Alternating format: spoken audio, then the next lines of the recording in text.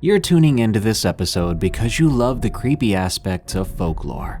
So I think you'd love our other show, Freaky Folklore, which takes a documentary-style dive into monsters like the Wendigo, La Llorona, and the Werewolf. Search for Freaky Folklore on your favorite podcast app and give it a listen. And if you don't mind, leave a review for Freaky Folklore on Apple Podcasts and Spotify. Thank you. Don't let me keep you from this tantalizing 5-hour compilation of folklore horror goodness any longer. Enjoy, and don't forget to send me your scary stories at darkstories.org so I can narrate them in a future episode.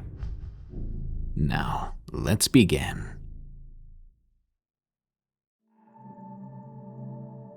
Camping Tales from Grade 7.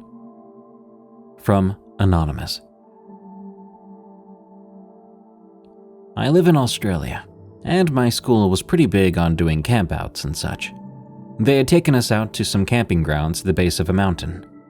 When we arrived, there was no one else there. We set up our tents and found the toilet block up a driveway. That first night, something strange happened. I woke up seemingly for no reason. As I struggled to go back to sleep, I heard heavy breathing right outside our tent. It was right next to my head. I looked over to my best friend. She was also in the tent with me, but she was fast asleep with her mouth closed. The heavy breathing was not coming from her. Not to mention, I'd been awake for about 30 minutes before I heard that breathing. The tents made quite a bit of noise when they were unzipped, yet I'd heard no one else unzip their tent. Whatever was outside, they were not part of my class. I was paralyzed, lying there praying that it would leave. I was scared it would open the tent and take me and my best friend. But after what seemed like forever, it finally went away. I never heard it walk away. It simply faded away. The following morning, I told all my friends what happened, but they all said the breathing was probably my friend sleeping next to me. The following night, my friend needed to use the bathroom, but I didn't want to leave the tent. It was very early in the morning when she had to get up, but there was a bit of light out. I forced myself to get up to join her. As soon as we step outside the tent, we see this massive footprint, followed by a tiny one. They didn't appear to be from separate creatures, but one. Something with one large foot and one tiny one. They were the only footprints on the dewy grass. My friend tried to ignore the weirdness of the situation, claiming it was one of the guys playing a prank. I pointed out that there were no return footprints, so how did the guys get back to their tent? She ignored me and started walking up the dirt driveway. That's when we hear this ear-shattering shriek. We were both immediately on edge. We continued up the driveway, slowly, quietly. As we turned the corner, we saw what caused the shriek. There were 3 freshly killed possums in a line on the road. Blood seeped out of their necks. My best friend turned to me asking if I think a dingo did that. I shook my head. There weren't dingoes around these parts. If there were, there would be a warning at the entrance of the campgrounds. My friend was now panicking. "Then what did that?" she asked. "I don't know. I still don't know." We made it to the bathrooms, and as we began to walk back, we bumped into a woman. She appeared to be in her 30s. She smiled at us and walked into the bathroom. As we walked back, I realized I didn't know where she could have come from. The only people at the camping grounds were from our school. There were no other tents or caravans in the open space, and the grounds weren't that big. They were surrounded by mountains, creeks, and national parks. We would have seen her tent or caravan. But no, there was nothing no one knew there. To this day, I've never told anyone about the woman or the possums. Menehune in Hilo, Hawaii. From Sea Philly 100. Hilo is the easternmost city on the Big Island, which is the easternmost island on the Hawaiian archipelago. Vastly different from the semi-arid Kona side, Hilo is a lush tropical climate, teeming with pristine virgin rainforest and wild jungle terrain. This encounter took place some 20 miles north of town at Uma Uma Falls State Park. There is a very sketchy route you can take to get out on top of the falls, but it is extremely treacherous, and I would in no way, shape, or form recommend it. So with that said, don't try this at home. Imagine, if you would, a 300-foot waterfall cascading down into a severe jungle basin, chock full of bamboo forest, coconut groves, and wild ginger. This story is told from the perspective of my friend from Hilo. Let's call her Jessie. I arrived at the trailhead right around dusk, as I was trying to catch the sunset out there. So I hurriedly gathered my things before throwing them in my day pack and hitting the trail. Right around 200 yards in or so, you can cut off to the left and get up on the ridgeline, leading down to the waterfall. So I hung a left and started climbing up into the dense jungle foliage. It was slow going through the bamboo thicket, but I gradually made my way out into this raw, exposed patch of hillside. It was incredibly steep, with nothing but ginger roots for handholds. To slip and fall would surely mean death here, and I remember thinking at the time, if I die, at least it's one heck of a way to go. Sweat beading on my brow, I finally crossed the open field, and I found a nice little ledge to post up on at the base of a cliffside. I stopped there to sit and rest for a while, enjoying one of the most brilliant sunsets I've ever seen in my life. Deep, majestic hues of purple and pink that we just don't get back on the mainland. I was taking a moment to collect myself when a tiny little pebble hit me square on the top of my head before bouncing off down the hillside. What the? Another pebble bounced off the top of my head. "Hey, cut it out!" I shouted. What puzzled me, though, was how someone could even really climb up above where I was perched. It was simply too dangerous. I stood up shakily and tried to look around. I didn't see anyone. The light was failing fast, so I started making my way back out across the open field. I was about halfway across said field when something caught my eye.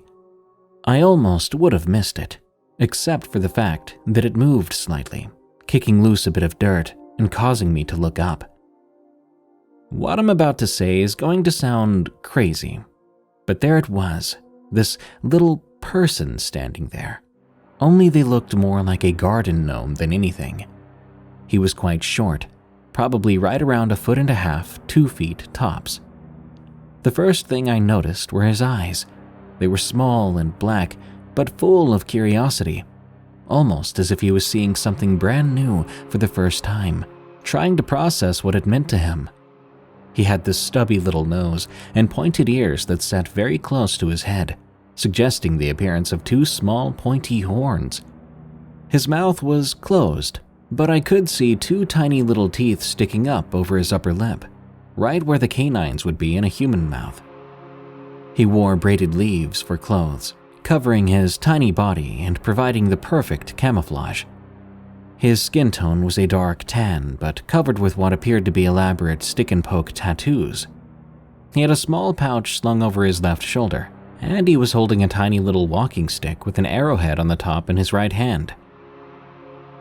I went to shift my weight when suddenly he turned heel and sprinted up into the forest so fast it was hard for my eyes to track, giving him the appearance of a trippy little blur.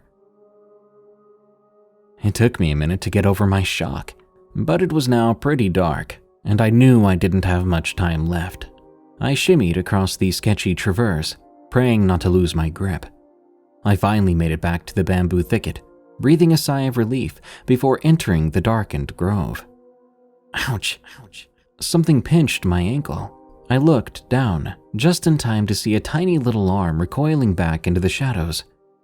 "Leave me alone!" I screamed. It was insanely steep, and I knew if I fell, it was more than likely no one would ever find my body. Heck, no one even knew I was out there. What an idiot, I thought, chastising my entire life's choices leading me to this precise point in time. Not to mention I was distinctly aware of tiny little bodies moving through the bamboo. Another pinch, this time on the small of my back. I turned around to the sight of one of those little buggers running off into the forest. "Hey, you little jerk!" I exclaimed. That hurt! That was it. I knew I had to haul tail back to the car. I began jumping from pole to pole through the bamboo, only pausing to swat at the occasional hand poking out from in between the branches. I could hear this weird high-pitched laughter all around me, as well as the sound of broken pidgin and native Hawaiian, though I couldn't make out the dialect. I was crying by then. I truly thought I was going to die, and those painful pinches just kept on coming.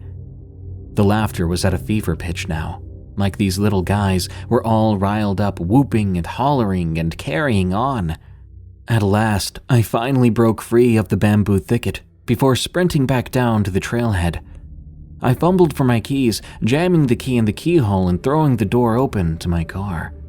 I briefly turned back to see the bamboo shaking violently. I jumped in my car to the chorus of those little pebbles raining down from overhead. I turned the key in the ignition and went bouncing down the road back down to Hilo, silently mouthing "what the heck" the entire way back. It took me a while to talk about it, but when I did, I was confounded by the rather casual, matter-of-fact attitude that people seemed to have about my strange encounter. "Oh yeah, bud, Menehune," they would say. I looked it up, and apparently the Menehune are essentially the Hawaiian equivalent of Irish leprechauns and predate the Polynesian settlers there. Highly efficient hunters and trappers, they build complex traps for wild boar and crafty little fish ponds to capture fish. They tend to prefer remote jungle terrain far away from humans, but they have been known to make their presence felt when defending their territory. There's actually some really cool academic research regarding these little fellows, as well as several other forest-dwelling Hawaiian races. The Navajo, who are large-sized wild hunters descended from Luanu'u, the Mu people, and the Wa people. My understanding is that some of these creatures are similar to Australian howlies or Vietnamese rock apes. Overall, I wasn't too scared. Rather, I was fascinated by the ordeal as a whole, and I've actually been back to that spot a couple of times. Unfortunately, I haven't seen those little dudes again. Or at least, not yet, anyway.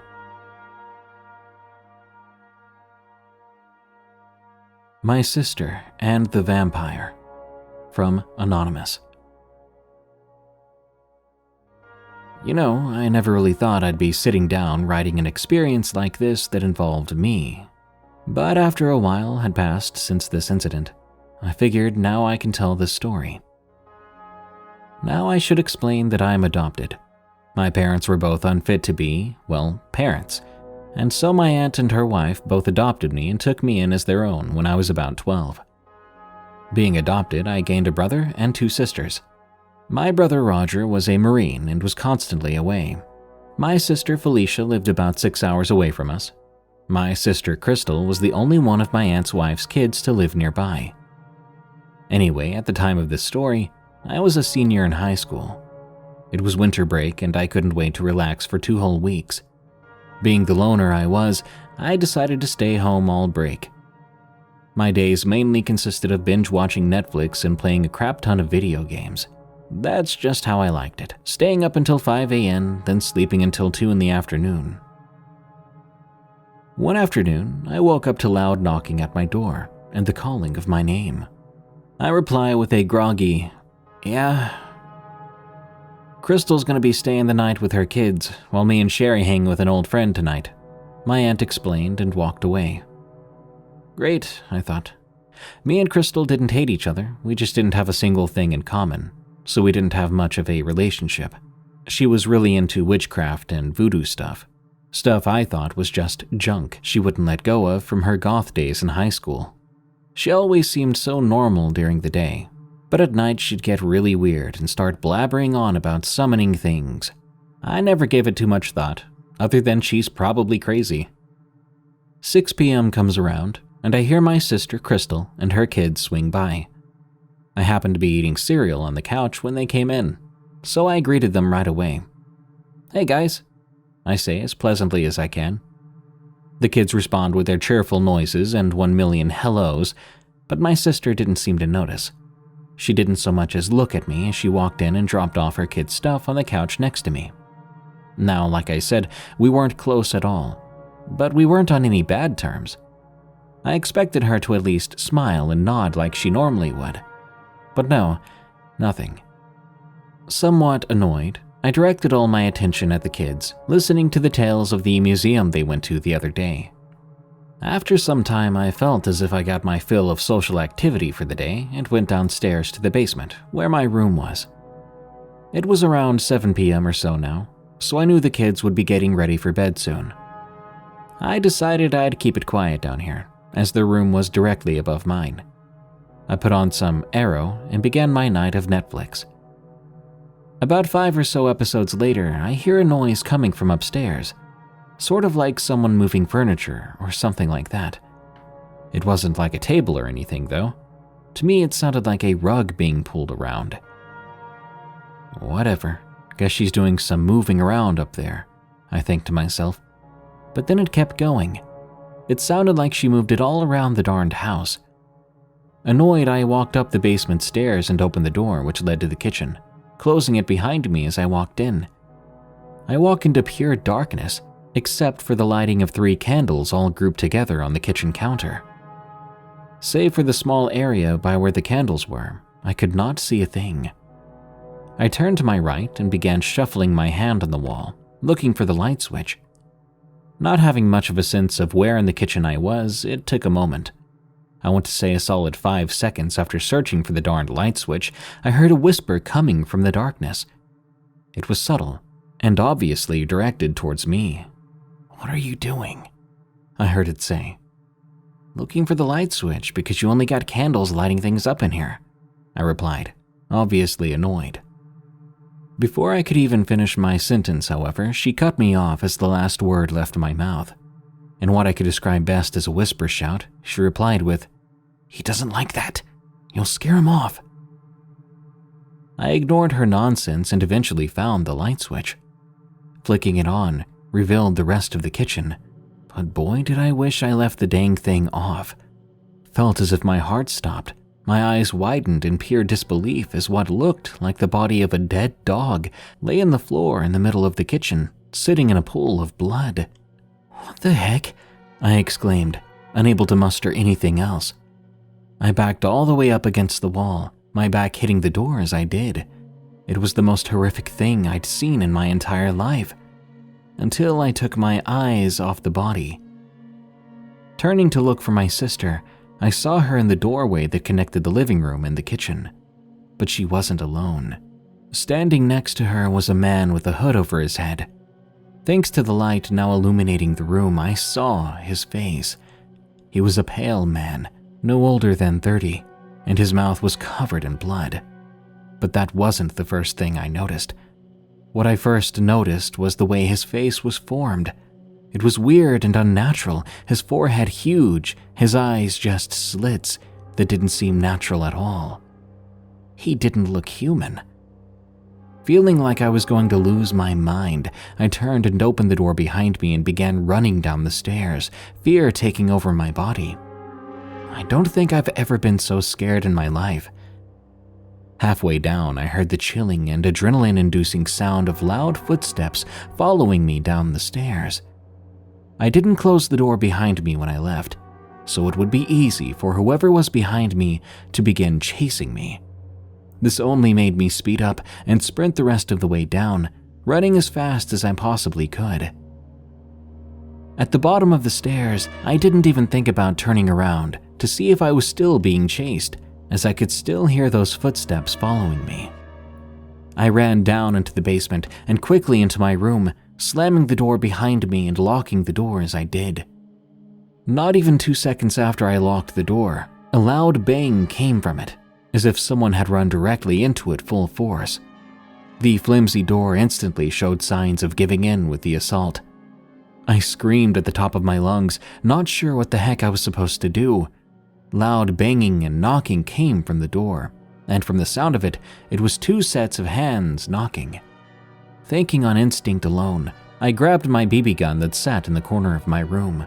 Sure, it was a BB gun and it wasn't even loaded, but it sure as heck looked like a real rifle.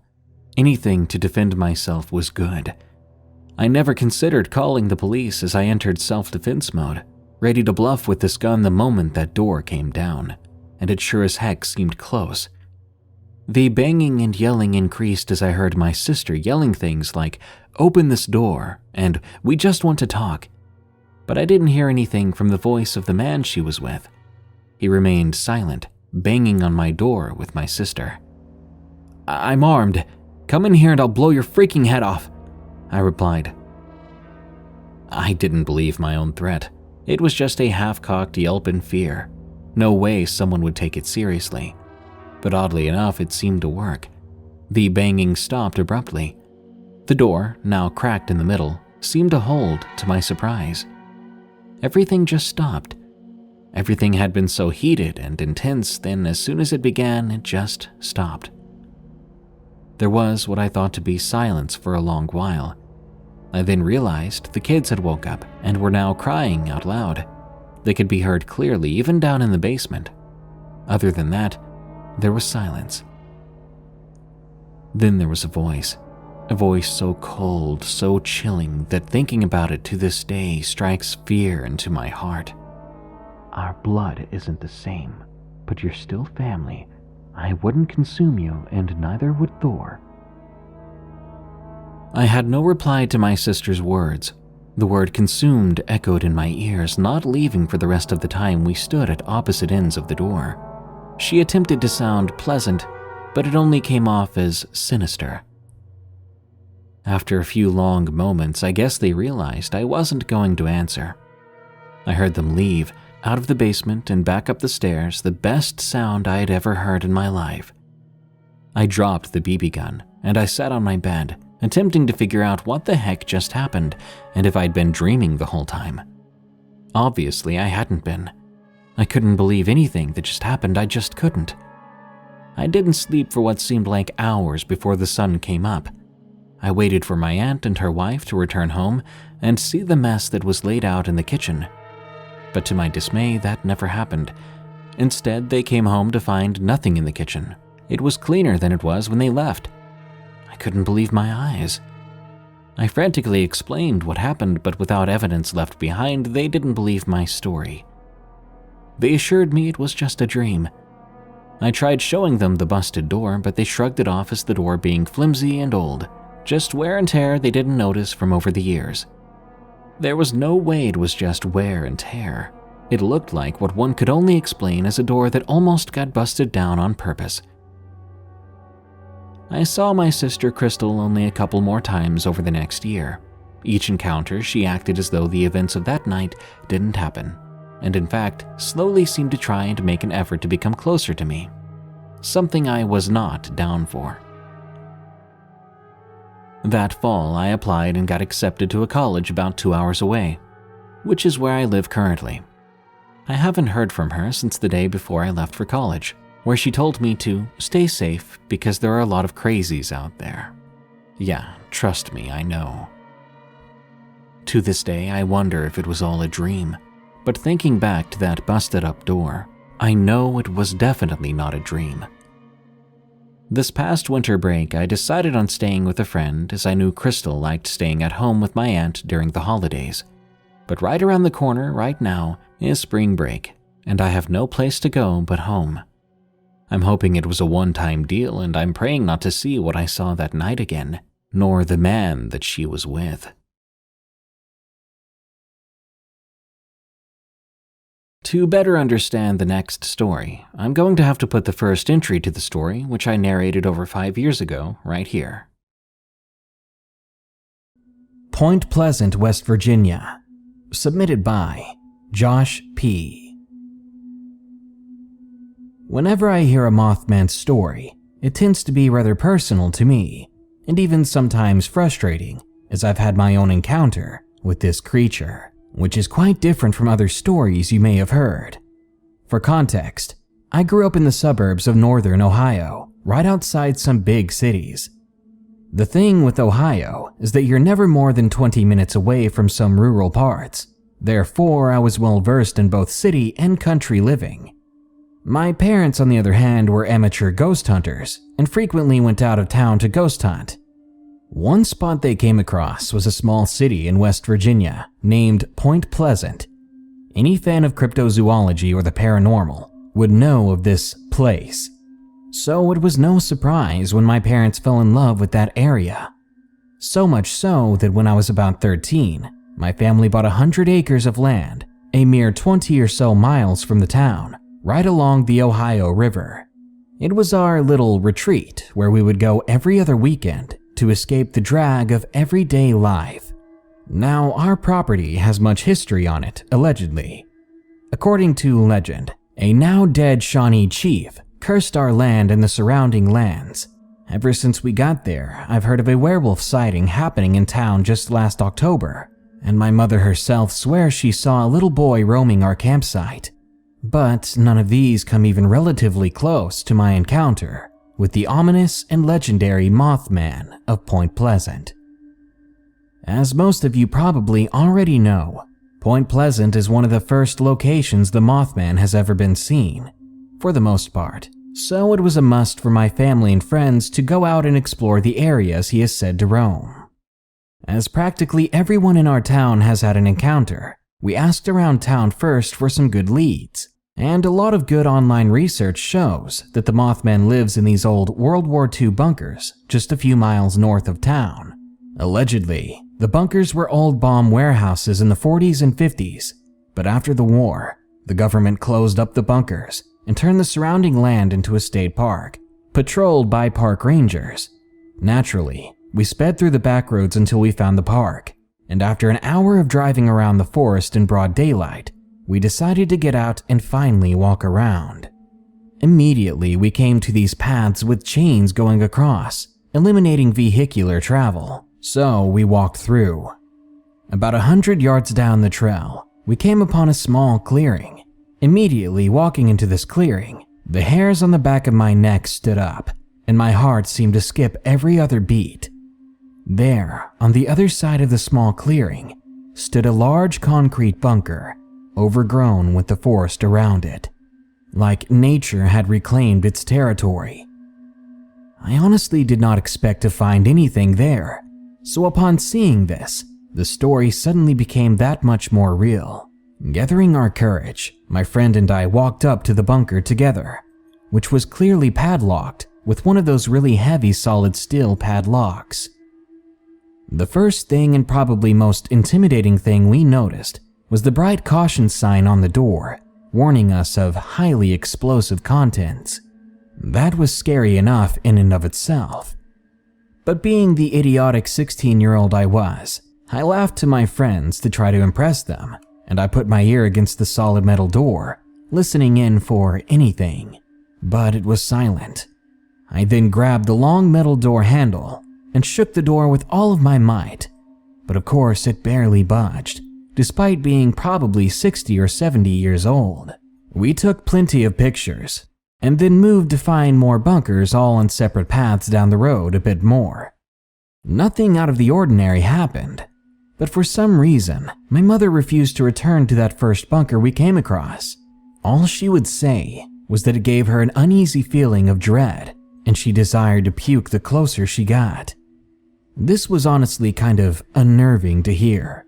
My mother has dealt with far worse things many times before, often with the supernatural, and she has been barely fazed by those. But something was different about this place. Beyond that, nothing happened regarding the Mothman for a while. That was until this summer, nearly 2 years later. This happened about a month and a half ago. Myself and 5 of my closest friends all went on a camping trip to my parents' property near Point Pleasant in the hopes that we could enjoy one last outing together, as most of us were leaving for the military relatively soon. At the time, we were all 18 except for our friend Dylan, who was 25. It was our first night there. We were sitting around the campfire telling jokes and stories, just being average teenagers. All in all, our night was going really well, until about 3 in the morning, when my friend Dylan excused himself to go to the bathroom. The rest of us continued on hanging out and laughing, when a few moments later, Dylan returned with a concerned expression on his face. When we asked him what was up, he told us it sounded like a deer was wounded down the slope a little bit. He was a big animal guy, despite being a stone-faced army combat veteran, which made us chuckle a little bit.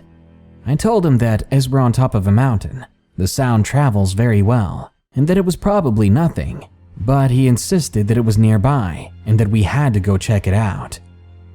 So, admittedly a little curious myself, I agreed, and our friends Brian and Luke stayed by the camp, while Dylan, Han, Mickey, and myself went over to check it out.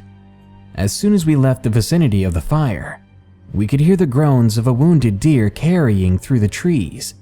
It did indeed sound close, so we followed the noise until we reached a large ravine with no way across. We stopped to assess our situation, and we noticed the cries of the deer had suddenly stopped. In fact, every night creature had stopped making any kind of noise, and only the gentle flow of the wind through the trees remained. This creeped us out, wondering if there was a predator nearby, as bears, mountain lions, and coyotes, and all sorts of poisonous snakes roamed these woods. Dylan and myself thankfully brought guns. He was carrying a 12-gauge Remington shotgun, and I had with me a semi-automatic Colt AR-15, both very capable of handling a bear or mountain lion. After 15 minutes of searching for a way to cross the ravine, we gave up and we began to head back the way we came. But the moment we got about 5 steps away, the groaning of the deer started again, louder and more drawn out than before, so we turned around, but again it stopped. This irritated my friend Han, who then stomped down toward the edge of the ravine, shining his light below. Just then, his flashlight cut out, and before anyone else could react, we all felt a massive gust of air, along with an enormous presence looming before us. But we could see nothing but black. Then the ground beneath me gave out, and Han and I found ourselves tumbling down the ravine. We both hit the bottom hard, and we got up quickly. We scrambled for the flashlight or the gun, or anything to use to feel less defenseless. We could hear yelling and running above us as I scrambled for the rifle. Then it all went by like a blur, until we found ourselves back at the top of the ravine, gun in hand, running back to our campsite. We ran for what seemed like an hour, despite only hiking 15 minutes down the ravine. We both dropped instinctively when a shotgun blast rang through the air, and as we got back up, another shot went off, and another, and then silence. It was only then that I realized my leg was bleeding and Han was crying.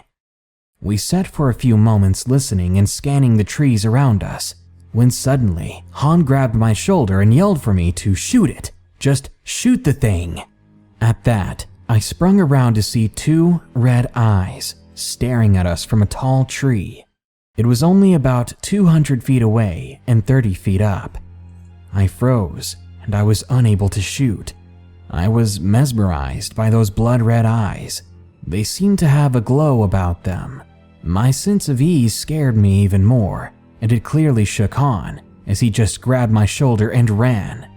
We ran as fast as we were humanly capable of, until we finally broke onto the ridgeline into the camp, where everyone else was already scrambling. Immediately, we packed our things, got into the truck, and peeled out of there as fast as possible. No one spoke the whole way home, and it was only after 3 days of being back that we asked Dylan what happened with him and Mickey. He said that they began to run back, and upon realizing we weren't following, they turned back, where this thing, as he said, stepped into their path. He said he didn't have time to study its body. All he noticed was its immense height, wings, and those damned red eyes. He said that he thought it was a man, us perhaps, before he noticed those eyes. He said he didn't think, he just reacted and shot at the thing multiple times, then turned back. But Mickey never had a chance to see it like he did. None of us except Han told our parents, and Hans didn't believe him apparently, and now he won't ever bring it up. Since then, I've been obsessively researching the Mothman, knowing beyond a shadow of a doubt that this is what we saw in those woods. Since then, my family has returned to our property multiple times, and we've had no weird encounters with the Mothman, surprisingly. Was he hunting us for stalking too close to his home at those bunkers? I don't really know. But I do plan on returning to the bunkers to find out more about this creature, so maybe there will be another tale to tell soon, though I admit I get cold sweats now when I simply think about going back there.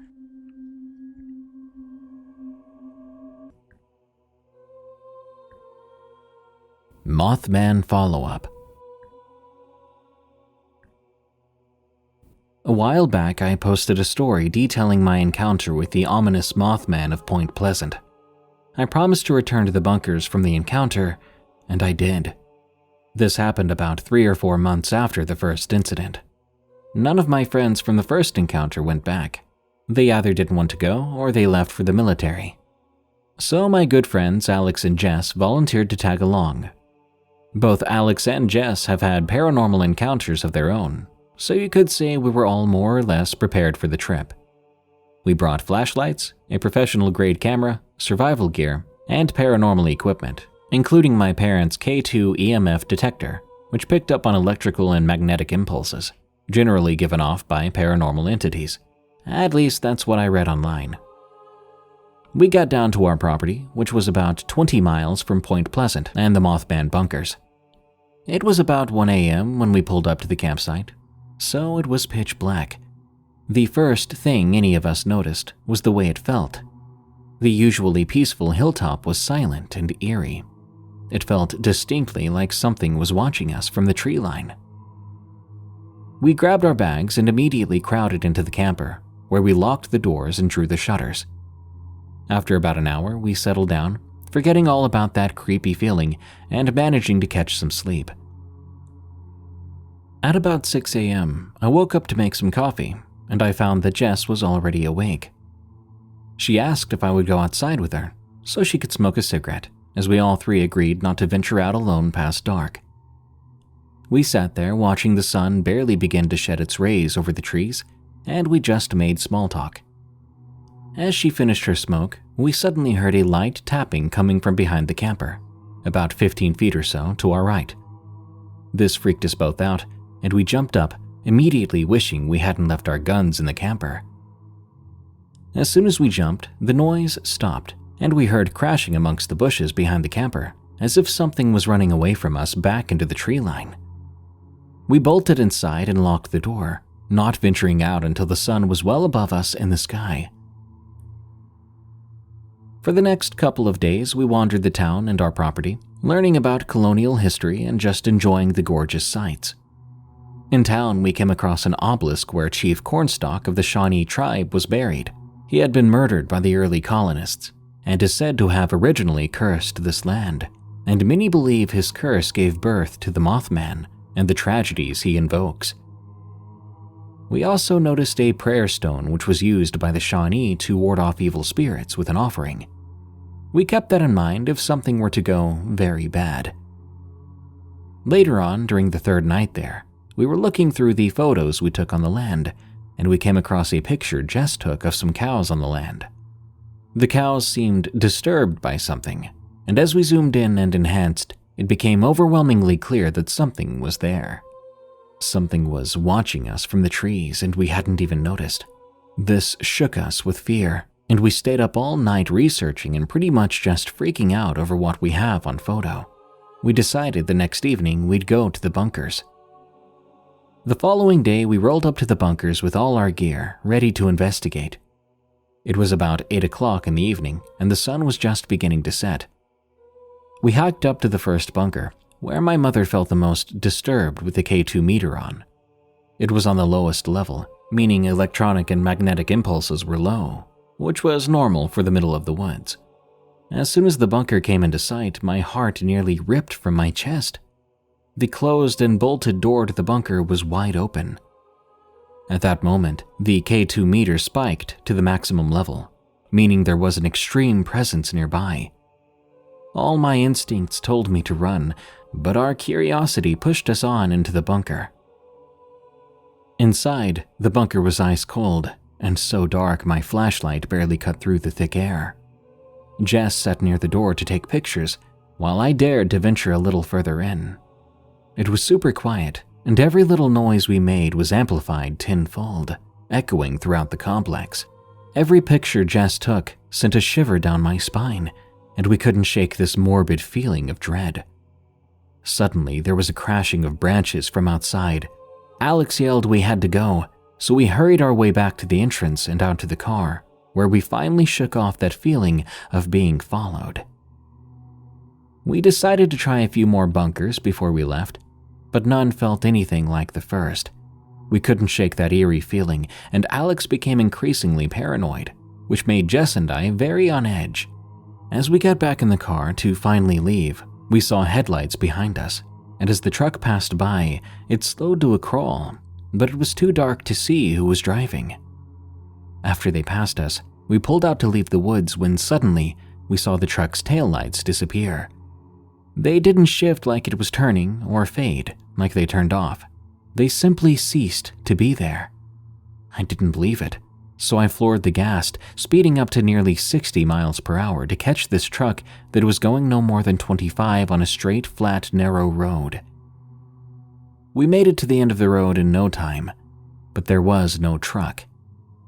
We all felt tingles down our spine. There was nowhere this truck could have turned or gone to escape our view. It just vanished. Nothing made any sense at this point, and as we drove back to the property, we went over every possible scenario that could have happened. The truck, the bunkers, the thing watching us in the distance by the cows. The bunker door looked as if someone or something had ripped it open from the inside, which would have taken an immeasurable amount of force, as outrageous as that may sound. We returned home the next day and looked at all the photos and recordings we took, now completely sure there's something stalking or flying through those darned woods in Point Pleasant. Hatman, from Anonymous. I was 7 years old when this happened to me. My family and I had just moved into our new house. It was my mother, father, sister, and 2 brothers. My parents' bedroom had a broken window, so my dad thought it best to sleep in that room by himself, while my mom and us kids slept on a mattress on the floor in the living room. We were really excited to be in our new house. We'd had a long day, so we called it a night and went to bed. A few hours later, I woke up to a noise. It sounded like someone was trying to break into the house. I was so scared I couldn't move. I was able to slightly lift my head when I saw a figure of a man. He had no distinctive features save for the hat he wore. I would describe it as perhaps a fedora. All I saw was a silhouette of a man. He had no other dimensions to him, but I felt evil radiating off of his presence. Fear engulfed me when it felt we had made eye contact. Even without actually seeing his eyes, I realized he was aware of my presence, just like I was aware of his. He was standing in the hall staring down at me. In the hall was a window. He started to bang on the window with one fist, all the while his body and head were still facing my direction. I was able to nudge my sister awake. She was a bit annoyed, but I quickly told her what was happening. I pointed towards the figure. The look on her face was sheer terror. She quickly hid under the blanket, and I followed suit. We continued to hear the noise until sleep caved in. I woke up the next morning, and everything seemed normal. I asked my sister if she remembered last night. She looked at me in a weird and puzzled way, telling me she didn't know what I was talking about. I don't know if she was in denial or truly didn't remember. All I know is after that experience, more paranormal experiences soon followed up, even to this day.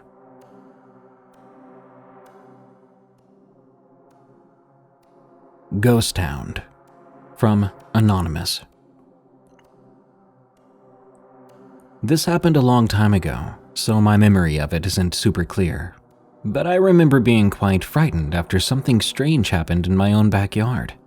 I was about 8 or 9 years old at the time, and my friend and I were hanging out at my house. We were having lunch in the yard on a beautiful sunny fall day. The fence at the time had seen better days, and there were lots of fairly big gaps in it that rabbits and stray cats often went through in and out of the yard.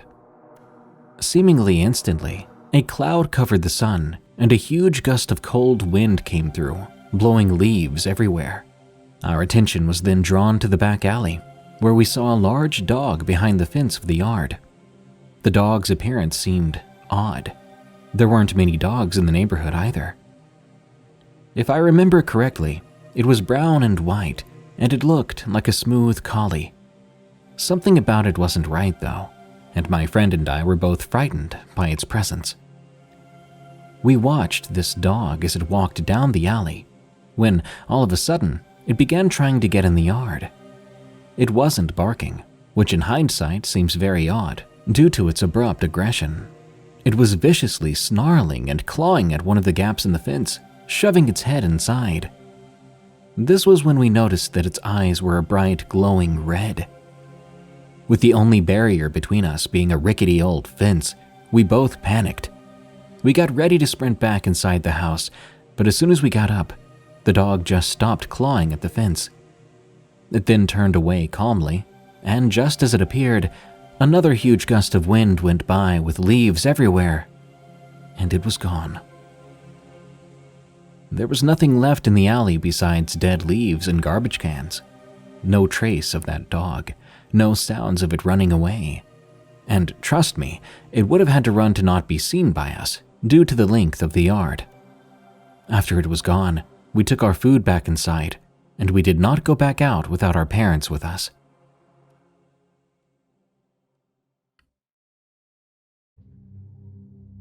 I saw the Grim Reaper. From Anonymous. My name is Magnus, and I'm from Iceland. I saw the Grim Reaper. In the year 2014, I was 13 years old. My family got a puppy because we thought our old dog was going to pass soon. She was getting weak. She didn't do much anymore, until we got the puppy, who we named Lori. Our older dog, Rose, got better and happier after Lori came to us. It was like Rose thought of Lori as her own pup. After around 6 months, Lori began having problems. She always had to go to the bathroom to either pee or poo, and I'm talking more than 20 times a day. Her stomach became bloated. We took her to the vet and she gave us some pills, but she didn't get any better after a month or two. We found out that her liver didn't grow. It was apparently infected and was not doing its job properly. We had to take her to a better vet or animal hospital since we lived in a small town. There was just so much a small town vet can do here. Once there, we were told she would have to stay the night. I believed we would take her home the next day or the day after. However, the last night we stayed there, she was put down since the vet could not do anything for her. We discovered the problem with her liver a little too late. Now, the very same night she passed, I had a very strange slumber. It didn't feel like sleep. It didn't feel like a dream, but I knew I'd fallen asleep at some point. Some believe it to be astral projection. Maybe that's what it was. I was in my kitchen all of a sudden. I went to look through the window and I saw Lori running up towards the house, but she wasn't on the ground. She seemed to be floating. She was also transparent. I could see through her. But what I saw coming after her I did not expect. Keep in mind, I had no idea the dog had passed that night. The figure I saw I knew instantly was Death, the Grim Reaper. But it wasn't your typical look for the Grim Reaper. It was shorter, like a child in height. It had a white hood and cloak. I could not see any legs either. It still had some flesh on its face and hands, but most of it had rotted away. Lori tried to hide behind me. It didn't seem to notice me. It just went after her. This made me very angry, so I lashed out at the Grim Reaper, trying to punch it. But I was pushed back as Lori ran away. That's when I woke up. I had a weird pain in my back as if I'd just fallen on it. I told my mom about this a year later. She's a little superstitious, and I didn't want to worry her at the time. She thinks it appeared white and youthful because Lori was young and had a pure soul. The dream and the picture of that Grim Reaper is always in the back of my mind. No dream has ever been as vivid and clear as that.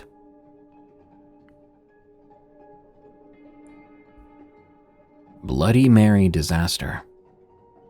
From Anonymous. It was a typical summer day. Me and a few friends of mine were playing late-night football in my backyard. Our parents were over at a neighbor's place for a house party. After a while, we decided to go inside. We were browsing the internet, seeing a few people doing the Bloody Mary challenge. It was the usual, people saying her name in the dark bathroom, screaming as they claimed to see her, and then the video ends. My best friend, Josh, smirked and suggested we do the challenge ourselves. "Are you crazy? No way," one of my friends, Paris, said. She sounded pretty scared, and I shrugged. Don't worry, it's not real," I stated. Josh chuckled and grabbed a few candles as his cousin Daniel grabbed my dad's camera and turned it on. We got ready and headed into my basement bathroom to make it more creepy. I lit the candles with the lighter I had, then we closed the door and turned off the lights. I sat the candles on either side of the mirror. By then, Josh and Daniel were so excited they were bouncing uncontrollably. I had Paris hold the camera. I still had the football with me and gripped it hard as Josh, Daniel, and I all said her name in unison. After a few seconds, nothing happened, and I sighed. "See, Paris, nothing happened," I said. I looked at her. She looked pale, and I looked at her worried. "Paris, you okay?" Josh asked. We then heard ragged breathing, but it wasn't coming from any of us. It was coming from the mirror. Shakily, we all turned to it, and we saw her. A girl in the mirror, another figure in the room with us, only in the mirror. The girl banged on the glass from the other side as we all screamed. Then I swear she reached out, her nails digging into my football and popping it. We hauled tail out of there, escaping to the neighbor's house. We told my parents and they came straight back to the house.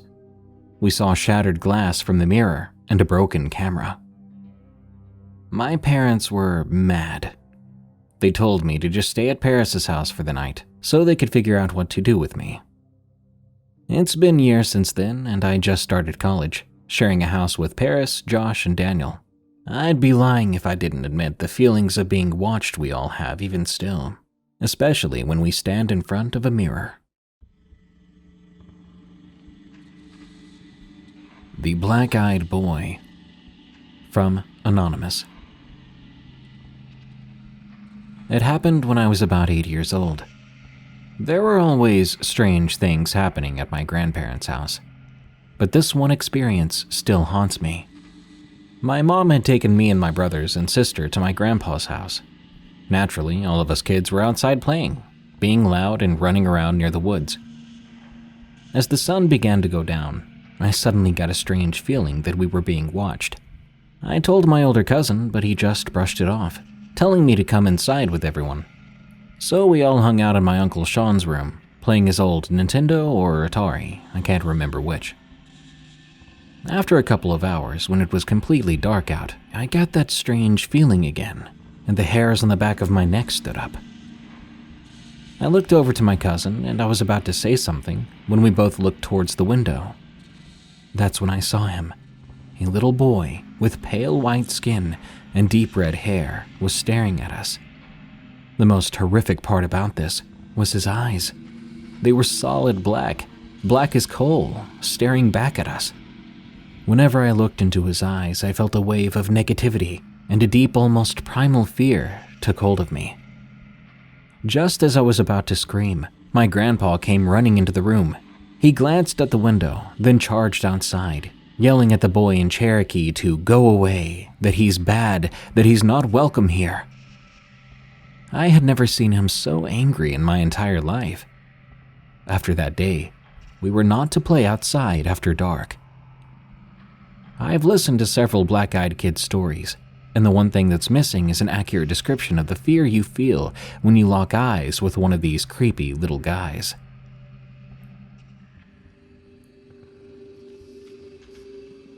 Sleep paralysis experience with the Reaper. From Anonymous. A few years back, in my late teens, I would suffer from frequent episodes of sleep paralysis. Most of these cases involved me seeing dark, featureless figures, commonly referred to as shadow men, in the corner of my room, accompanied with a heavy feeling on my chest, and I would feel pinned to my bed. The worst of these experiences happened roughly 2 years ago, and was perhaps the only time in my conscious or unconscious life where I was thoroughly convinced I was going to die. I was sleeping in my bed when I was awakened by the sound of my bedside alarm. This initially confused me as I didn't remember setting an alarm, and it felt way too early in the morning to be waking up. My room was still pitch dark. I removed myself from the warmth of my blanket and rolled sideways to turn off the alarm, which surprisingly was set for 4:30 a.m. I shrugged it off and began to roll back over to sleep. Usually, I sleep on my side. I was rolling over to sleep on my opposite shoulder. However, I was unable to reach that position. I soon realized I was pinned down on my mattress the moment my back was flat on the bed. Unable to move my torso and struggling to breathe, I turned my head back towards the alarm. That's where I saw a figure that I thought was the Reaper himself, floating an inch or two above the alarm. In retrospect, this dark thing looked and behaved more like a Dementor from Harry Potter. I began to shake and fight violently against what felt like an invisible 3-ton truck on my chest as the dark figure began inching closer and closer to me. I remember feeling a sense of dread, convinced that I would forever be stuck in this nightmare if I didn't manage to escape before this thing reached me. Thoughts of my family and loved ones waiting for me on the other side of my consciousness flashed before me, motivating me to fight harder against the weight on my chest. The thing was now right next to me, and it began to whisper something in my ear, just as I was able to break free from the invisible chains and wake up from my nightmare. I awoke in a panic to find myself in my pitch-black room, my bed and body soaked with sweat. I immediately rolled over to check my alarm, and was horrified to find that it had indeed been set to ring at 4:30 a.m. A cold feeling of utter dread suddenly filled my body, and I didn't manage a single minute of sleep for the rest of the night. The most horrifying thing about this so-called dream was that I felt the Reaper-like thing had used the alarm to bait me into its ambush. It was like it knew I was safe from its clutches so long as I was wrapped up underneath my blankets. It used the alarm to lure me out of my safety. Fortunately, this was the last of these experiences I've had in a while, but I still often check my alarm before going to bed to see if it had been set at a strange time by something. Skinwalker in Tuba City. From Anonymous. This is my true Skinwalker story. At the time of this experience, I had no knowledge, nor had I ever heard of a Skinwalker. I was 19 years old at the time and lived in Phoenix, Arizona with my parents while attending community college. My sister-in-law had asked me to go with her to Tuba City, Arizona, to visit with her mother and pick up some papers. Her mother was a school teacher there on the Navajo reservation. We would be staying there overnight. Her mother lived in one of those small government houses on the reservation. There were about 3 or 4 houses near her on a small paved street.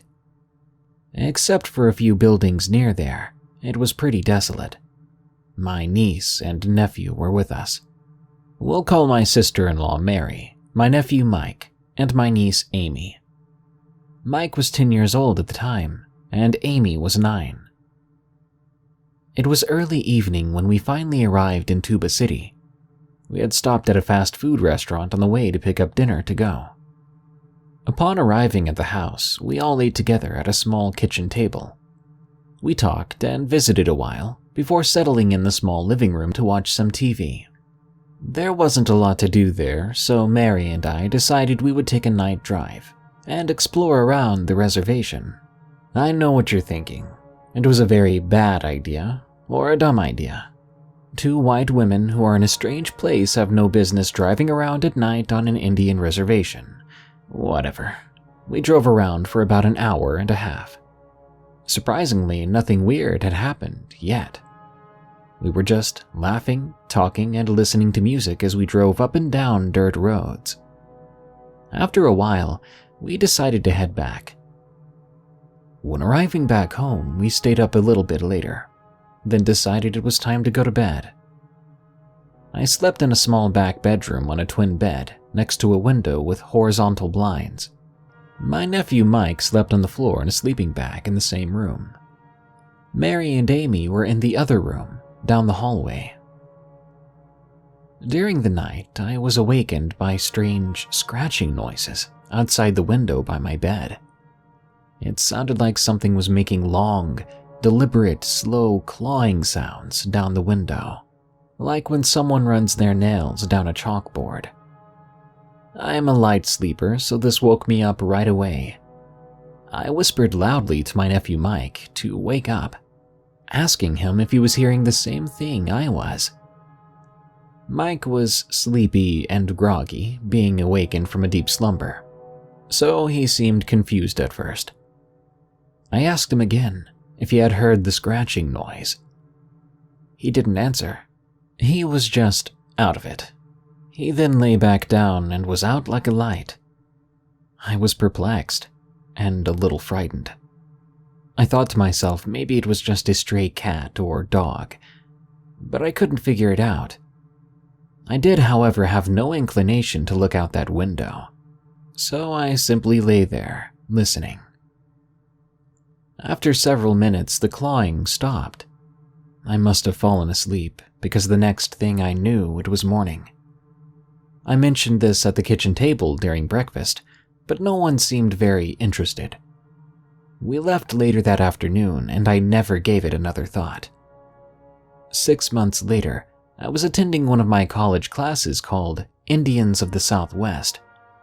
The teacher was lecturing us about different legends and stories of the Navajo people. He touched upon tales of evil medicine men, or witches, called Skinwalkers. He began telling us that they are very dangerous and harmful.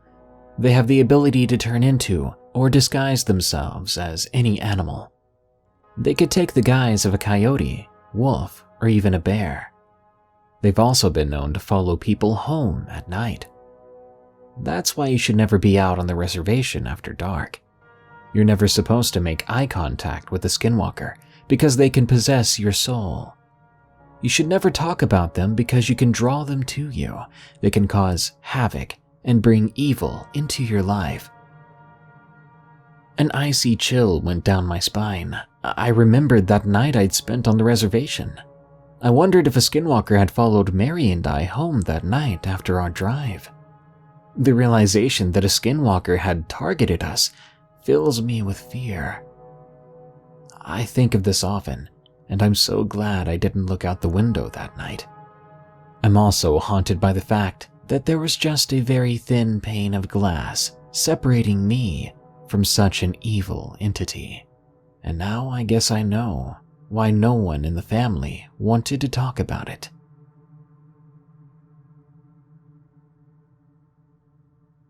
My Mother's Haunting, from Fallen Angel. The year was 2004 in Southern California. I was 16 years old. I'm Native American, Navajo. My grandmother was a medicine woman and at a young age was in the process of teaching me her ways. When I was a child, she always told me to not be afraid of anything I might see, that I was special. Ever since then, it was like a gate opened in me, and I began to see things and feel. I do hear them sometimes, cries and screams like whispers in my ears. This causes me to have to wear earbuds to sleep, playing some music in order to drown them out and sleep. I've been through a lot of hauntings through my childhood till this day in 2021, but this haunting was one that has upset me, as something attacked my mother. One day my mother came to me, and I could see she looked so drained, like she hadn't had good sleep in a long time. I asked her what was wrong. when I noticed she seemed scared. She said to me, "I'm terrified to sleep. Every night I get woke up and I can't move at all, and all of a sudden I see something dark slowly crawling from the edge of the bed by my feet, climbing up my legs all the way to me. All I can do is cry. I feel hands on my neck starting to choke me. I try to move to wake up your dad, but nothing happens." I kept my eyes on her, listening to her story, to her every word. I'm no stranger to the supernatural, and I know ways to keep things away. This angered me, that something in my family's home was hurting my mother. I tried to calm her down and assure her she would be okay. "Mom, come sleep in my room tonight. I'll stay up and watch you as you sleep, and I'll see if I can catch it." I have a little dog named Princess. She was a very good dog. She would sleep with me in my room, and she'd always growl when she felt danger, tangible or supernatural. Through the night, she would keep watch of me all the time, and she made me feel safe. That night, my mother came into my room, lay on the bed, and I told her to sleep, reminding her that I'd be here so she didn't have to worry. It was around 10 p.m. at the time, and she fell fast asleep. I stayed up right next to her, with my dog in the middle of us. The dog soon fell asleep too. At around 2 a.m., nothing had yet happened, so I got up to use the bathroom. As I was coming out of the bathroom, I looked at my bedroom door, which I kept open just in case, and a dark figure ran past inside. In my head, I thought, well, here we go. I walked back into my room and closed the door behind me. I lay on the bed and waited for anything to happen. Before long, I was getting bored since nothing was happening. I lay on my stomach with my hand holding my head. I let out a long breath, folded my hands, and lay my head on them facing away from the door. Not even 1 second passed and I heard my door open. I had a quick conversation in my head, and it went something like this. Did someone else wake up? Maybe my little brother? He must have woke up. As I was saying this in my head, I felt like someone was shaking the bed, but only by our heads. They were shaking it in a way as if they were testing to see if a person was awake. I said again in my head, it must be my little brother. I better get up to see if he's okay. But when I tried to move, I couldn't at all. My head, my hands, nothing. I was completely frozen. The moment I noticed I couldn't move, I began to feel something climbing on the bed and on top of my mother. My heart began to pound, and I was thinking of what I could do. I felt something like a leg on the side of me from this thing that was on my mom. The bed felt like it was sinking in the middle, and whatever this was had its foot on my dog. My dog didn't even move either, didn't make a noise this whole time. I fought in my head, saying I had to do something. I need to. Think. At that moment, my side began to feel like it was on fire. It hurt so bad, making me lose focus on trying to think. But I endured it all. I blocked out the pain, my fear, my panic. I said to myself to pray. I couldn't believe it. I couldn't remember any prayers at the moment, nothing. I couldn't even make one up. I was blocked, so I looked at my hand that was close to my face and I tried to focus on it, saying in my head, "Open your hand. Just open it." I tried and nothing was happening. I kept saying it over and over.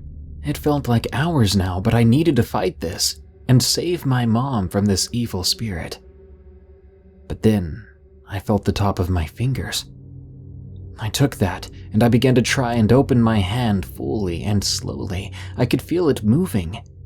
As I felt my hand open just a bit, this thing jumped off my bed and ran out of the room.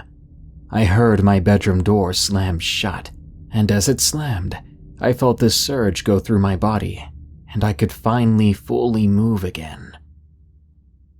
I looked at my mom, and she was okay. I let out a sigh of relief and tears just started flowing. My mom woke up, asking what had happened and why I was crying like that. I told her, let's get out of the room. So she and I went to the living room, and I told her everything that occurred. After that, she looked so scared. As I finished the story, we heard something that sounded like something running on hardwood. We looked up, and it was coming from the attic. But this time, it sounded like it was trying to get away. And then it was gone. We didn't know what it was that was haunting my mom, but after that night, it never came back, and my mom thanked me for helping her. The Woods of Yosemite and Stanislaus, from 3rd GR2T. I'm a local to the Mariposa and Yosemite National Park area. I've lived here as far as I can remember, and in my time here, I've definitely experienced weird things. While I have several stories, I'll tell the one that sticks with me the most. To start, I'm Native American, from several tribes, including Navajo and Miwok. As far as I can remember, even as a little kid, something has always bothered me about the Mariposa and Yosemite area as a whole. This particular event took place towards where Yosemite and Stanislaus National Forest meets. It was deer season, and my family and I went hunting within the Stanislaus National Forest. We'd heard about an area that had decent-sized bucks. We decided to set up camp and to head out the next morning. The area we set up camp at had a clearing to our left and a hill in the distance, and a forest and brush to the right. This was the first time I'd ever hunted this specific area, but according to some family, the hill in the distance across the clearing was an old Native American burial ground. This I never proved or disproved, no matter how much I researched. The first night was very uneventful and quiet, like dead quiet. No owls or coyotes, nothing. We spent the next day hunting with no luck, besides spotting a few birds. As we came back to camp and night settled in, we noticed once again it was dead quiet. Later that night, I was up alone thinking to myself when I heard footsteps. I tried not to think too much of it. I mean, we were in the woods, right? It was probably just an animal. The night was clear, after all, no clouds, full moon, lots of stars, but the longer I listened, the louder and heavier these footsteps got. But as I looked outside, I couldn't see anything, and we were on flat ground, and yet I could see nothing. I started to think that's weird. I did a small scan in a 360-degree direction with a flashlight, and still nothing. I could definitely hear the footsteps still, and I could smell a low odor, but I couldn't distinguish what it was. Just as I began to think this was weird, I heard a howl off in the distance. It was closely followed by several more. The thing that took me by surprise is the fact the howling I heard got a reply that was way too close for comfort. The howling continued as well as the footsteps for most of the night. It seemed to get close and then distance itself several times over. I get most of you hearing this story probably think it was just some animal. I myself thought that until I realized coyotes don't have heavy-sounding steps or a weird underlying smell. I definitely felt watched, but tried to rationalize it to myself, but I just couldn't find a good explanation that suited my mind. The following day was quite uneventful, just more hunting with little to no animals seen, though it did seem almost quiet again. No birds, no anything, just the occasional breeze. That night we broke camp and went back to Mariposa. While the day was fine, that night was not. When I was home that night, I had the overwhelming feeling of being watched. I felt super paranoid. This feeling seems to happen every time I am back close to Yosemite and Stanislaus's border, or when I'm in Stanislaus National Forest, even if this event is not on my mind. I know this story may not seem exactly scary, but it has bothered me for a long time. I just don't speak about it. I understand some people may have explanations, but certain things of this event don't make sense to me. My uncle's Skinwalker suspect, from D the Beast 14. My uncle is a cop in Salt Lake City, Utah. One night on March 12th, 2016, he and his partner were sent to respond to a call. The call was made by a husband and wife driving by a forest. They saw two hikers dead and partially mutilated. So my uncle and his partner were sent to go check it out. Coincidentally and thankfully, my uncle's partner is of Navajo descent. If he wasn't, I don't know if either of them would be alive today. The two of them arrived at the scene. Two men that appeared to be in their early 20s were, in fact, mutilated. The bodies were about 200 feet apart from each other, so my uncle and his partner decided to split up. While my uncle was examining one of these bodies, he heard a whistle off in the darkness to his right. He shined his flashlight in that direction and called out a warning, telling the suspect to keep their hands up. He then heard a voice in the same direction that sounded like a cop that sometimes worked shifts with him and his partner. The voice said, "Come over here, please."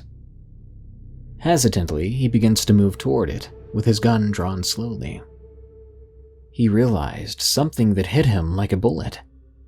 That cop didn't work late shifts that day of the week, and if he did, they would have been told. Plus, he shouldn't have been on that scene anyway. He then gets a call on his radio from his partner saying, "We have to go now." He then sees an old man who looked to be in his 60s exiting the forest. He orders the man to stop. The man runs off, but my uncle chases him. According to my uncle, that man ran faster than anyone in their 60s should be able to run. He ran down a steep hill. Once my uncle reached the hill, the man was just gone.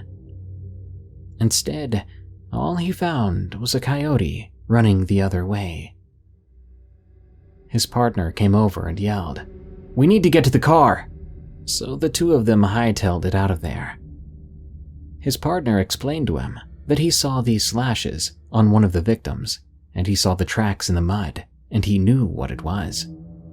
He explained to my uncle it was a skinwalker, and what it was capable of doing. That if my uncle had followed the voice all the way, he might have been taken. Then, in the rearview mirror, a wolf was chasing after the car at an incredible speed. My uncle shot at it, but it ran off into the woods after that. My uncle's partner took them to the nearest Navajo reservation where a medicine man blessed the two of them. They were given some weird object as protection. When they got back to the station, they explained that the hikers were killed by a pack of wolves. Someone was sent out to recover the bodies, but by the time they got there, the bodies were gone. The medicine man's blessing must have worked, because neither my uncle nor his partner have seen the Skinwalker ever since, and hopefully never will. Creature in New Mexico, from Tiffany M. My husband, mother-in-law, myself, and at the time our 3 children were moving back to Oregon from Tennessee in early 2015. We were bound to have a terrible time as soon as we started. I mean, right away we began having serious car trouble. After getting through slowly to New Mexico, we got temporarily stranded at a small settlement on the Navajo reservation. At first, everything was fine. The people who lived there were amazing, kind, and overall some of the best people I've ever met. We had some dogs at the time and were told under no circumstances to leave or let them out after dark. As being in the middle of nowhere, there were several types of predators around, among quote-unquote other things that would love to get a hold of your dogs. That was fine with us, as it was an unfamiliar area. In the meantime, we did what we'd been doing all along and began trying to find a new water pump and thermostat for the car. This took almost a week, and the closest place was the next town over, which was about 20 miles away. While searching for these items and how to get there, things began getting a little strange, to say the least. The people began to get more nervous around us, aside from the children who lived in the small community. Cats and other house pets started turning up missing through our stay, things of that nature. Well, the kids decided to take us out exploring one day, with their parents' permission, of course. They decided to take us to a short cave they knew of. We left around 10:30 a.m., and it was about an hour walk to the cave. Nothing was overly strange about the cave, or the half-hour walk through it, from one side to the other. There were a couple of bats, some low-hanging pieces of rock we had to belly crawl under, pretty much normal cave stuff. However, when we got out on the other side, it was getting dark. That in and of itself was extremely odd, and shouldn't have been possible. However, it was, so we decided to take the road back to make sure we wouldn't lose our footing if it got dark. Then the really strange things happened. There was no wind, and it was eerily silent. The kids we were with had begun to almost run back to the small town, and we were all doing all we could to keep up with them. It felt as if we were being watched and stalked at the same time. There were no sounds of crickets or other night insects. Then we began hearing what sounded like coyotes howling and yipping quite suddenly, and they were close. Then came the voices of some of the tribe members. The kids told us to ignore the voices, to not look behind us no matter what. All the while they kept their heads tilted slightly down. We did as we were told, as the voices continued to call our names one by one. When it began to use my mother-in-law's voice, trying to get my attention, I knew this was all wrong. It even used the whistle she uses to call us when we're out and about, to let us know something is up. After about 20 minutes, one of the adults showed up in their car to pick us up. When we got inside to go back, we were asked what we heard or saw. We explained everything. We could see the color drain from his face. He floored it, but before he could, I looked everywhere for a source of the calls, but saw nothing. Though I did smell sulfur and death, which were thick in the air by this point. The following morning, we were told we needed to leave, as we were bringing devils around by being there. We were told it was nothing against us personally, and they wished they could do more to help us out, but they wanted us gone. We had until sundown, but even then, that was more than enough time. We got all of our things, and we were in the next town in less than an hour. My mother-in-law asked what that was all about. She and I are believers, but my husband is not. We both told her the same thing about the voices, and she went pale as well. None of us could explain it away.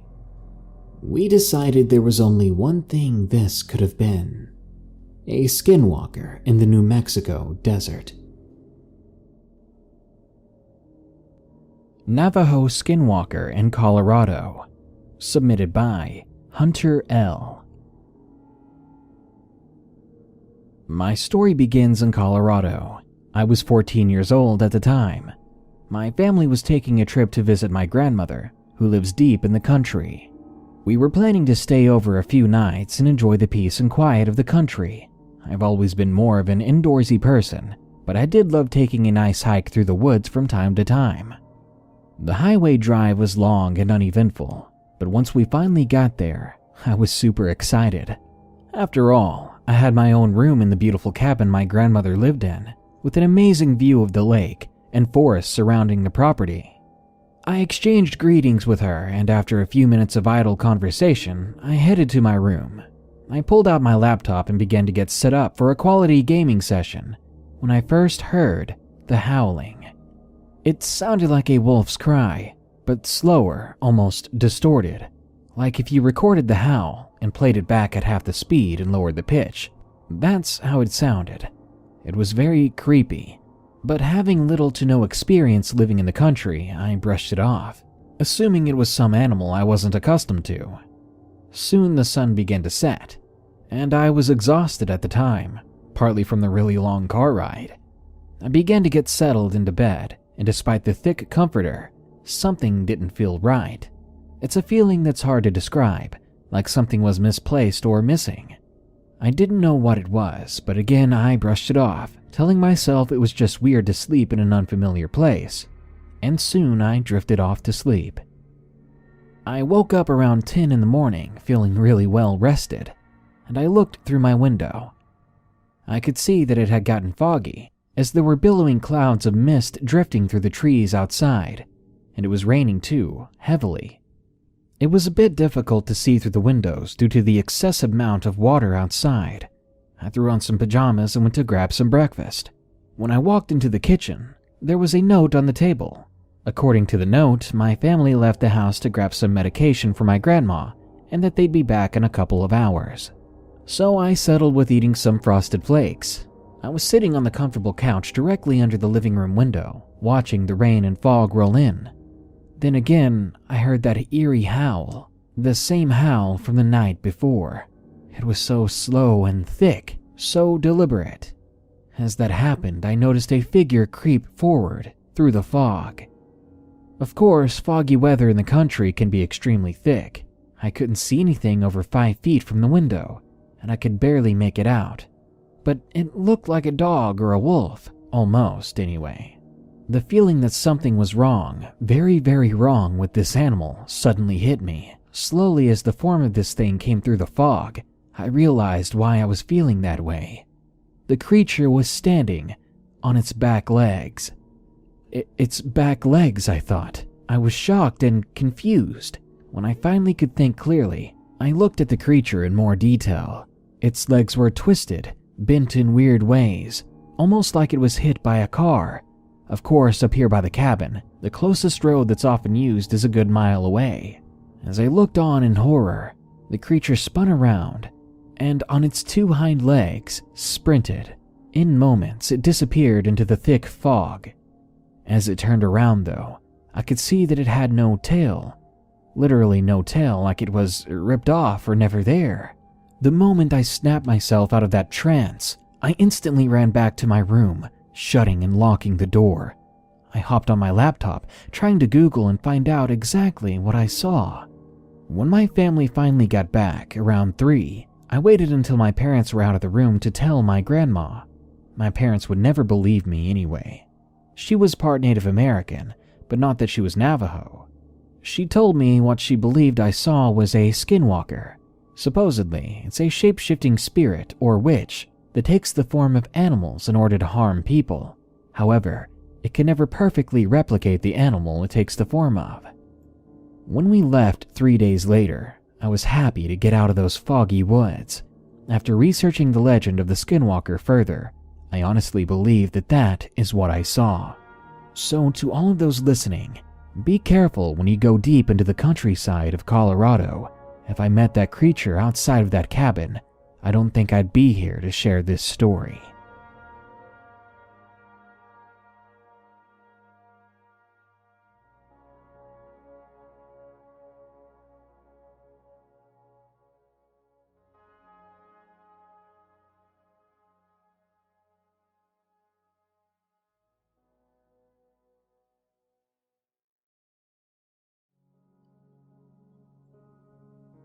Stalked in the Northern Woods, from Joel W. The year was 2009. I was 19 years old and had just finished my formal education near Stockholm. I've always been fascinated by history. Our different ancient crafts and material handiwork in particular has a special place in my heart. This interest of mine had me traveling up north, up to the endlessly billowing seas of never-ending forests and deep valleys, to attend a folk high school. This school was pretty much like you'd imagine J.K. Rowling's Hogwarts, but for ancient crafts instead of magic. No matter how eerie this particular instance might have been, I still look back on my years in this place as some of the best years in my life. We did everything from fire making to herbalism, flint knapping to bronze casting, iron making from ore that we dug up ourselves, as well as forging said iron and steel into useful tools. Needless to say, I was in heaven.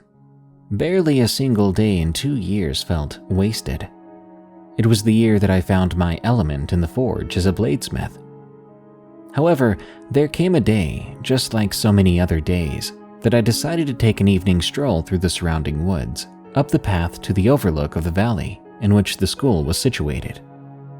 By then, I had familiarized myself with the surroundings, and I breathed in the fresh air of the northern woods as I weaved between the bare pine trunks. The tall trees created this majestic hall of straight pillars with a dark green roof, through which the still blue sky could be seen. You could see so far ahead and around since there wasn't anything taller than a blueberry bush on the ground.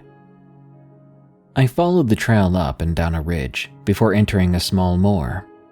A narrow path made of carefully joined planks made the walk across nice and effortless, and I very much enjoyed the earthy, fresh scent of moss and the wind that found its way over the damp bog.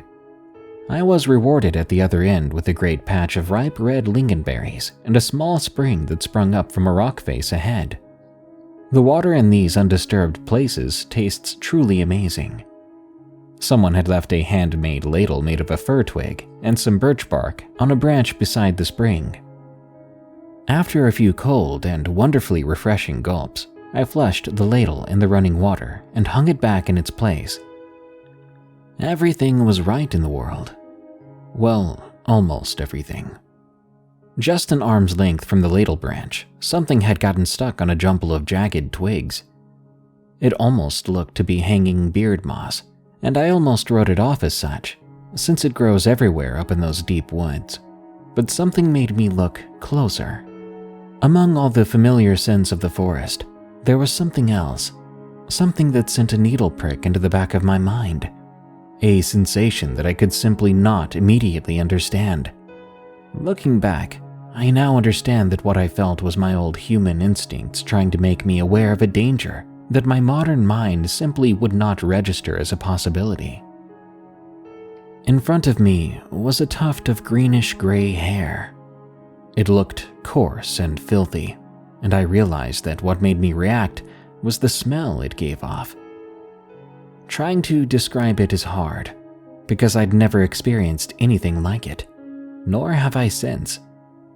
The closest I can think of is the scent of old urine in a subway corner, mixed with a warm, slightly sweet smell. Now that I think about it, although there may not be that many of you who can relate, I have butchered a few roosters in my days. It was similar to the smell of fresh, warm innards.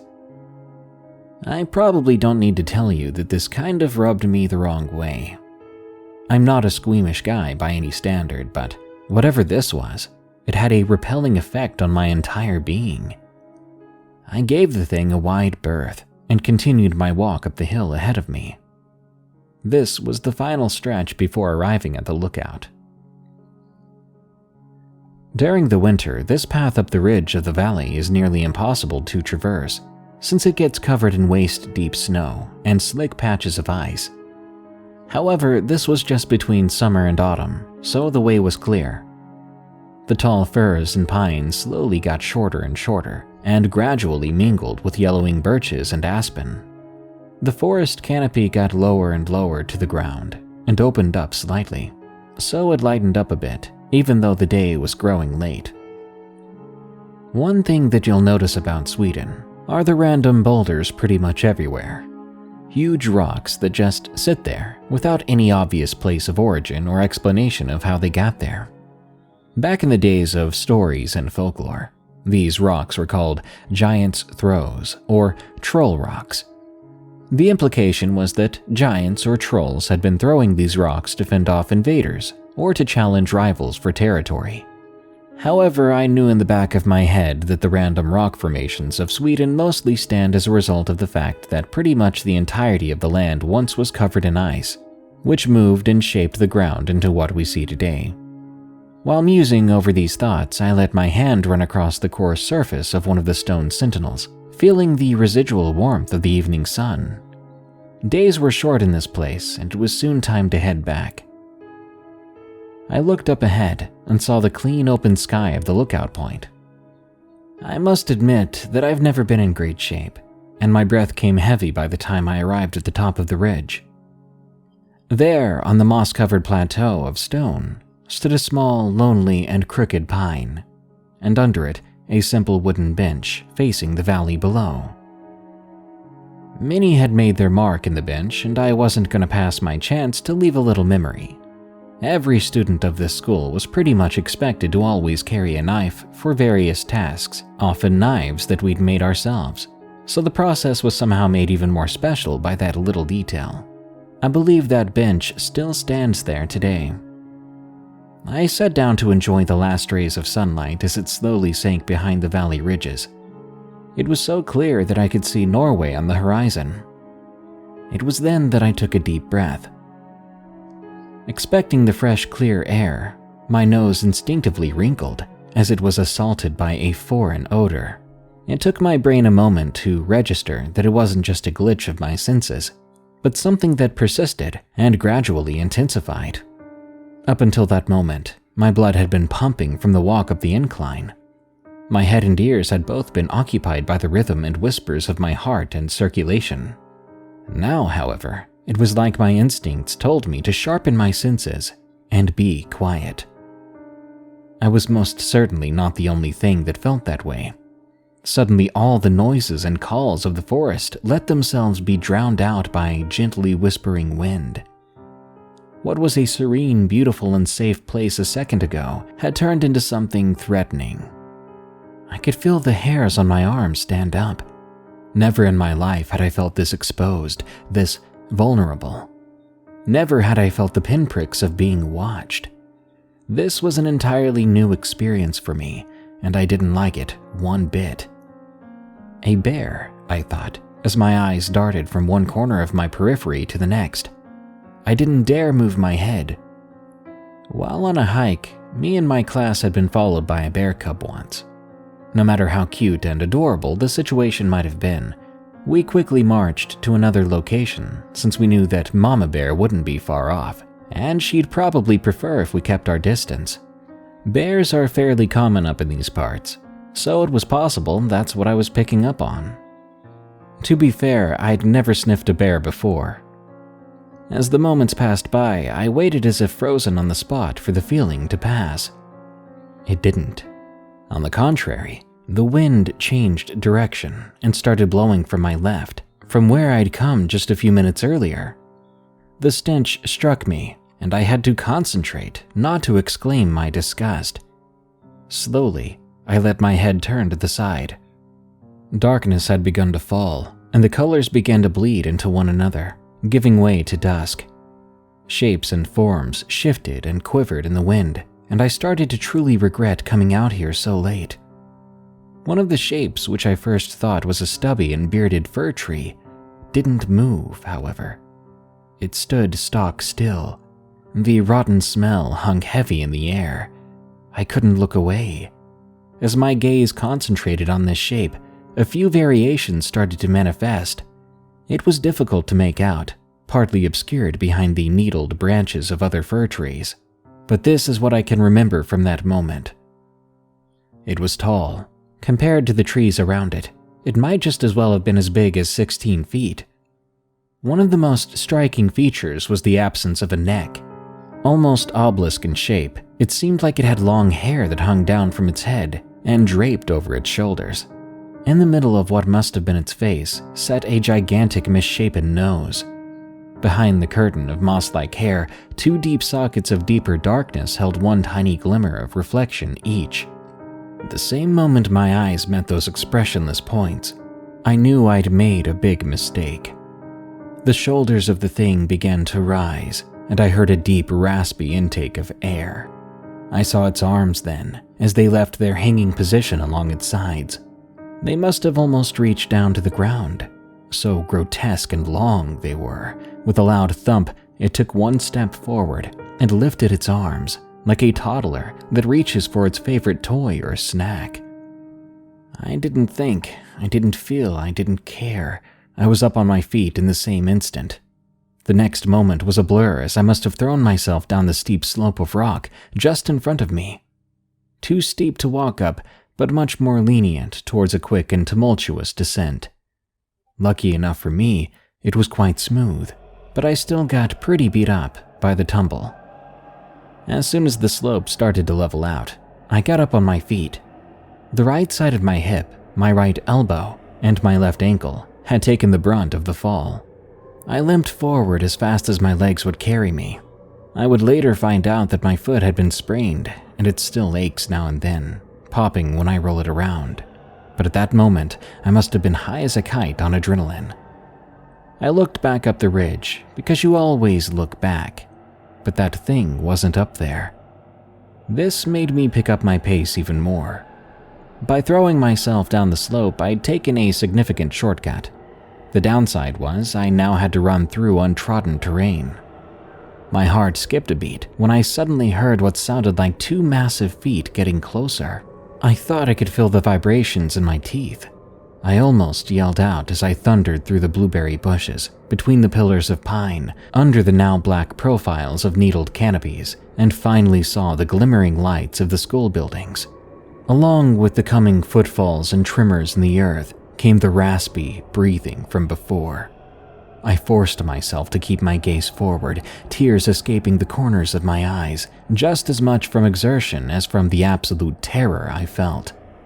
I flew over the ditch and ran across the road, passing the bus station, and into the school's entrance walk. That's when I realized how quiet it was. No footfall, no breathing, no birdsong, nothing. I turned and looked back, only to be greeted by the vast empty forest on the other side of the road. Upon losing the sense of absolute immediate danger, my ankle began to scream in pain. My breath came in short, deep gasps, and I fell on my backside where I stood. My body simply refused to move any further. When I looked up again and gazed into the dark, I realized it wasn't as empty as my oxygen-deprived brain made it out to be. There, a few steps into the forest, blending in with the trunks in the dark, stood the obelisk shape. I thought I still could see the large nose and sunken shark-like eyes in there. However, as soon as I started to make it out again, it seemed to fade, as if slowly gliding back into the dark, never releasing me from its stare. After a few more painful heartbeats, the sounds of late evening washed over my surroundings. It was as if a cold hand around my throat had been removed, and I could breathe freely again. Well, not really. I still gasped after my neck-breaking sprint, but it felt as if the air around me was cleaner, richer. A friend of mine came out of one of the buildings and helped me up. I got my ankle looked after, and I had a long, warm shower to ease my nerves before bed. This horrifying feeling never came over me again, and slowly I got confident enough to go back into the forest. But I'll never brave the dusk or night out there ever again. So the next time you hear of the old creatures out in the woods, take heed and listen. Be vigilant, and try to avoid being out alone in the northern woods during dusk or night. There are trolls out there, and you may not be as lucky as I was that day. Take care.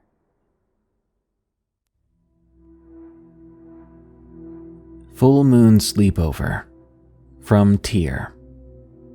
Quick note, I think I narrated the story in the past. After someone on my subreddit asked where to find the narration, I couldn't locate it, so I'm just gonna re-narrate it here. Enjoy. My name is Tyr. My name might be a little strange. I live in Sweden, like in the most northern part of Sweden that doesn't have a lot of contact with the outside world. Of course, we have technology, but it was just very limited. This happened in the early 90s during my childhood. I lived in a small community out in the middle of the forest. I want to point out the fact that you could literally walk here for miles without seeing a single house. Our community was one of the only modern places you could find out there. I had a happy life. I lived with my mother, father, and 2 sisters, as well as a dog named Rufus in a small red house. We were happy. My parents loved each other, and my sisters didn't try to kill me. We had enough money to survive. It was all in all a very happy time of our lives. But one incident would change that. One thing would destroy our worryless world. There were about 20 small houses in our community back then. The population was mostly made up of old retired hunters or woodcutters, but there were some families with children too. There was Andreas, Mia, Eric, Anders, and Ingmar. Me, my sisters, and the rest of these children were all around the same age, maybe around 10 to 13. All of us were great friends, as there weren't exactly so many people to be friends with. We all went to the same school that was situated very far away from our community. So every day we'd sit underneath the trees and wait for the school bus, talking crap and eating candy like kids do. The girl that mostly talked with my 2 sisters, Mia, was a very nice person. She was often quite serious, but she'd always been a pretty gentle soul. When I, for example, had forgotten to do my homework, she would help me out so that I didn't fail. I think I had maybe a small crush on her too, but pretty much all the boys in our group did, so I didn't really bother to try to make her be my girlfriend or something like that. Overall, she wasn't someone that really stood out in a group. She was always just quiet and focused on what to do next. One Friday after school, we'd all decided to have a sleepover at Eric's house. Eric's house was probably the biggest in the community, and the most isolated. We all brought pillows, pajamas, and tons of junk food, and movies, so we could stay up all night. At that age, we thought it was so cool to be up so late. Anyway, we arrived at the house and everything seemed normal. We were laughing and having a great time. Everyone seemed to be happy except for Mia.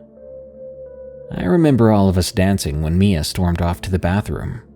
One of my sisters followed her and asked her if she was all right. She'd only given a weak yes as an answer to my sister when she sat down on the floor.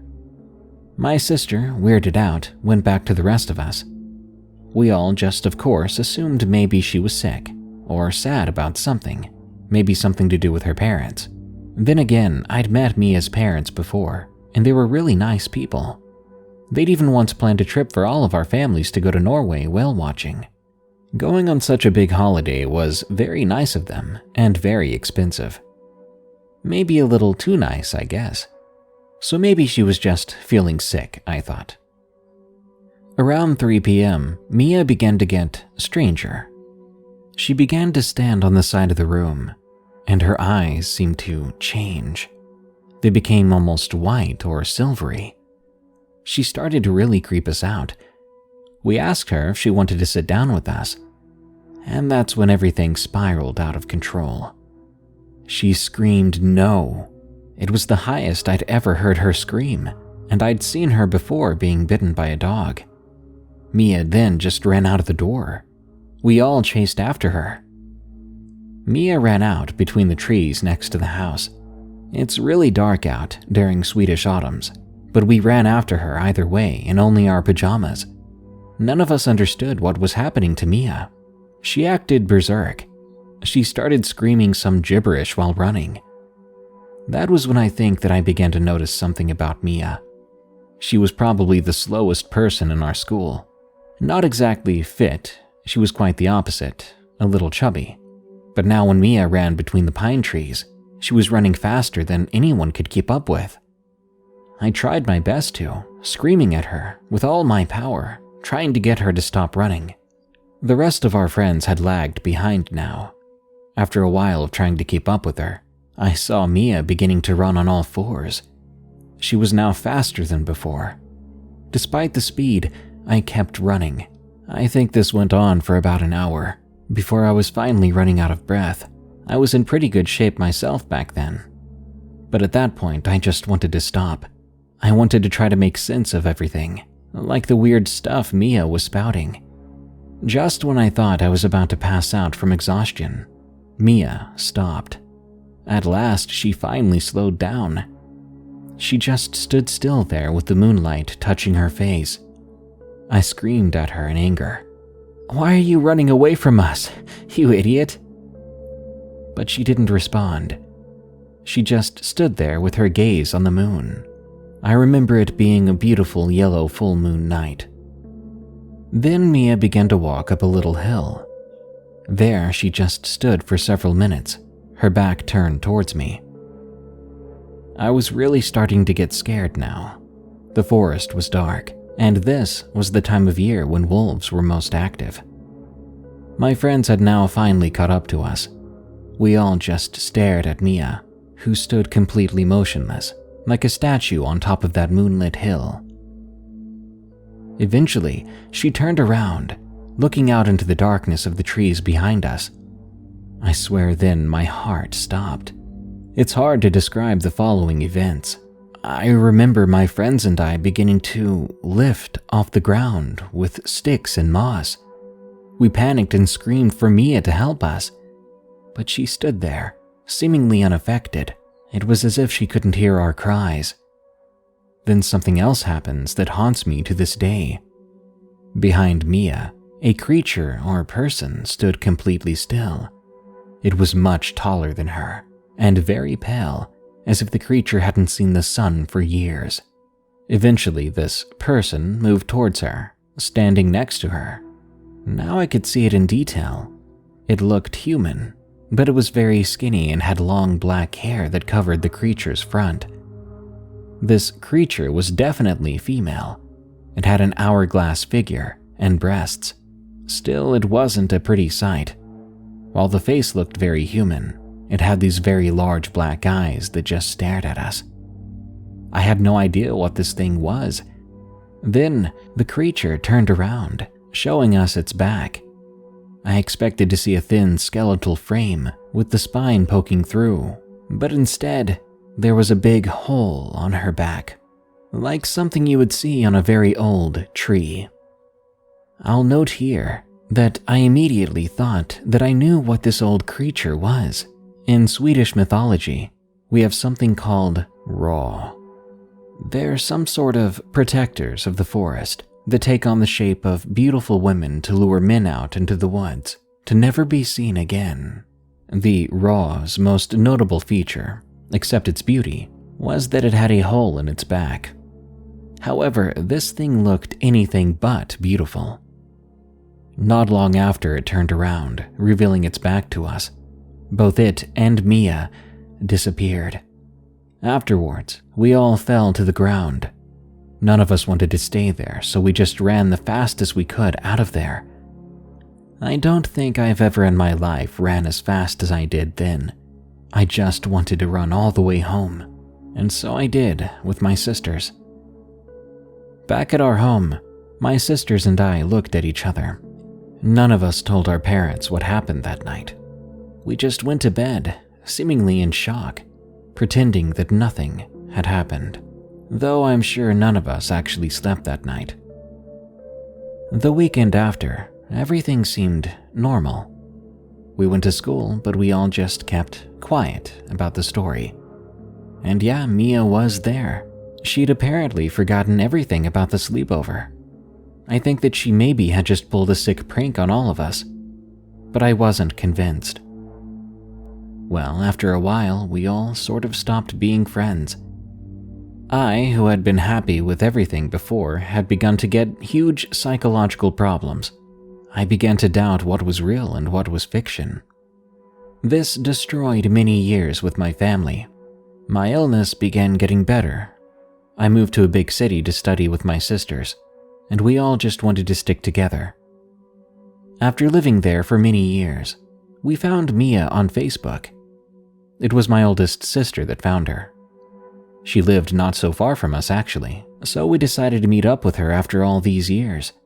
We decided on where in town to meet. Mia would meet us at our favorite lunch place in town.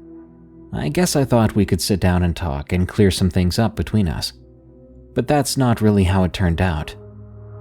Mia walked in through the door with another woman. She introduced us to her girlfriend. Her girlfriend seemed normal, except for the fact that I thought I recognized her. And eventually it hit me.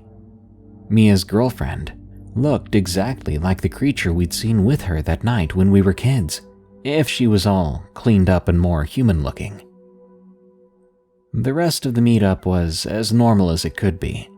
Some small talk about what we studied and how our families were. But the face of that woman, it still haunts me. Both my sisters and I are okay today.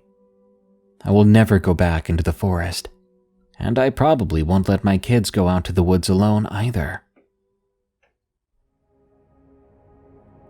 Midnight Wake-Up Call from Sparkling Sea Cucumber. I was born and raised in Sweden, but both my parents are from different parts of Finland. All relatives on my father's side originally came from a small village close to Vasa. It's a small village where everyone knows each other, and basically everyone is related in some form or another. In those parts of Finland, the population speaks Swedish, as well as learning Finnish in school. When I was a kid, we often visited my grandparents on my father's side during summer vacation, Easter, or Christmas. I have many fond memories from that time, but there were moments where I was truly frightened. As a kid, I was really scared of the dark, ghosts, aliens, murder dolls, and spiders.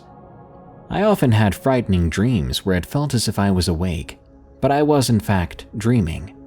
I could lie there in the dark and see how shadows moved, or imagine my bed filled with spiders. I had dreams where I heard footsteps, loud mumbling whispers, or felt as if the bed had moved. I sometimes saw objects move or pictures becoming warped. I could also move freely, so it wasn't a form of sleep paralysis. These dreams usually happened when I was scared and stressed while being sleep deprived. That being said, my sister and I have been through some weird stuff that we can't fully explain. Those things happened when we were both wide awake. Some of these things have been second nature while others stick out more. It could happen at home or when we were visiting our grandparents, as well as our mom. With all that in mind, the story begins as me, my father, and younger sister arrived in Finland. Dad was driving the whole way from the harbor. I believe it was late autumn, but it's hard to be sure since my memory is pretty hazy and our frequent travels blended together at times. But I know it was getting darker, and summers in northern Sweden as well as Finland are very bright until autumn. We were tired, but had stuffed ourselves with candy as we usually did when we took the boat. I can't remember how old I was back then, maybe around 10 or 11 or a bit older. My sister was 5 years younger than me. As we finally drove down to the gravel walk to a red 2-story house, there was a lamp lit in the window facing the road. Grandma had the habit of staying up and serving us with sandwiches and tea or hot chocolate while asking about the trip, while Grandpa usually kept snoring in the bedroom next to the kitchen. When we arrived, we were all pretty tired, but we stayed up for a little bit, talking and carrying in luggage. As we say goodnight, we took our luggage upstairs where there were 3 guest rooms. My sister and I slept in the second room while Dad had the first room. I always picked the bed closest to the door for some reason, and my sister took the other bed. After brushing our teeth and changing into pajamas, we went to sleep. As usual, I had a hard time sleeping. I kept thinking that some crawling ghost would be coming from the stairs, which was even scarier since I had full view of the staircase. I also began to think about murder dolls, since there was a Victorian-styled porcelain doll placed outside the room on the wall. My imagination was running wild. I was sweating, my pulse going crazy. It took me forever to calm down. Then I slowly started to drift off to sleep, when suddenly there was this loud scream. It sounded as if someone was screaming right into my ear, but it didn't sound human. It sounded unnatural and mechanical. It's hard to describe. I was so startled that I sat up in bed and noticed that my sister was also awake now. I even heard my dad and grandparents moving around in their rooms. We turned on the lamp and just looked at each other in disbelief. We were scared. We'd all heard it. What just happened and what was it? It didn't sound like something from outside. None of us had screamed, and even more disturbing, my grandpa, who was basically deaf when he took out his hearing aid, had heard the scream too. There were no intruders either. My dad blamed it on some malfunctioning wire or something else. My dad always blamed stuff on something else even though it didn't make sense. He was a skeptic. He claimed that the brain played tricks on people, or he would just blame rats. But we were all hearing this sound, and we all felt as if someone or something had screamed into our ears. We all woke at the same time. I'm not sure what the logical explanation would be. I had an even harder time relaxing after that. I kept wondering what kind of creature could do that, and if it was going to scream again. I don't know how long it took me to fall asleep, but I do remember waking up in the morning, and since that time, we never heard the scream again. Was it something natural? Supernatural? I have no idea. I wish it had been just one of my nightmares.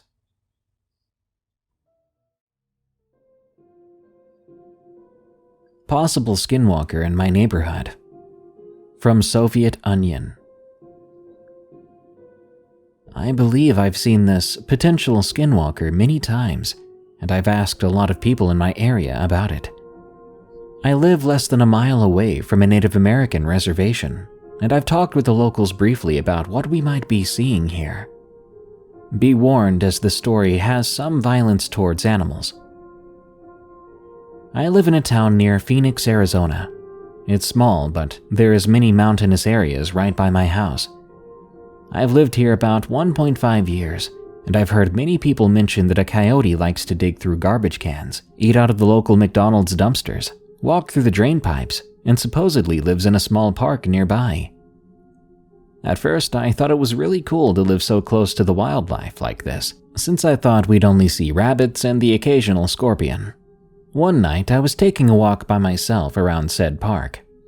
I'd brought a flashlight to watch for scorpions on the sidewalk when I heard someone whisper my name. I whipped right around and looked all over the place, but I was the only one in the park. It freaked me out. I started to walk faster, thinking someone might have been following me. I then felt a very cold breeze wash over my skin. I ignored it, thinking it was just the breeze that comes off the mountains on occasion. That's when I saw the coyote that everyone's been talking about. It was standing on its back legs, digging through one of the public trash cans. I froze. Not only was this the first time I'd ever been so close to a coyote that wasn't in a zoo, but the fur on its back made it look as if it had gotten into a fight with a larger predator. Patches were missing and covered in what looked to be dried blood. Figuring if the coyote had won a battle with whatever it had come up against, I slowly backed away and I started to run home. I wouldn't see it again until a month later. My neighbor has an outdoor cat named Marty. Marty likes to pee on people's porches, so my mother set up a frequency alarm on the front and back side of our house. The frequency is one that only cats and other animals can hear in hopes it would scare them away. It also has a red light on the front that will blink rapidly if something is close by, sort of like a motion detector. One night I heard a screech coming from outside my house. My room is in the front, and if my curtains aren't closed, I can see the frequency alarm blink when it senses motion. I got out of bed and moved the curtain to see the red light flashing very fast, but I couldn't see anything in the street. Even so, the light was blinking, so I knew something was outside. The following morning, my mother was talking with one of my neighbors outside on the porch. I came out asking what was wrong. My neighbor had said that Marty came home last night missing an ear and had patches of fur missing from his tail. She kept going on, saying the local coyote must be attacking outdoor cats now. I thought that maybe the screech I'd heard last night was Marty.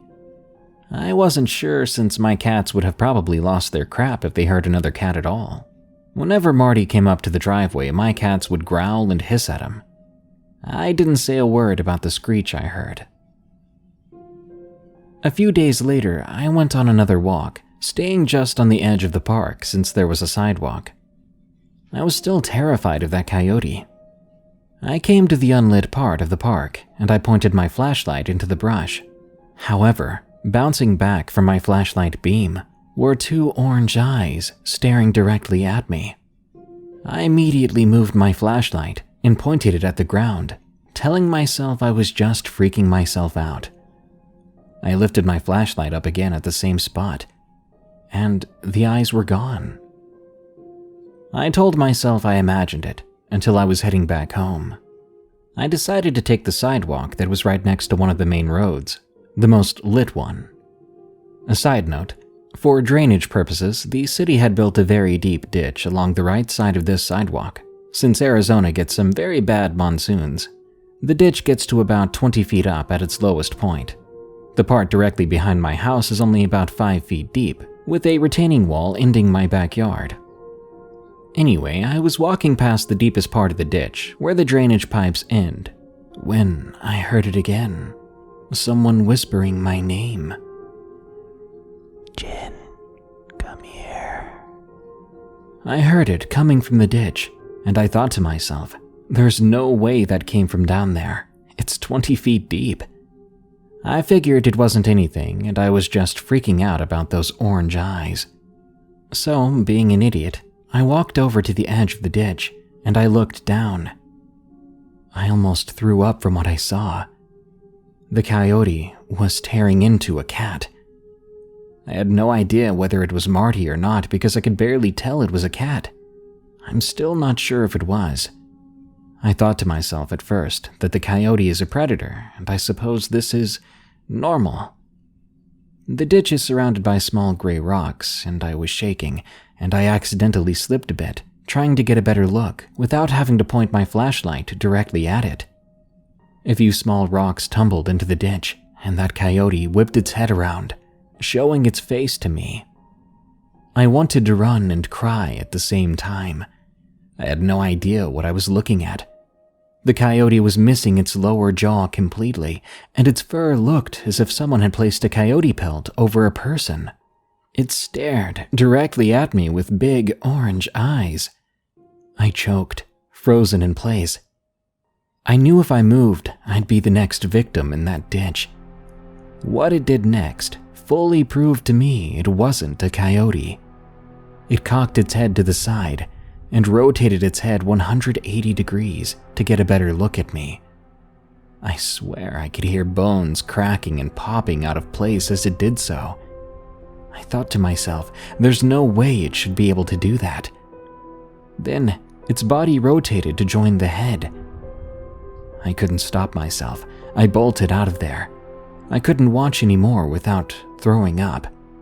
As I ran away, I heard it crawl out of that ditch, stumbling since the small rocks were all over the sides. It began to run on all fours down the sidewalk after me. I didn't dare look behind me. I just kept running. Like I said, this was one of the busiest roads in the town, and I soon spotted a car's headlights coming to turn down the road I was heading straight towards. I then screamed for help. The next thing I knew, I was in my bed. I sat straight up and asked my mom, "What happened last night?" All she told me was, "You came home from a walk with our neighbor Susie, who offered to drive you home since you were really tired." I calmed down a bit and got dressed. I told my mom I was heading to Susie's house to thank her, since I thought I forgot to last night. Susie's house was only a few houses down. I could see the car I'd seen last night and had yelled at. The car had a very large dent on the passenger side door. I rang Susie's doorbell. She answered and looked around wildly outside before letting me in. She was shaking. She asked me, "What the heck was that last night? What was that?" I shook my head. I don't know myself." She replied, "I saw that thing running at you on 4 legs, but as soon as you climbed in the car, it stood up on 2 legs and threw itself at the door. I just stepped on the gas and got you back home, and I didn't see it after that." I told her what had happened to me. She told me she was going to install a security system around her home after that. She was just as freaked out about it as I was, and we swore never to tell anyone in the neighborhood, so that they wouldn't freak out too. I didn't see it for a while, until I began to hear stories from my neighbors about the local coyote eating out of trash cans again. And unfortunately, someone had found their dead cat's body completely torn up in the ditch where I'd seen it. There were also reports of strangely active wolves around the mountainside. People were warned to stay away from the mountain after sunset. The reason I've decided to finally tell this story is because I saw it again yesterday. I was at a streetlight near my house on the main road, and I saw it dash across in front of my car. Its back legs were bent the wrong way, and still, its lower jaw appeared to be missing. It freaked me out so bad that I wanted to warn at least someone. I tried telling my neighbors to just watch out for the coyote, but they only believed me to keep their cats indoors for the night. I haven't seen Marty in a while, and my neighbor refuses to tell us what happened to him. So, if you live near South Mountain in Phoenix, Arizona, keep your pets inside during the night, and don't go out at night without protection, because there might be a skinwalker in the area. If anybody has seen this coyote, I'd love to hear your encounter. South Dakota Sasquatch, from C. Philly 100. This story is told from the perspective of my friend. Being half Native and half African American presents a unique set of challenges living in America, but I feel truly blessed to have grown up and spent much of my life on the Sioux Reservation in South Dakota.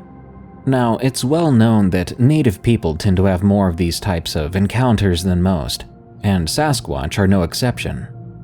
Many Native people regard Sasquatch as relatives of sorts, distant cousins or something to that extent, and that is not an insult, quite the opposite really. Sasquatch are masters of survival, masters of camouflage, apex hunters, and excellent foragers. They love their family members like we do. They engage in trade and barter like we do. They enjoy good food like we do. And they even like to dance to good music, play games, and have complex emotions like we do.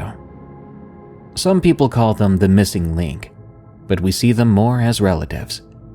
Indeed, if you go into certain areas where Native people live, or used to live, and go out into the woods speaking the language of those people, chances are you'll get a better response than the white folks who go out into the woods hootin' and hollerin' or knocking on trees, which are actually territorial indicators which may well provoke an aggressive response. One night I was walking home from my grandma's house, making my way through an abandoned compound, when I stopped for a moment to relieve myself on some bushes. I zipped up and continued on my way when I heard something behind me. So I turned around and ducked behind some brush. I peered through the overgrowth to get a better look. At first, I couldn't see anything in the dim light, but gradually I could see something moving through the compound I'd just come through. It looked like a little orangutan, or something of the sort. It was cautiously following the same exact path I had just taken, even sniffing the bushes I had just used to relieve myself. Now, this little guy was probably about 4 to 5 feet tall, and covered from head to toe in light brown fur. Behind one of the structures on the compound was another one, this one at least 10 feet tall, if not 15. It was keeping a mindful eye on the little one, while periodically sniffing the air and looking around in an alert manner. And behind that one, back in the trees at the edge of the clearing, was a third, and this one was even taller still, its head reaching at least halfway up the lodgepole pine tree it was standing next to. The little one was still sniffing, but slowly making its way toward where I was, still crouching in the brush. So I slowly backed away and exited the area as quickly and quietly as possible. I'm not sure if they heard me or not, but I didn't see them again that night, or ever. That's my quick story. I think it stands out simply due to the sheer size and height of these things. They were huge. It's my understanding that there is almost as much variation to Sasquatch as humans, that they have tribes and regional groups with different physical characteristics and dispositions, much like the First Nations people of this great land. Creatures from a northern reservation. From Anon X. I grew up on a reservation that's located within mountainous terrain. I won't be giving specifics in terms of names because amongst indigenous people, it's frowned upon to mention the other beings that live and have lived amongst us. As a matter of fact, it's so frowned upon that we don't even have names for them. To talk about them is to draw them closer to you and to begin experiencing them. The stories that follow will be a collection of stories from the creepiest time of year for us there, the winter. You've got to understand that the woods are home to not only those ordinary little critters that are found anywhere. There are things there, respectfully, that are truly the stuff of nightmares. I never had a personal experience, nor did my family, until I was a freshman in high school. Maybe they knew better than to bring these experiences around for me, as I was the youngest of the family and sensitive, or maybe we never truly experienced as a family.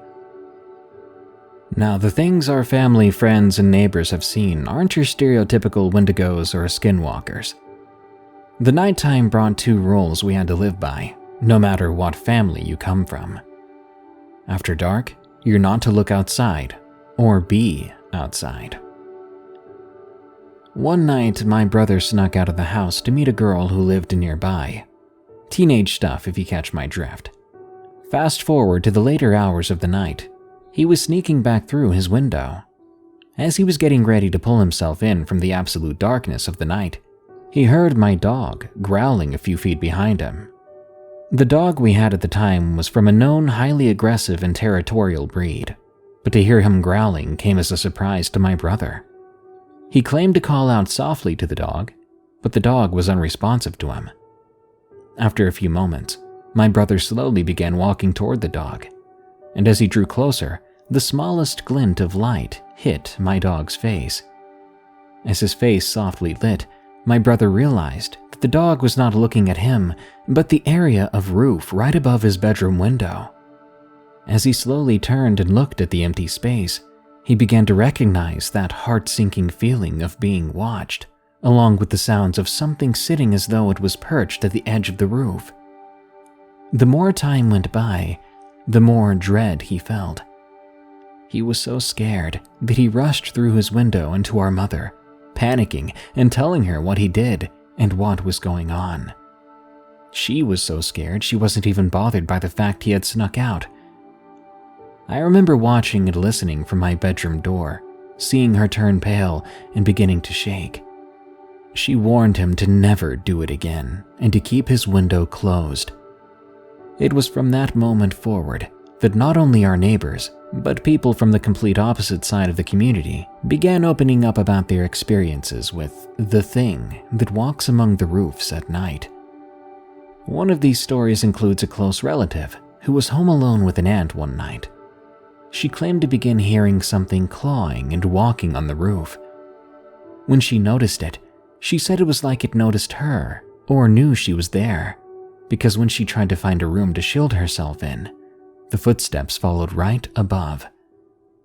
Imagine your own ceiling is made of glass, and this being always knows exactly where your foot is falling and the exact moment you extend your foot out for another step.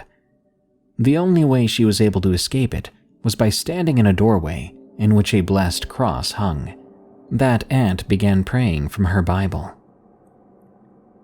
It wasn't until I reached my 20s that I would personally begin experiencing this creature on a weekly, yes weekly, I'm not exaggerating, basis. It was like clockwork once snow began to fall. There would be heavy footsteps before the sun was up that woke me up around 5 a.m. at least once a week. Those footsteps seemed to change on occasion. Sometimes it was like a grown man in steel-toed boots running around. Other times a small infant doing its best to crawl as fast as its tiny body would allow. And other times it would sound like chains dragging.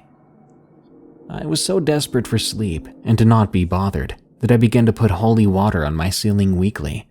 but it seemed to only hold off whatever this thing was for a few days before it came back again. Unlike my relative who found sanctuary under that small wooden cross, this creature seemed to make my childhood home its favorite place to be at 5 a.m. once a week. As time went by, not only my direct neighbor but the residents who lived several houses away would tell my family about their experiences with the thing. One neighbor was simply sitting in his living room when he began to hear walking above him. It left him paralyzed with fear, and all he could do was sit and stare in horror at the area above him. Another friend who lived 3 houses down was taking out her trash when she began to hear walking right above her doorway. She was so scared, she ran inside and refused to be out at night for months. But the list goes on with the small stories we've been told. Like the rest of the animals looking to escape the frigid temperatures of winter in the mountains, the other beings migrate to warmer places as well. It's believed as well that the area our reservation was placed was a cursed place, and they had very little to do with it until they were forcibly colonized there. Now we knew why the amount of creatures we shouldn't ever wish to see seek it out. They, along with deer, mountain lions, bears, coyotes, flee the harsh winter in the mountains surrounding our home. Another one of these creatures was something that could only be described by our people as a demon who took the form of a black cat. Luckily, I never had an encounter with this being, but someone close to me had, briefly. She, as well as the other kids in her area, were out riding bikes one weekend afternoon. She claimed that as they waited on one other kid to show up on the broken gravel road for the ride out, what she described as a large dog that was so black that no details were even recognizable on the body appeared. She said they all stood there, staring and trying to make out which neighborhood dog it possibly could have been. The more they looked at it, the more she said something wasn't right. It just stood there, watching them until they got freaked out enough to finally get a move on. It wasn't until I brought up this demon-like creature my people warned of that she got noticeably serious and almost on edge. She then opened up about this brief but strange encounter. I can go on and on about the amount of stories that left our friends, family, and neighbors shaken to the core for hours, but for now, I'll keep it at what seems to be the 2 most nightmarish creatures our people have continuously shared a space with since we were forced into colonization. Although this might interest people in seeking out these beings, I simply ask that no one actually take the time to. You never know what will want to follow you home. Make your home its home as well. My people had unfortunate circumstances that placed us on the one bit of land that we knew and still know is home to horrific, nightmarish, and cursed creatures. So trust me when I say, this is a horror you do not want to carry for the rest of your life.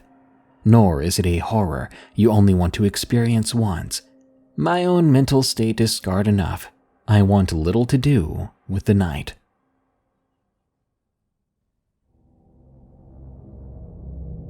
Possessed by an Evil Spirit, from Nick P. I'm from New Mexico, and I'm also a Native American from a tribe located in the state. I won't name the tribe for privacy reasons, or say what part of the state I'm from. I'll start by saying that growing up on the reservation as a tribal member, you're exposed to a lot. Tribes tend to take their tradition very seriously and try to preserve it the best they can. Native tradition can be very rewarding and bring joy and happiness. However, there are things that happen that are not talked about on the res. It's no secret that there are people that are plain evil, and their intentions are to turn something that's pure into something wicked, or just flat out destroy it. We've all heard of skinwalkers and wendigos, evil beings and spirits that torment people or corrupt their mind with evil. As outrageous as those creatures seem to be, believe me when I say such things do exist. I've had run-ins on my reservation with dark entities, and I've heard plenty of stories from fellow tribal members or friends that have experienced similar things. For example, The things they experienced include unnatural whistling in the back hills of the reservation at night, or moving shadows in the trees, or arroyos that are black and misshapen, or owls that have an uncanny largeness to them that perch up in nearby trees watching your house all night long. But this story I'm about to share with you didn't happen to me or anyone I know. It happened on a Pueblo reservation here in New Mexico. I was in high school at the time of this incident. I went to a school where it was nothing but Native Americans, thus you had to have native blood in you to attend this school. Going to this school, there was always rumors going around of sketchy things kids would see or hear on campus. Most of it was just that, a rumor, made up incidents to scare each other. But one day, what I thought was a rumor actually turned out to be true. While I was at school, I overheard a group of students talking about something gruesome that happened to someone. "Did you hear what he did to the body? After he did that, he sat there with his face painted," I heard a girl say to her group of friends. What the heck? I thought. I didn't know who these students were talking about or what they meant by "he sat there with his face painted." I continued on my way to class, and before lunchtime, I had a partial understanding of what had happened after asking around for a bit. A young man from the pueblo of Jemez had killed another young man in a very brutal way. As the lunch hour proceeded, I found out more information on what had happened. The man who had killed the other man were both friends. The man that committed the killing gutted his victim in a gruesome and satanic way, supposedly lighting candles around the body. There's no way this could be real, I thought. Yeah, maybe a man murdered another man, but in that type of fashion? And he did all that? Nah, it has to be just rumors.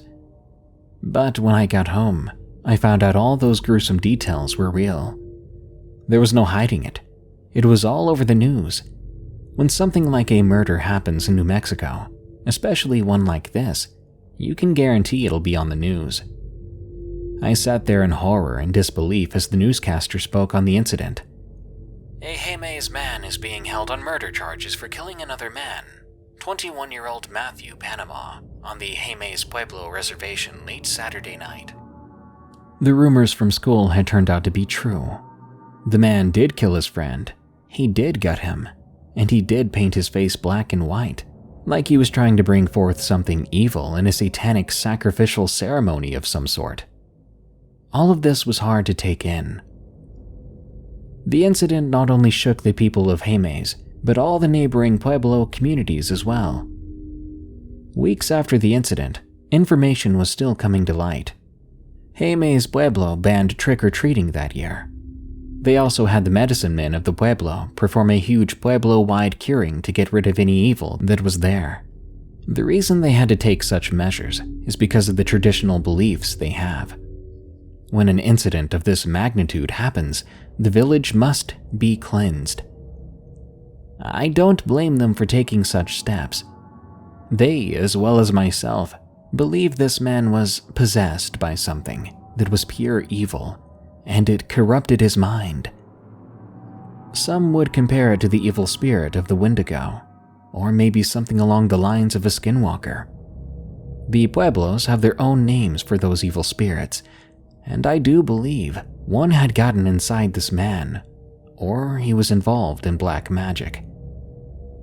But whatever the case may be, something sinister was definitely involved.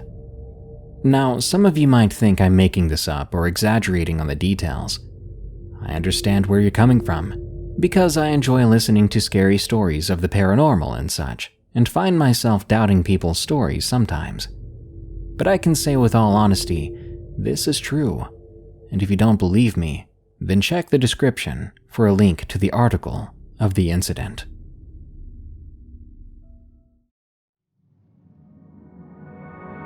Oklahoma Crawler, from Gabe Z. I live in Oklahoma near a busy road that a year back got insanely flooded. That road was almost completely covered and had to be detoured. But the dirt road leading out of our property had basically become a river. Mom said it was too dangerous to cross, and I was inclined to believe her. I even checked it out myself walking down the driveway till I could see this new quote-unquote river. It was so loud as the water rushed by I could barely hear myself think. I remember thinking, if anyone fell in there, they'd be lucky if they didn't get swept away. This river lasted over the next week. During that time, Mom had me walk down the west side of the hill toward an old convenience store. The folks that ran that place were flooded in too, and told us to take what we needed free of charge. I was grateful, but we were sure to take only what Mom and I needed, and we paid them back once the flood lowered. The couple of times I went to and from the convenience store, I'd walk along those rushing waters. Not too close that I was at risk of falling in, but close enough to sort of enjoy listening to it and watching it. I was a bored high school-aged kid, stranded by a flood for a few days. Of course I was going to get bored. Well, one day on my way back from my second trip for some milk and eggs, I saw something that had been swept up in the floodwaters. I swear I thought it was some kid. A small person splashing about and choking on the water, loud enough that I could hear it over the rapids. My heart raced, and I dropped my grocery bag by a tree. Then I ran over to the edge of the water. The figure looked pale. I began to panic. I had no idea what to do in this situation. I doubted I could do anything at all, and yet judging by the person's skin, they were near death. I remember screaming out for help. I even dialed my mom on my phone, but she didn't pick up. I was struggling to decide if I should dial 911, as I stood there helplessly trying to decide, my hands clutching my scalp. This person latched onto some roots sprouting from the ground after, by chance, being swept closer to the edge of the water. As it crawled back up onto land, I took a few steps closer. I soon realized what I'd been watching nearly drown had never been an actual person at all. In fact, I had no idea what I was actually looking at. The creature before me had a human shape to it, with extremely thin limbs, pale gray skin that was almost light blue, veins like spiderwebs all over its body, bald head and eyes solid white, no pupil that I could see. At first, I didn't think it had ears because I couldn't find any, but as I sort of leaned my head to the side for a better look, I saw these spiral-like holes on the sides of its head. Basically, they were like inverted ears. As I observed it, the creature coughed up water. Floodwater splashed onto the grass with each nasty-sounding retch. When I took another step closer, curious and partly wanting to make sure this really wasn't just a terribly mangled person, the creature half hissed, half choked at me. I saw its teeth then, like human teeth that had been filed down to rough points. Its mouth was wider than a person's too, the edges of which stretched past its cheekbones. Overall, it just reminded me of a person if you took every aspect of them and dialed the knob back a bit towards a more animalistic direction. Then, when it was done hacking up dirty water, it began to scurry away. It used its hands and feet to move more like a giant pale spider than a person, and it moved with precision and speed. Humans look funny when we try to run on all fours because we aren't built that way, but this thing looked so natural with its exit that it gave me chills. It could outrun me that way if it wanted to. As the creature disappeared into the thickness of trees, I regained control of myself, having been dumbfounded by the sight of something so, disturbing. I grabbed my grocery bag and ran home a little faster that day. This ain't one of those stories where I continued to see it or saw it come to my window or anything like that. That's the end to my experience. I saw something weird on a walk home after a flood, and my view of what exists in this world has changed ever since.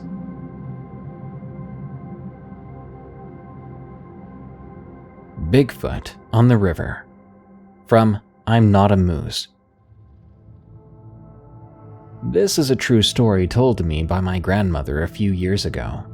I had brought up Bigfoot as a topic and showed her the famous Ohio howl. She snapped to attention in fierce recognition and said, "I heard that one time when me and your grandpa were fishing on the river." It happened down in southeastern Oklahoma, west of Broken Bow Lake, when my grandparents decided to go catfishing in a spot we'll call the Big Hole. This was their favorite place to catch catfish, as the depth of the river allowed for bigger fish than what was normal. And so after a long drive into the woods, they picked their place along the bank and set up their gear.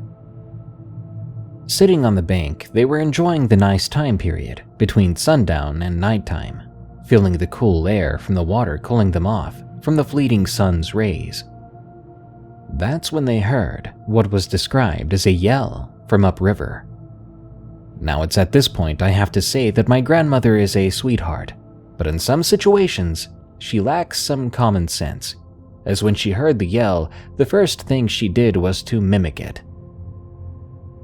They went back and forth between each other for about a minute, before it stopped, and she thought that was the end of it.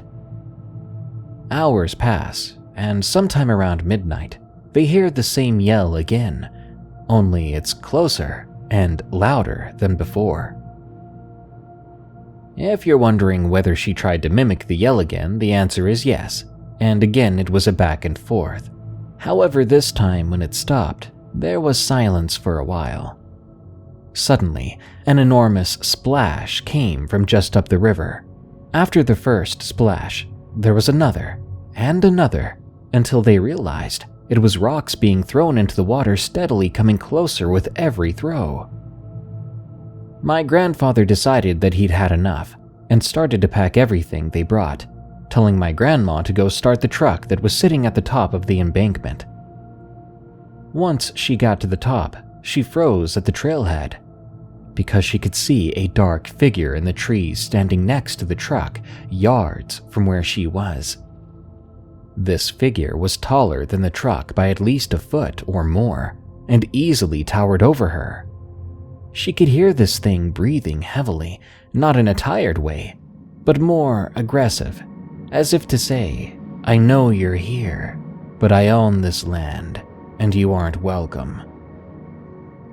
Right then and there, my grandma made the smartest decision of the night and walked right back down the bank to my grandpa so she wouldn't have to be alone with that thing. When she got back down there, he asked her why she hadn't started the truck, but all she said was, "Let me help you and I'll tell you later." They finished packing and now had to return to the truck, but once they got there, there was no sign of that thing she had seen. Relieved, they hopped in and sped out of there as quickly as possible. In the truck, she told him of the figure she saw by the truck, and the two of them swore they would never go back. To this day, they still haven't, and now that the roads going there are all blocked off by the Forestry Service, I doubt they ever will. I marveled at her story because not only was she someone who didn't make up tales, she was also a very experienced woodswoman and had accompanied my grandpa on many hunting and fishing ventures. So to say she knew about the animals that shouldn't be in the forest would be an understatement. Oklahoma Encounters, written by an anonymous 4chan user. You can choose to believe this or not. The story is set over a period of 20 years. I lived in a small rural area in Oklahoma, between Tulsa and Bartlesville. The county had been experiencing weird sightings of black triangles and cloaked people walking down rural roads. Cows were disappearing, and viscera was being found in fields. At the time, I lived on a ranch that had livestock. I was 14 years old. I was chilling at the house one night during the summer playing Super Nintendo. This was around early 1996, so the Nintendo 64 was not yet released. The game room was a sunroom that overlooked land, and in the distance, if it was clear, you could see the Tulsa skyline that was about 30 miles away. I got up to go get an RC Cola.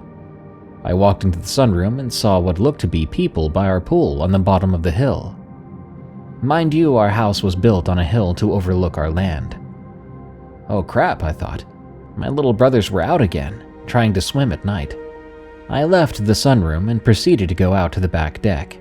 I began walking downstairs to the pool at the bottom of the hill. I noticed these figures were smaller and skinnier than my brothers. I saw a baseball bat on the staircase landing halfway down, so I grabbed it, and I could feel my adrenaline pulsing. The walk toward the pool felt like forever. I tried to say something to the figures, but barely a word got out. But they definitely heard me. They turned around and stared at me. They had these large eyes and gray skin. I began to hear static in my head. I felt weird. I began counting them. 1, 2, there were 4 of them. I tried to raise the bat, but my arms suddenly felt like jelly. I heard what seemed like distant whispers in my head. "We're not here to hurt you, unless you try to hurt us." I start to feel like I'm congested. I begin to slowly walk towards them in the pool. My bat is raised.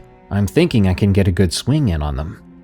I try to swing at the creature nearest me, but I miss, and I'm beginning to feel weak. I sat down, ready to accept what happens.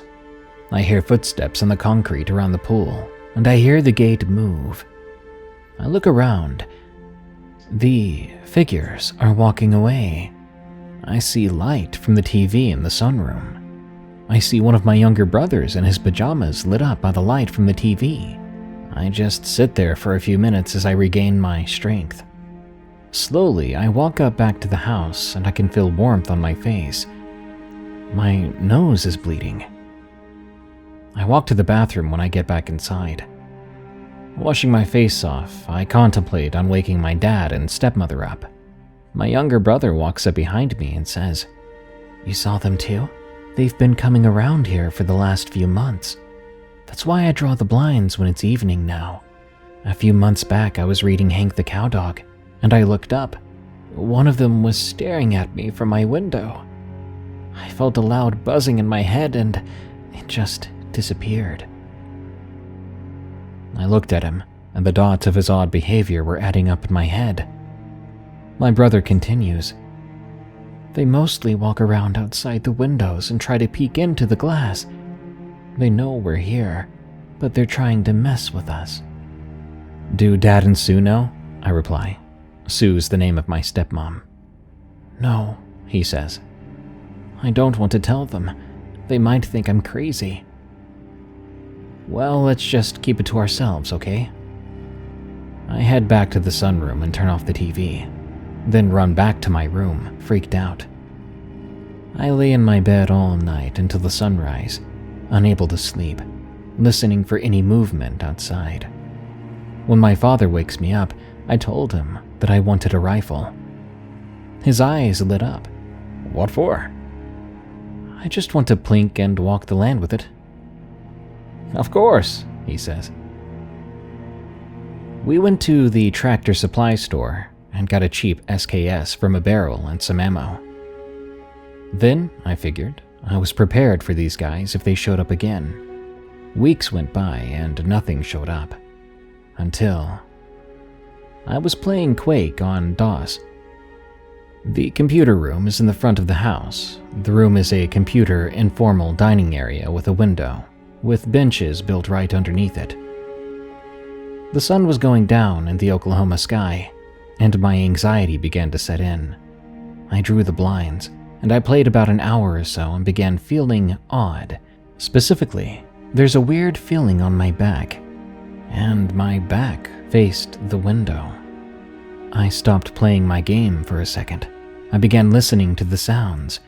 I could hear a theme playing from my computer, but then I heard what sounded like movement in the bushes outside the window. I gathered some courage. Then I peeked behind the curtains. I saw 2 large, all-black eyes staring at me. Panic mode kicks in. I run from the window while yelling. My dad gets up, and I hear him running towards me. He comes into the room with a loaded 1911. "What is it?" he asks. "There's something outside," I tell him. He walks out the front door, and I hear, "Holy crap." He runs back in and locks all the doors, drawing the blinds all over the house. "Everyone to the office." We do as he says, and my dad walks in a few minutes later with a few sleeping bags and a few rifles with some food. Then I hear him trying to call his coworkers. My father is a deputy. He tries to call my stepmom, who's out of town for a conference, but there's no service. Dad comes in and rounds up all 5 of us. I have 4 brothers. He tells us that what is out there looks like a gray, and begins to explain to us what that is. He tells us all to stay in this room tonight. Dad randomly patrols the house while my brothers fall asleep. I fight it, but I end up passing out around 1:30. I wake up because I think I hear knocking at the window. I look around and see all my family is sleeping. Even my dad fell asleep with a chair in front of the locked door. I can hear rain outside, assuming it is the rain. It's coming from the window. I look outside and see nothing. I can hear cans falling from the direction of the garage. Dad's now on high alert, locked and loaded still. My brothers wake up crying. "I forgot to lock the garage!" My dad calls out. Dad hands me the SKS and tells me that he'll lead. We slowly walk the length of the house to the garage. I can hear movement in the garage. Sounded like cans are being thrown about. Dad reached for the door handle and quietly unlocked the door. Here we go, I thought. He opened the door right as lightning flashed. The door swings open. The garage is lit up. Dad flicks on the lights. And it was the wind. It had blown the door open, scattering cans around the garage. Thank God, I thought. I go to close the door, looking outside and seeing something run past the door about 100 feet away as another bolt of lightning flashes. I close the garage door and tell my dad. I start hearing a soft buzzing, followed by slamming at the garage door. Then I hear my brother screaming from across the house. The 2 of us run towards them as we lock both garage doors. Running back to the office, something is slamming on the window. We tell everyone to get out, and we all run toward the master bathroom with a walk-in closet with all our things. The banging goes on for another hour in various places throughout the outside of the house. Doors, windows, and walls, until all we hear is the rain and distant thunder. We patrol the house and wait until the sunrise. After that, we peek outside, but nothing is there, just a dreary morning. We walk the perimeter of the house, finding little footprints. Later on, we prepare to cook breakfast. My brothers wake up scared. We reassure them and tell them it's okay. Dad says not to tell Mom, that we'll make sure the house is safe. Even so, fear consumes the house for the next few weeks. But nothing happens and school begins and all is well. Fast forward 2 years to when I was 16 and edgy. I was working on the property and feeding the cows. There were multiple cows out in the pasture. It must have been 10 a.m. in the morning. I had my SKS slung on my back, and I noticed a group of cows standing by a creek bed, mooing like they're lamenting something. I walk over. Smells like a hospital and rotting flesh. I found 3 mutilated cows and a calf fetus, still with the umbilical cord, attached, floating in the creek. I run back to the John Deere Gator and call my dad on the walkie, telling him to call the sheriff and to come here. An hour later, deputies were taking pictures, and the coroner looked confused. A Crown Vic rolls up, and a few guys in slacks and button-up shirts walk up. They identify themselves as Oklahoma Bureau of Investigation. They start checking things out, then they call a college vet to come pick up the bodies for further research. After that, they drive off with the cattle bodies, and we go on our way. That night, I have to stay up and patrol the property on an ATV, making sure nothing goes wrong, while my dad keeps an eye out at home by the walkie in case I call for help. At around 10 p.m., while on the ATV down a dirt road, I heard a car rolling down the road. It's an all-black Crown Vic. As they drive by, I noticed 2 men in all black in the front. They stare at me as I wave at them as I pass. I go about a mile down the dirt road and hear a buzz, just like the one I heard 2 years before. The hairs on my neck stand up, and I see something slowly move across the sky, hovering over a house down the road, then moving on before shooting all the way up. I sit there in awe for 10 minutes. Then I can hear jets in the distance. 2 jets fly over me, probably from the Air National Guard base in Tulsa. They make 2 or 3 passes. I drive on, and for the rest of the night I see and hear nothing. I spend the rest of my weekend with no issues, then go to school on Monday. Back at school, everyone has seen this black triangle and knows what happened at our ranch. People are saying it's a common occurrence, but the Air Force and the feds are keeping it quiet. Another year goes by. I'm 17 and I'm getting ready to graduate high school.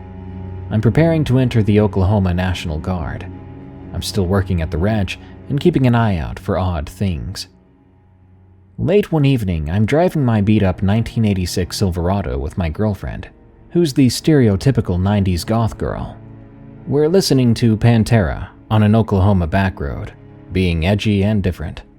We stop at an isolated part of my family's ranch and start a bonfire, pulling out a 12-pack of Lone Star beer. We drink some and eventually get drunk. We're looking up at the stars at one point while the fire dies. Suddenly, I hear buzzing, but I'm able to ignore it. "Hey, do you hear that?" asks my girlfriend. "Yeah." She looks at me. "I hear it all the time at my house. I think it's just the electricity from the power lines." "Is that right?" Then, the stars black out over us in the shape of a triangle. She starts screaming. The 2 of us run back to the cab of the truck. I struggle to get it started.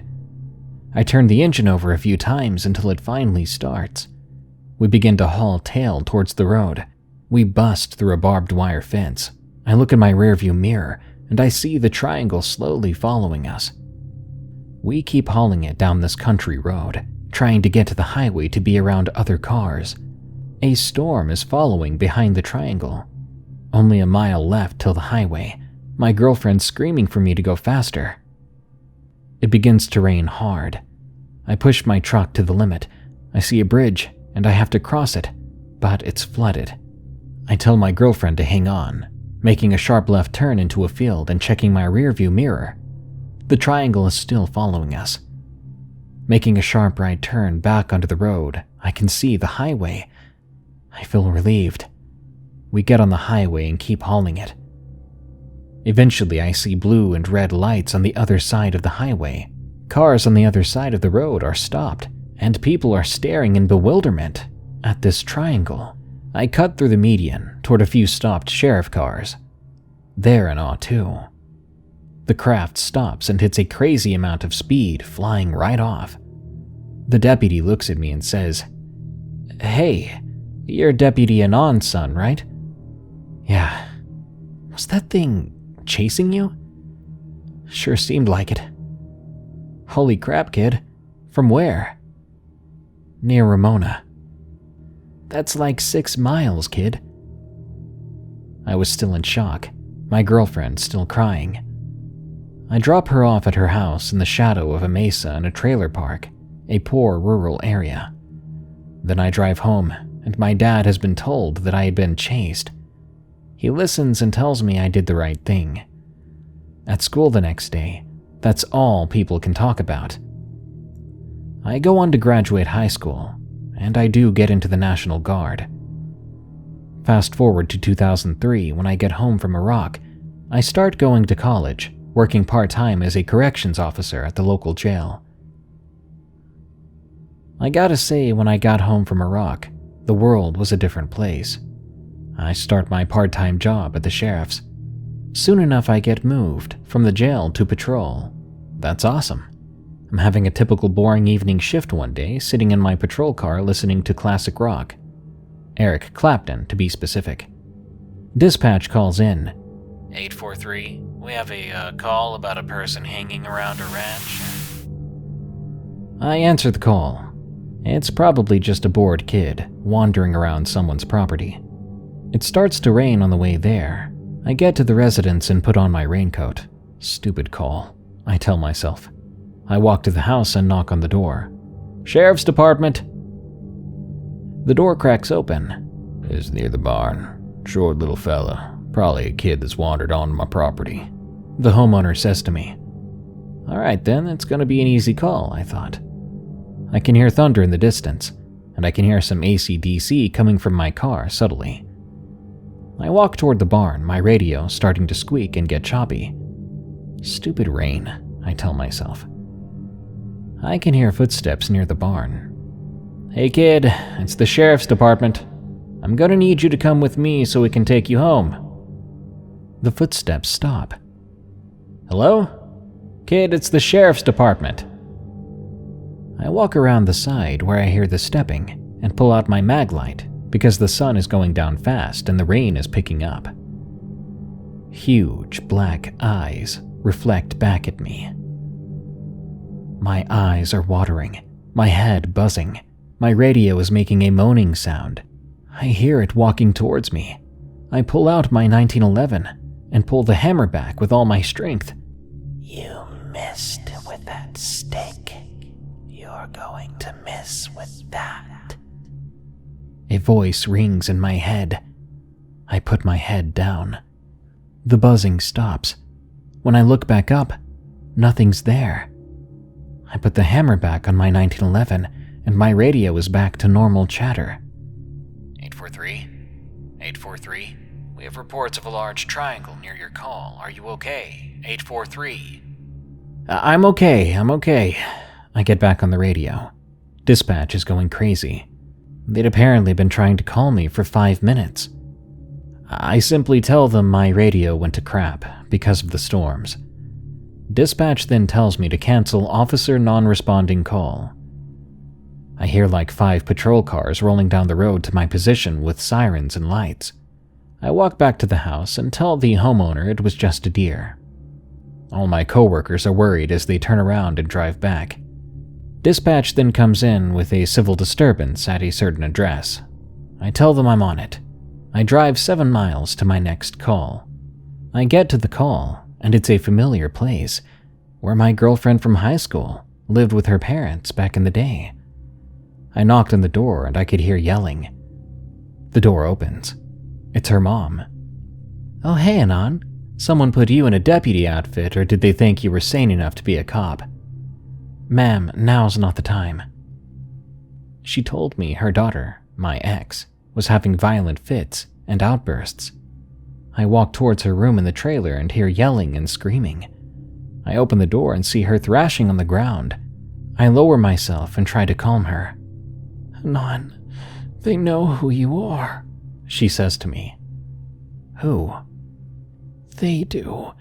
The things. We saw the triangle and they are trying to get you with me. I looked over at her mom and she told me that she was diagnosed with bipolar depression last year. What do you want to do, ma'am? I asked her. Please take her to the hospital. Maybe a few weeks in a padded cell will help her. I call dispatch. I handcuff her and put her in the back of my squad car, beginning to drive her to Bartlesville, the nearest city. She's talking to me and telling me that they know my younger brothers are my weakness. My radio was going off with reports of multiple F-16s flying over the area, and a black triangle showing up after they RTB, then they scramble them again. Eventually, we make it to the hospital. I leave her there and continue on with my shifts for the next few weeks. I get a phone call at 3 a.m. 4 weeks later. Hey, Anon. Your ex-girlfriend hung herself in the hospital. She left a note saying that you were being watched and that they are after you. It seems everyone but me is able to laugh off the event. I tell my father, and he looks at me. Son, they're here every night outside, and your stepmom is in denial. My dad is literally sleeping 4 hours a night, walking the house when he is up at night, and my stepmom is taking Xanax and working her rounds at the local rural healthcare clinic like nothing is happening. Fast forward 2 years, I'm finished with my associate's degree, and I'm working full-time at the sheriff's department as a corporal. No weird happenings lately. One day during someone's shift, they called me and told me they found a girl that had been missing. She wasn't wearing any clothes, and she was found in the woods, rocking back and forth. She had been missing for a week, and was found by a few hunters. This girl was talking about big eyes and gray little men. Investigators are treating this as an assault, as they see signs of certain activity and other bruises. She was taken to the hospital, where Homeland Security took over, taking us off the case. Homeland Security goes to our headquarters and starts taking reports and evidence from every call about cattle mutilations and black triangles and odd sightings. They then tell us that all future calls need to be notified with the Homeland Security office in Oklahoma City. A fight breaks out between feds and sheriff's deputies in the motor pool. Someone keeps screaming Patriot Act, Patriot Act. As the fight goes on, one of the feds pulls a sidearm, making us stop and saying that if we continued like this, we would be stripped of our post certifications and blacklisted from policing for the rest of our lives.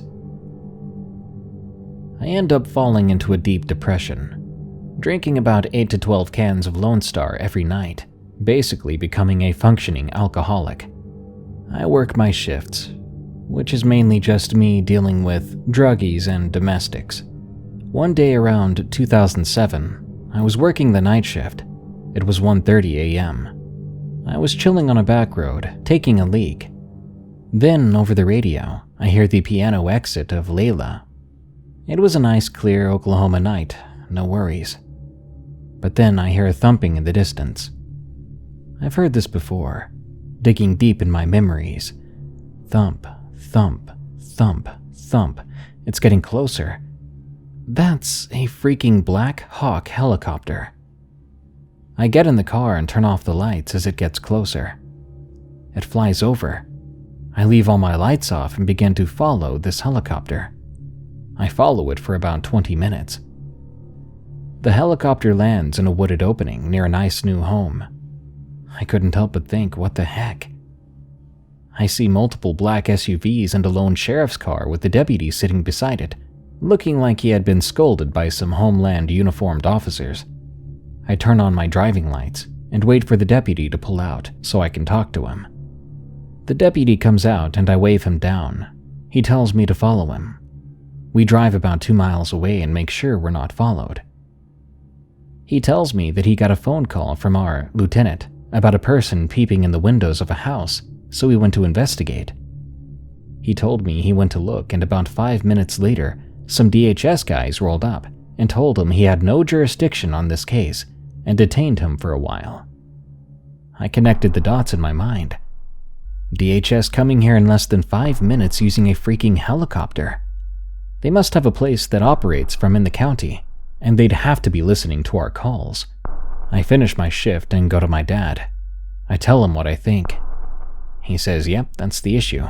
We're meddling in something they don't want us to know. I lay low for a few years and just be officer friendly. In 2010, I met a woman and married her. She worked as a general surgeon in Tulsa. I'm still bebopping around my sheriff job wearing my khakis and my cowboy hat. Working my beat, it's raining, and I'm thinking about quitting this job and moving to Tulsa, working the urban beat. Sitting at a railroad track while In Bloom by Nirvana comes on, I think back to being a teen, being reminded of my girlfriend who took her own life, and all the crazy moments. Dispatch to 843. This is 843? We have reports of a missing child, little girl following a fireball.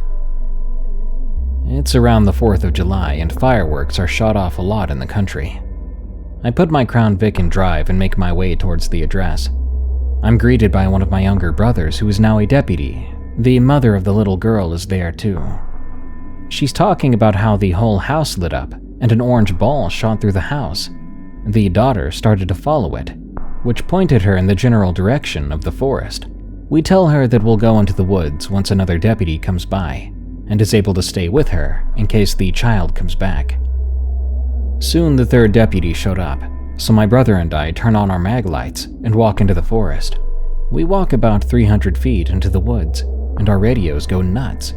My cell phone battery just dies on me as I try to make a call to dispatch. "Screw it," I yell to my brother as we go deeper into the forest.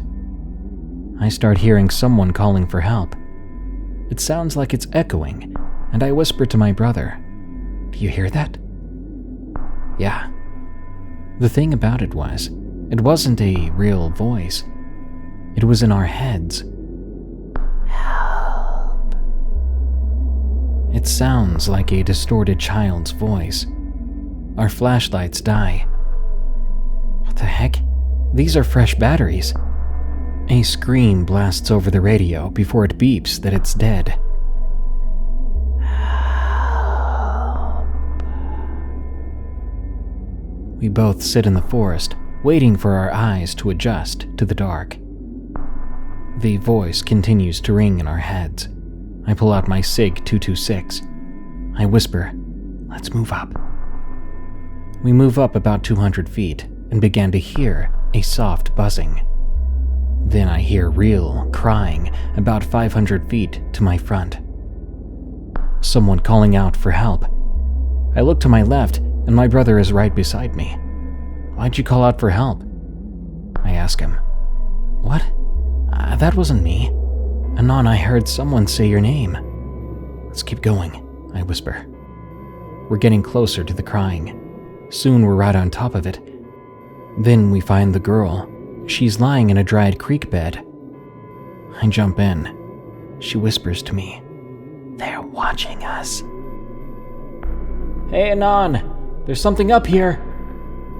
My brother calls from up above, "If you have to, just run." I call back. I can hear my brother booking it back to the tree line, and now in my mind I hear help and buzzing. I cannot climb out of the creek bed because it's about 10 feet up. I walk with one hand holding my pistol and the other holding the girl. I can hear leaves moving above the creek bed. "Is that you?" I called out to my brother, but there's only silence. Until I begin to hear a clicking noise. Something drops behind me. I turn around real fast. It was a rock. I turn again and hear the help. I start booking it to a place where I can run up the creek bed. Clicking sounds are falling behind me. I can still hear running behind me too. About 500 feet further, and I'm able to run up the creek bed. I begin to run towards the tree line. But then, an orange ball of light flies past me. I start to hear more running sounds in the front of me, and I can see 10 flashlights. I begin to run towards them. It's 10 deputies. "Anon, come on!" I'm running faster than I've ever run in my life. I reach the line with the deputies, and their lights begin to fail all at once, their radios beeping, and then the night goes completely dark. A humming goes over us, and an object blocks out the stars. 6 orange balls fly up towards the craft, and it speeds away right as 2 F-16s fly over. We all walk towards the squad cars and hear a helicopter on the horizon. It flies over and places a spotlight where we were. Then 3 DHS SUVs pull up. Blah blah Patriot Act blah blah. They have those little radioactivity detectors, and they beep when they scan us. They run towards the forest and begin looking. We go through SOP and make it home at 8 a.m. I crack open an ice cold RC Cola and rest, but only for a short time. In 2014, I'm living in a nice trailer in the country on my family's ranch, still working at the sheriff's department. My wife and I had 2 children, but she ended up leaving me for a banker in Oklahoma City. One night, I'm watching some crappy late-night variety show. I hear knocking at the window, but I didn't hear anyone drive up, so I grab my SIG. I check the window and nothing's there. Then the power goes out. Crap. I'd gotten some Gen 3 NVGs from the Federal Police Aid Program, and I kept them because we had no use for them. These are night vision goggles. I put them on, and my dark world turned green. I walked to my room and put on boots, finding a can silencer for my cig. I wanted this to end. Quietly, I make my way outside. It's eerily quiet. I check the perimeter. I change things up and go the other way. A knocking came from the other side of my trailer. I make my way quietly toward the other side. There he is. One of those grays trying to peek into my window. I call out, "Help me." The thing looks at me and screeches and begins to run off. I give chase, not thinking to fire at it for some reason. I'm just full of anger. These things have been messing with me for the past 20 years, and I'd rather have answers, but this thing can run. I sped up as I attempted to catch up to it. The creature begins to run towards the ranch house. I see the outside lights of the house as the hill comes into view, which is odd considering my trailer had no power. I run towards the creature and all of a sudden, it runs under security lights and blinds me. I take off my NVGs and try to readjust. I start to see spots in my vision. Soon it comes back, and I'm looking at the pool. The creature is looking back at me. I fill my pockets and fill a baton. I pull it out, and I walk towards the pool. "If I lay one lick on you, you better never come back." Those empty, soulless eyes just stare back at me, and I hear buzzing. My nose now bleeding. I extend the baton and walk towards the creature. I swear, I land 2 blows on its head, and it lets out this blood-curdling scream. Then I kick it into the pool. I hear it struggling to keep above water as it slowly swims towards the stairs. I walk to the stairs, and I spit in its face. I land 1 good whack on its head again, then feel a burning in my body, and I hear a buzzing. The lights go out, and I can't move. 4 of the creatures show up and drag the wounded one away. The craft flies off, and I collapse on my baton. I hear my dad running down the steps. "Anon, are you okay?" "Yeah." I walk home, and I go to sleep. I'm writing this all down now in 2016. I'm remarried and still working at the sheriff's, and we've had no odd cases reported in 2 years.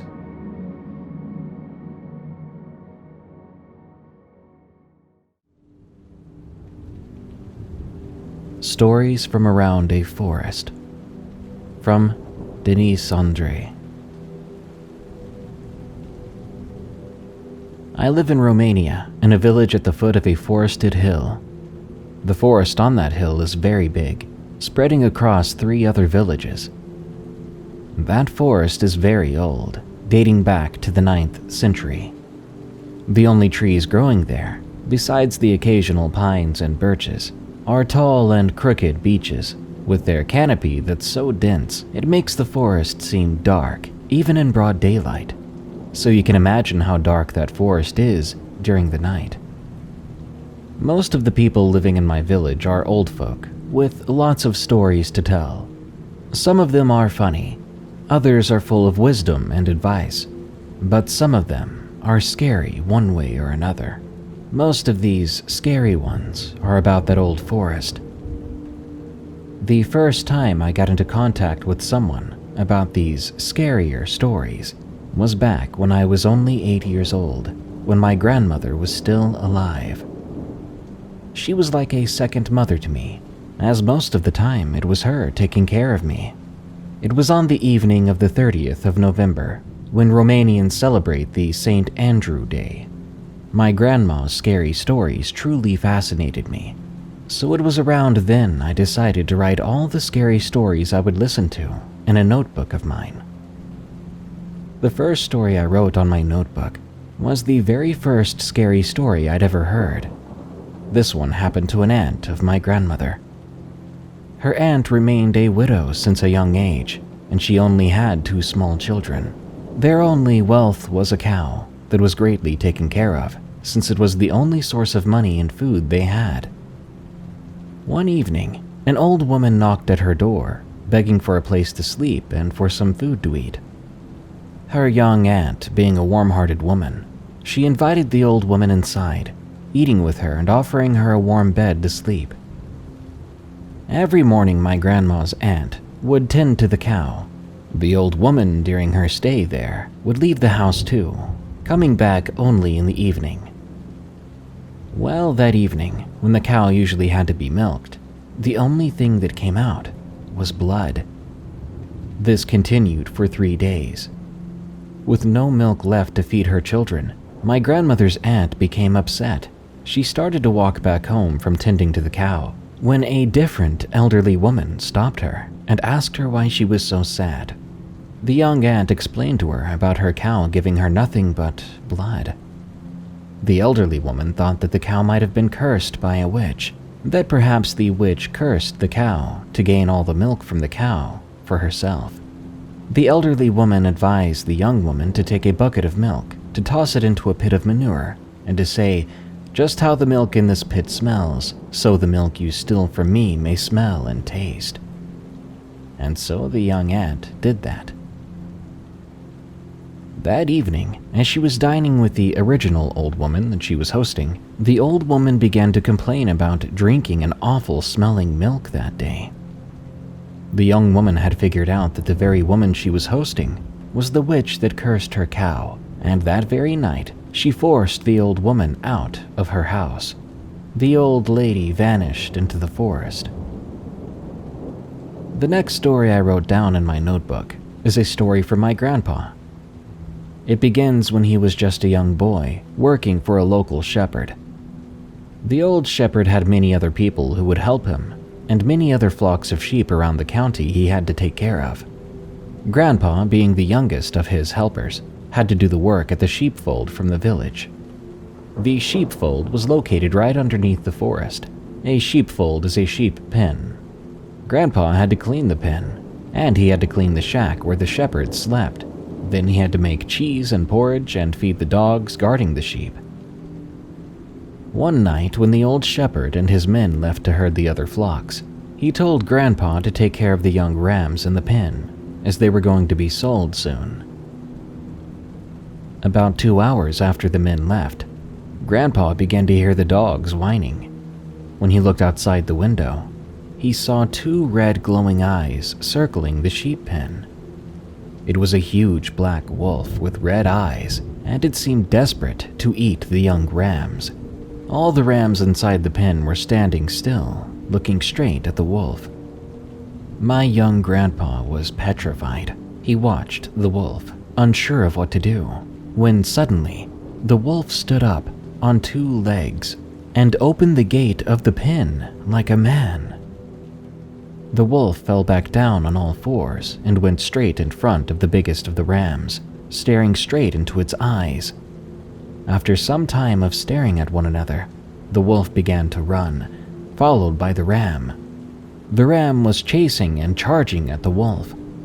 No other animals were harmed that night, but the wolf and that ram were never seen again. Perhaps the wolf lured the ram into the woods to strike. Even more curious is that in this forest live only roe deer, fallow deer, foxes, wild boars, rabbits, and other small animals, but not wolves. At least there wasn't supposed to be. Grandpa, being a religious man, still thinks that the wolf he had seen that night was the devil in the fur of a wolf. Another story I wrote down in my notebook is about what I believe to be a Prevails, a Romanian folklore creature, which is an unbaptized man that rolls 3 times or that wears a cursed wolf skin and transforms into a wolf or a dog. These creatures are pretty similar to werewolves. I got this story from my grandma's sister. The story goes that a woman from this village and her husband went alongside with her mother and father to stack up hay in the fields. As they were stacking the hay, the husband went into the forest to go to the bathroom. After a couple of hours, the husband did not return. As their concern grew, a huge white wolf and 3 other wolves attacked them. The white wolf attacked the husband's wife, biting and tearing up her skirt. She defended herself, cutting off one of the wolf's ears with a sickle. The wolves took off, shortly vanishing into the forest. An hour later after the attack, the husband would return, and all of them would head back home. That evening, as they were dining, the wife told her husband what happened, but in response, the husband said, "What is it? Are you afraid of some dogs?" And he laughed. As he was laughing, the woman noticed that between his teeth were stuck bits of her severed skirt. Her husband was a precolich. She went to her parents to tell them what she thought. The following day, after that event, the woman sent some of her brothers to search for the husband because he was not home. They went into the forest to find him, and curiously enough, when the church bell rang to announce it was 12 o'clock, they found him hanging by a tree, covered in wolf fur, with claws of a wolf at the end of his fingers. Other people from this village and villages around, both young and old, claim they saw in the forest strange deer with backward legs or with wolf ears and eyes. These sightings seem similar to those of the knot deer from the Appalachians. An old lumberjack told me about what he saw one day when he was cutting trees as a young man. Seeing roe deer herds in the forest was quite a common view for someone who works most of the time in the woods. But that day, the lumberjack saw a herd of does led by one single buck. He looked at the deer, but suddenly the deer looked back at him. All the does seemed normal, but the buck had the face of a man, with ears and antlers of a roe deer. After a few seconds of staring at each other, the herd left the spot, and so did the lumberjack. He still remembers how he felt sick for 3 weeks after seeing that deer, not being able to work for some time after that. People around here think those are spies sent by the devil to glance upon people and to terrify them. These are just a few of the many stories I've been writing in my notebook, and I'm still looking to write more. I'm not sure how true they are, though remembering them still frightens most of the people these days.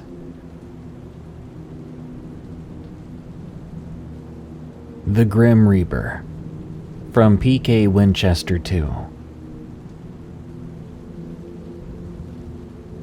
Back in 2010, we moved into this old 5-bedroom home because my family is huge, so we rented this house so everyone had more room.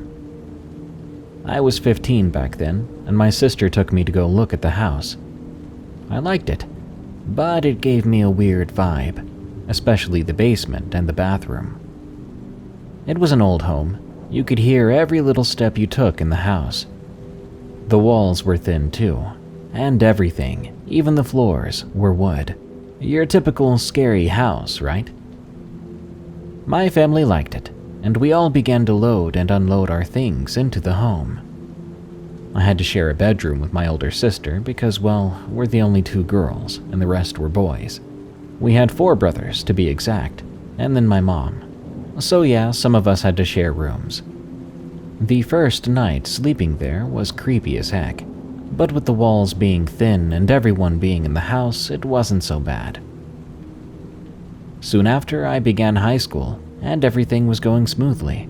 The whole family was going to work or school at that time.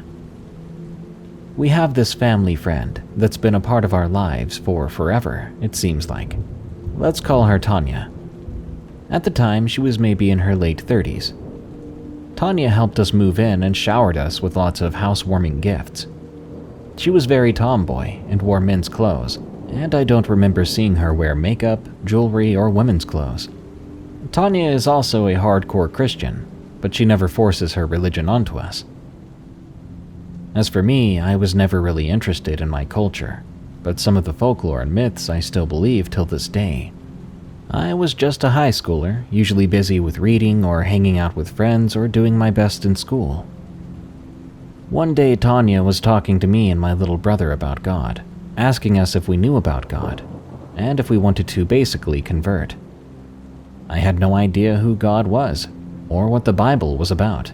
I'd heard of Jesus, of course, but never really got into the religion. I was born growing up with my religion. I then saw a spark in Tanya's eyes, like a light bulb turned on in her head. "Why don't I introduce you two to Jesus?" My brother and I looked at each other and said, sure, why not? How bad could it be? Tanya made sure to pick us up for church in the mornings and drop us off back home. My mom didn't mind us going to church. She wasn't really the traditional type either. I'm not gonna lie, I honestly felt good going to church. I felt whole and new, like nothing could scare me and nothing could touch me. I even went to Bible study, and that's when I began to question things. I wanted to know about angels and ghosts, demons, the devil himself, and Tanya answered all of them, even my dreams I was having. She taught us to use the Bible and how to pray, and to use Bible verses to ward off evil. I even had my own Bible and bookmarked and highlighted important verses in case I came across something evil. One night, my sister and I were watching TV downstairs. It was around 9 p.m., and I was beginning to doze off. At one point, she woke me up so I could go to bed in our room. So I did just that. I went upstairs to go to sleep. I remember shutting the door too, and I quickly dozed off. I was sleeping so soundly until I woke up and I couldn't move. My arms were at my side and I could hear my breathing growing rapid. I tried with all my might to move my arm or my leg, anything to wake myself up. I tried to scream, but all I was doing was pretty much grunting. Then I heard it. Slow, methodical, heavy footsteps coming up those wooden stairs. It was so heavy and loud in my ears. Then it entered my room. My breathing became more and more rapid. This wasn't my sister that came in. I felt a hand touch my ankle and slowly move up my thigh. For some reason, it hurt so bad I let out a whimper. This hand went up to the side of my stomach to my arm and gripped it hard. I was screaming in my head to wake up, to move, to do anything, but I couldn't. I started to pray. I prayed for my life. I prayed for it to leave. I don't know how many times I yelled out for Jesus, but I kept praying. All of a sudden, the grip loosened, but the hand was still on me. I could now see through my left eye as I tried to open both eyes, and I saw it. A tall, cloaked figure hovering over me at the side of my bed. I could see its pale white skin. I could only see its chin, though, because the hood draped over its face. It was like a skeleton, all bony and white. The minute I saw it, it vanished. I then opened my eyes so fast and ran to the light switch. I was breathing so hard I looked around my room, but nothing was there. I looked at where it touched me. No bruises, thank God.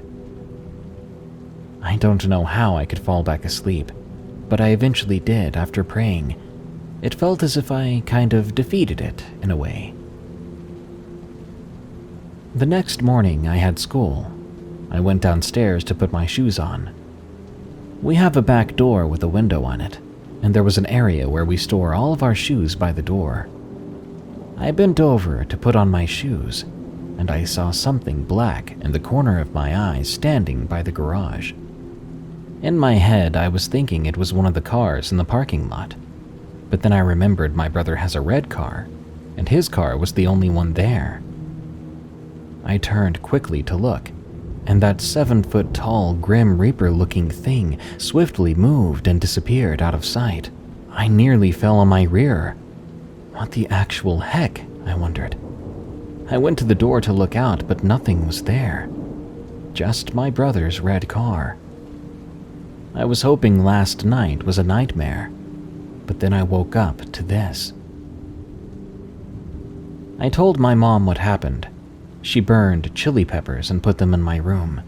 She gave me a piece of wood, a specific kind you have to purchase, that supposedly helps with sleep paralysis, and so far, so good. Nothing else has happened. She also got me a bracelet that is meant to ward off evil spirits. I don't know what's happening in that house. I don't really want to know, but I'm so glad we finally moved out of there. We'd been there for 5 years, and those 5 years were torture. The memories weren't so good. I've decided to just stay neutral and respect both Christianity and my culture's religion. I'd rather not stir up any angry spirits.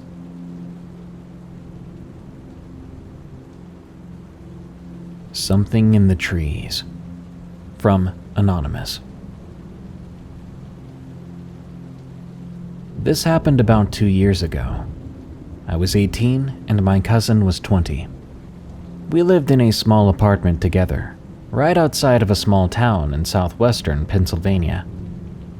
It was a nice area, with lots of places to wander off to in the woods or just fields, mostly forest or country and farmland. We'd often go out and either drive or walk around at any time of day or night. We were also insomniacs, so we'd pretty frequently go on drives or walks between 10 p.m. and 5 a.m. Sometimes we'd have bad feelings about areas, or just feel like something is off.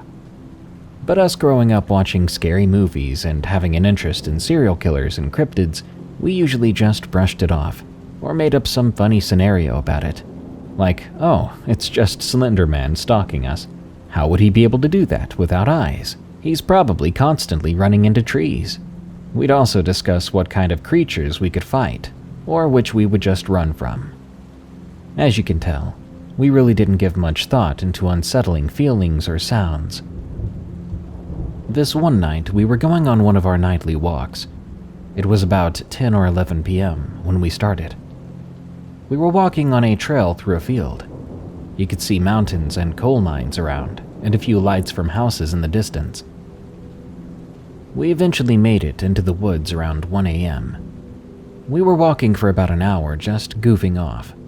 We used the lights from our phones every once in a while to see where we were. But we knew this area, so we weren't trying to drain our phone batteries too much, since we didn't have actual flashlights. At one point, I picked up a stick, as I usually did on walks, to keep my hands occupied. As we continued walking, we heard something brush the leaves. It was slightly unsettling, but we both agreed it was probably a bird, owl, or bat. After about 5 more minutes, we heard a very loud sound in the trees. We both jumped. After grabbing my stick with both hands ready to swing at something, I froze. My cousin turned his phone flashlight back on, pointing it at the ground to see if it would do anything. After a few seconds, we didn't hear anything, so my cousin pointed his light into the trees, but we didn't see anything out of the ordinary. Our hearts were pounding, and we were trying to figure out what we'd heard. It sounded way too big to be a bird or a bat, and possibly way too big to be an owl. Being us, we joked about it, saying it could have been a pterodactyl. An obvious exaggeration, but it definitely was way too big to be anything local. And at the time, a pterodactyl or something the same size seemed pretty explanatory. We even tried to think of it to be a branch falling, but we heard something like wings flapping too, and it didn't fall straight down. It went at least 10 feet horizontally. We tried just putting it off and continuing our walk. About 10 or 15 minutes later, we heard it again. We both freaked out, because now we knew it definitely wasn't a branch falling. It was the same flapping sounds, the tree shaking again. This time it flew for probably 3 seconds.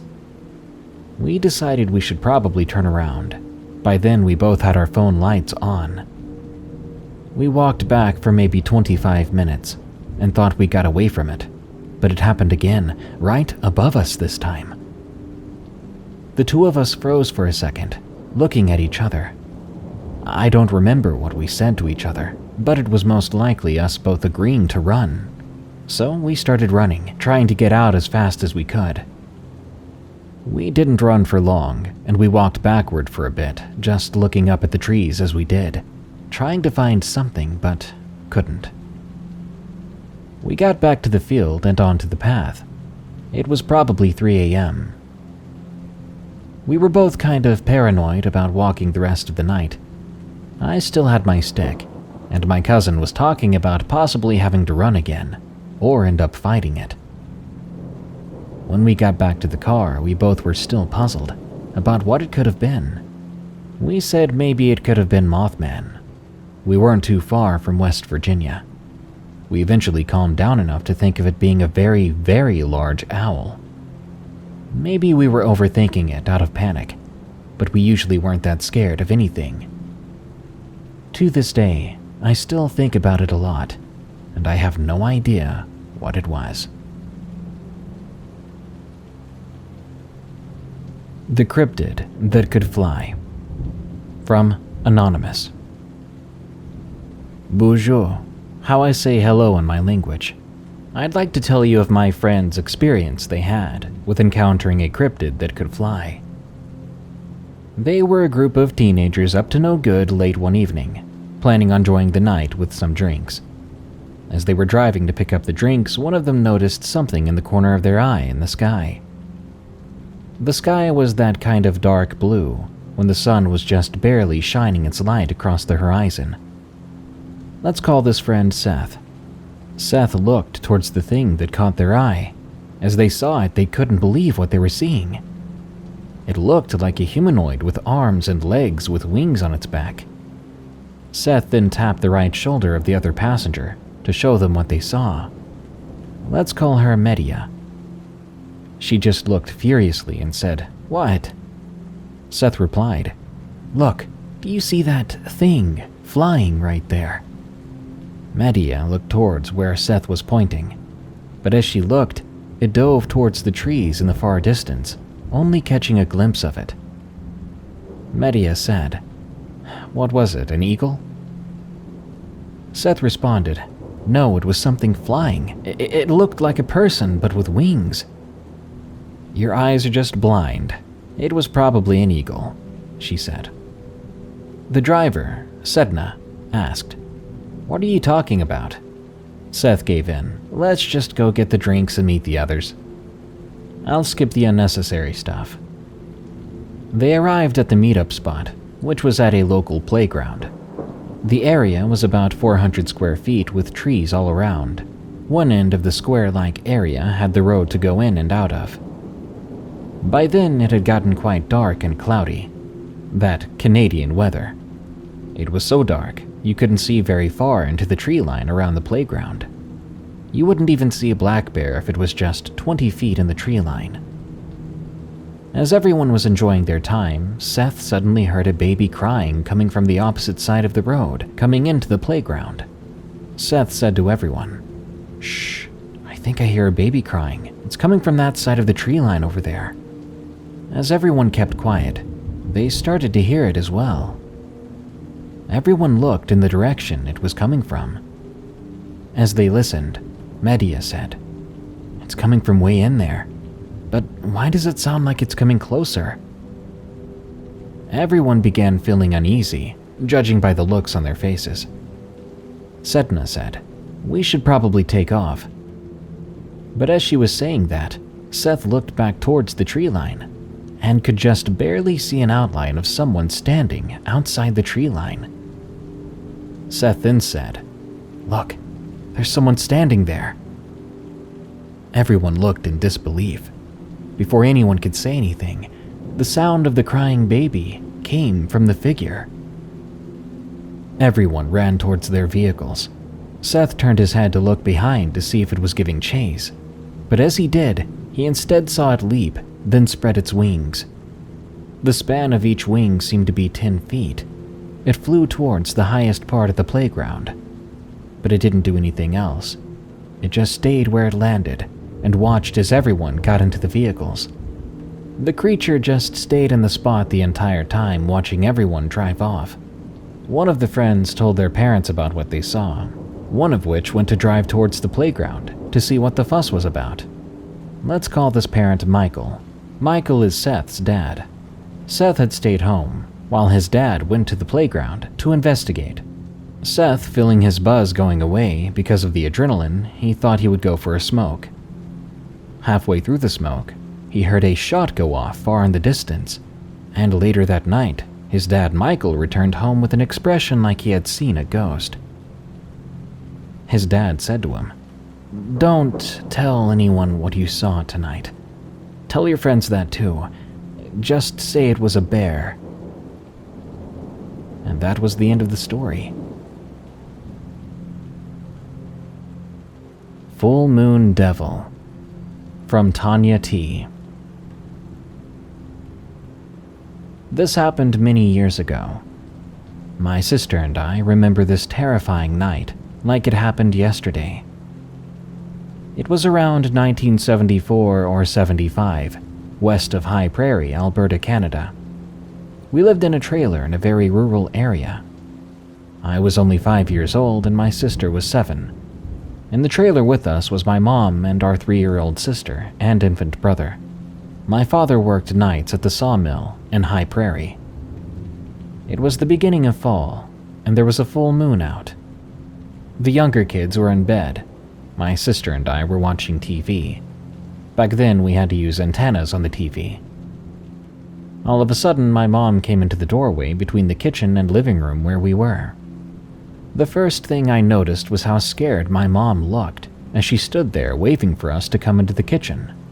She whispered, "Girls, come quick." We got up and followed her to the kitchen window.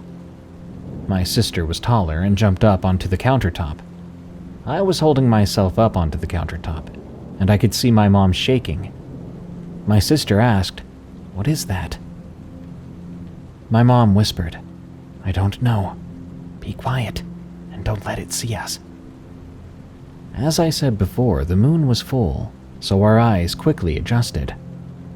We saw something coming down the small hill on the side of the trailer about 70 feet away. It was lit by the moon. It was a creature about 8 to 9 feet tall, walking on 2 backward-looking hoofed bull legs. We could see the haunches on it. It kind of trotted down the hill, and its eyes glowed red in the dark as it got closer. We saw 2 giant horns and a face like a deformed human. It looked like it had spikes on its back, or maybe folded wings. It faced away from us, and as it went off into the swampy willows, we saw a long pointed tail.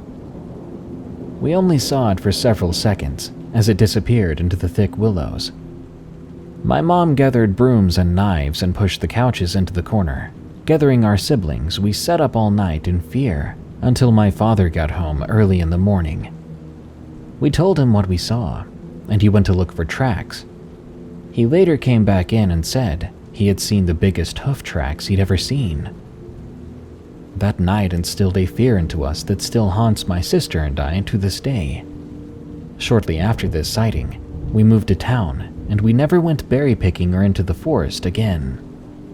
Back then, we attended a Christian school, and all I could think about was how the devil is described exactly what we saw that night so many years ago.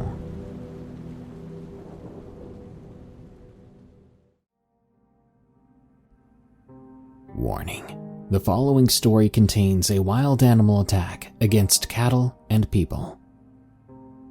The Stalker, from Kiko. When I was 12, I had a friend named Imogen. We were particularly fond of each other. We did everything together. I cherished small moments with her as if the next moment I might drop dead where I stood. It was an uneventful life for a 12-year-old. Sleeping, eating, morning school, and time for Imogen. And I liked it that way. I met Imogen first a short walk from my house, following some morning lessons.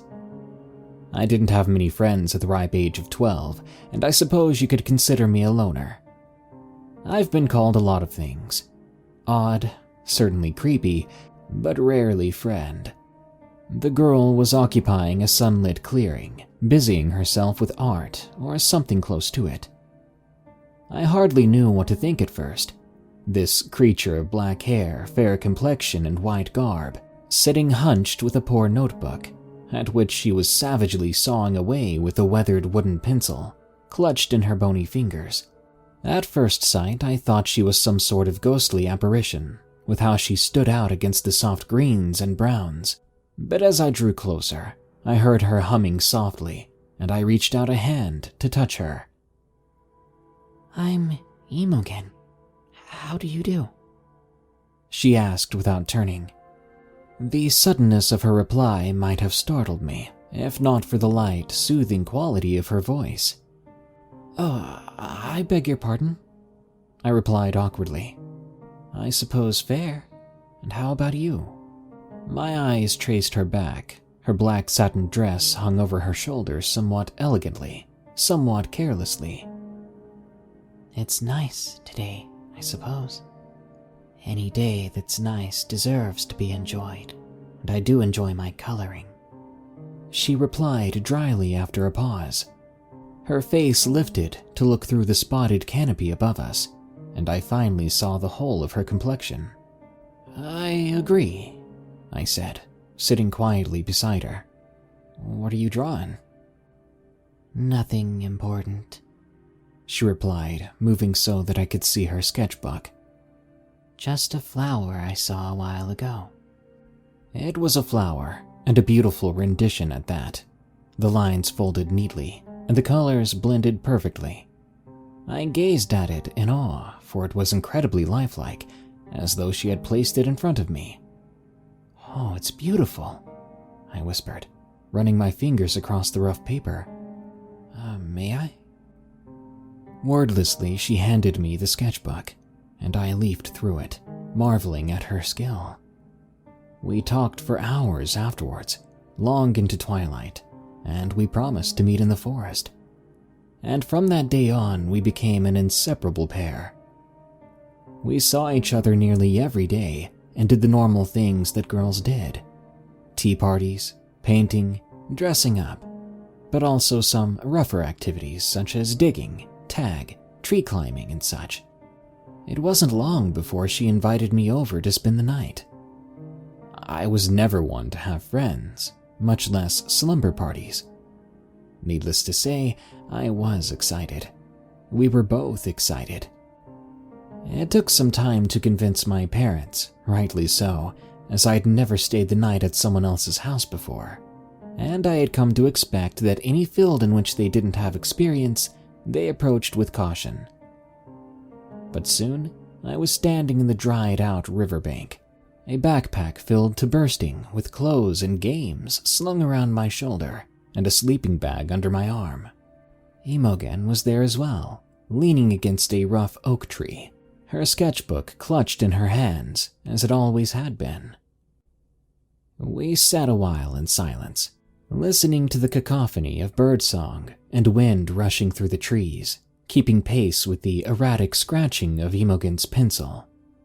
When she'd finished drawing, we played some games. Tag, hide-and-seek, hopscotch, all the outdoor games you'd expect children to play. We cherished the woods, but as the afternoon faded to dusk and the shadows grew longer across the forest floor, it took on a menacing quality. Imogen insisted that we be present for dinner, so without much delay, we raced through the forest. We broke the tree line just as the last hint of sun settled over the forest. I gasped when I first beheld her estate. It was wonderful. Even in the fading dusk light, a vibrant white turned slightly yellow by the warm illumination coming through every window, and 2 stories. It towered over the amber farmland that stretched endlessly behind it. Imogen must have caught my awestruck expression. She turned and latched onto my hand, tugging it gently.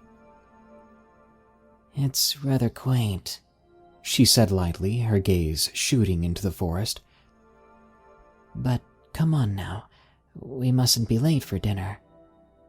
She dragged me to the house rather quickly, explaining what to do so that her parents would think highly of me whilst we ran. "Take off your shoes on the carpet. which I'd never actually seen a carpet except for the TV. Mind your manners at the table.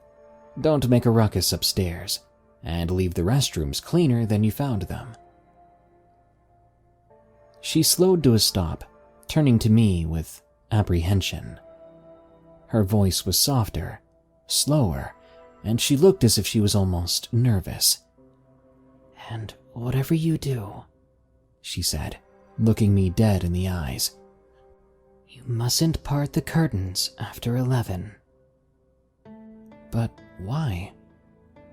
The corners of her mouth dipped into a disapproving frown. "You just mustn't. Have faith in me, Evelyn." I nodded slowly.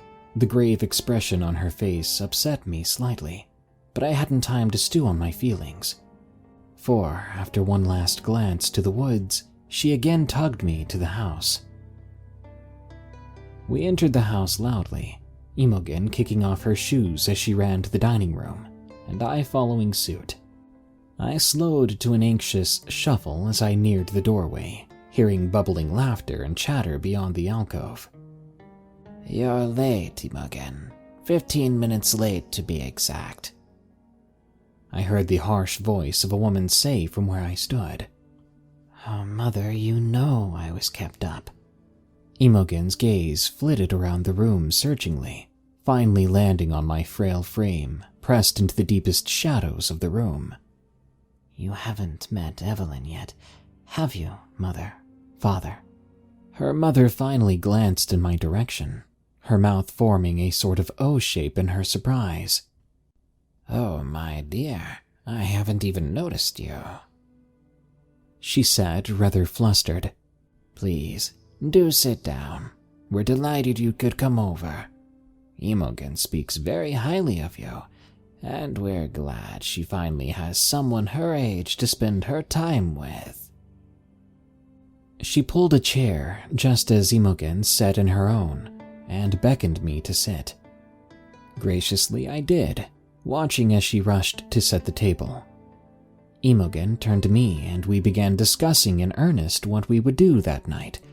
Sometime later, after we had finished dinner, Imogen and I trudged up the stairs to her room. I marveled at the high ceilings, cherishing the feeling of the soft, sandy-colored carpet beneath my feet. Upon arriving in her room, Imogen put her bag in a dark corner, running her hands along her mattress, feeling its rough texture as she sat down on her bed. I lingered for a moment, unsure of what to do. Soon, however, I followed her onto the bed, leaving my own bag leaning against the corner of her bed. We ate candy, watched horror movies, anything a kid could ever wish to do at their first sleepover. It was during the construction of our first of 5 iterations of a blanket fort that I had the urge to go to the restroom.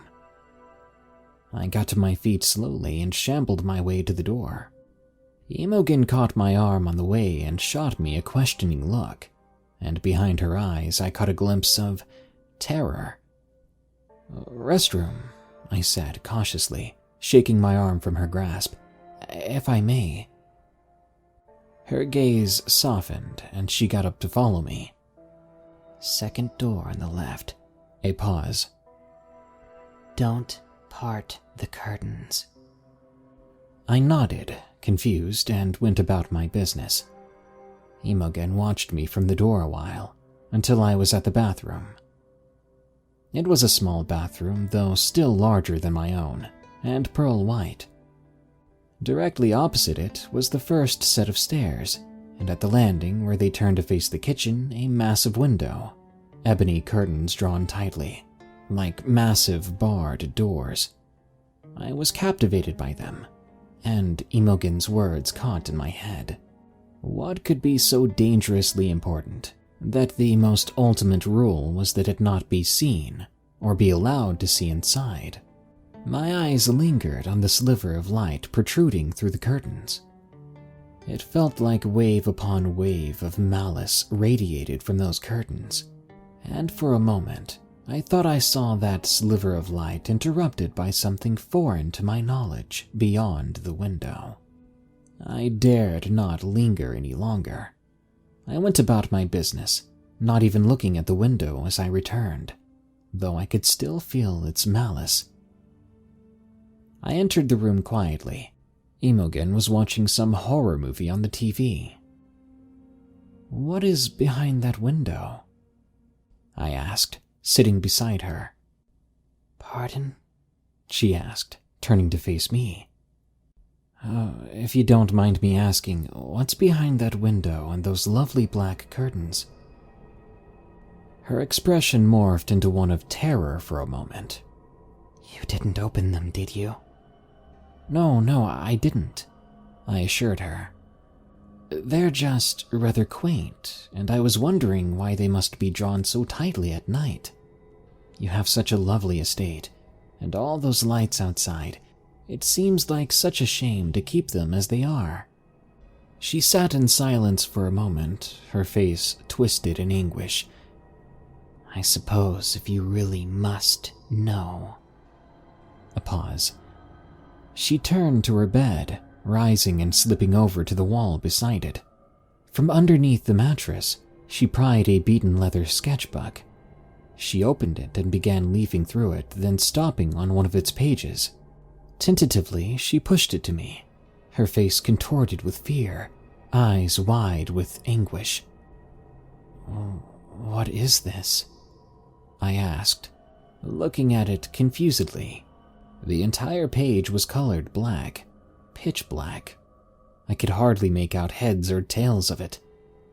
As I stared longer, certain features began to take prevalence. A line darker than the others, a white spot, 2 white spots, a thin gray line. The chaotic blackness evolved into something more ancient and terrifying. I could only make out its vague shape, and yet I was still paralyzed with fear. It was tall, I could tell that at least. Tall enough to reach the second-story window, even though it appeared to be slightly hunched over. It was thin, unnaturally thin. Its arms and legs were long, longer than I'd seen, so long that even with its hunched gait, its razor-like claws dragged across the ground. Its eyes, or what I perceived to be eyes, were but small glowing dots arranged unevenly on its head. And its smile, God help me, I shall never forget that smile. It was curved and jagged and cruel. I thrust the book back onto the bed, releasing myself from its spell. "What in God's name is that? That thing?" I cried to her. "It's hideous, terrifying. How on earth did you capture it?" "It's a stalker, or at least that's what my father likes to call it. Supposedly he encountered it on a business trip in Washington, and it followed him all the way back." She slid the book under the mattress. "It waits there, just outside the house every night. I know nothing about it, except that it lives in the woods." "But why?" "I don't know that either." I pause. "Do you understand now? You mustn't open the curtains." I nodded, thoroughly terrified. I'd always thought Imogen's drawings to be lifelike, but that one had an old air to it, a negative feeling, and it filled me with dread. Imogen's face softened slightly, and she held her hand out. "Let's go to bed. It's rather late." I nodded, and we clamored to get into our sleeping bags. I shut my eyes, though I didn't sleep. I didn't feel safe in that house anymore, and I never would again. Sometime later, when the entirety of the estate was quiet, but for Imogen's rhythmic snoring, something changed. I didn't know what it was, but some old instinctive part of me was filled with terror. I sat up quickly and looked around. The whole of the room looked unchanged in the soft yellow of Imogen's nightlight. "Imogen," I whispered, turning and shaking her gently. "Imogen." She didn't stir. I was about to call her for a third time when I heard something from outside. It was the pained screaming of a cow, high-pitched and gut-wrenching, and the low bleating of the rest as they clamored to get away from whatever was outside. I stood carefully and walked to the door, opening it slightly. Imogen's parents had left the lights on so we could find our way about during the night. The awful sounds seemed to be coming from the window. I stared at it for what felt like forever, rooted to the spot as if in a sort of daze. Slowly, the noises were silenced, and my terror was replaced with curiosity. I shambled to the window tentatively, terrified of what I might find. Then I heard another sound that I was not expecting, but which filled me with more terror still. From beyond the black satin curtains, I heard the unmistakable sound of crunching bone. I hooked one finger delicately around the corner, wondering if I dared to look outside. I pulled at the curtains slowly, opening them just enough to see the thing outside. In the darkness, I could make out the general figure of a hideously emaciated man. An enormous figure, towering much taller than the drawing Imogen had shown me. It held the half-eaten carcass of a cow in its grasp, dipping its unnaturally long neck to take a bite every few seconds, accompanied by another crunch. It paused as if pondering for a moment before its bright white beady eyes shot to the window. The last thing I saw was its hideous smile, a jagged, fanged smile, spread wider and part to taste the air. I left the curtains slightly parted and backed away from them slowly. I heard the thing get up and walk over. Its huge, lumbering steps made the walls tremble as it moved closer.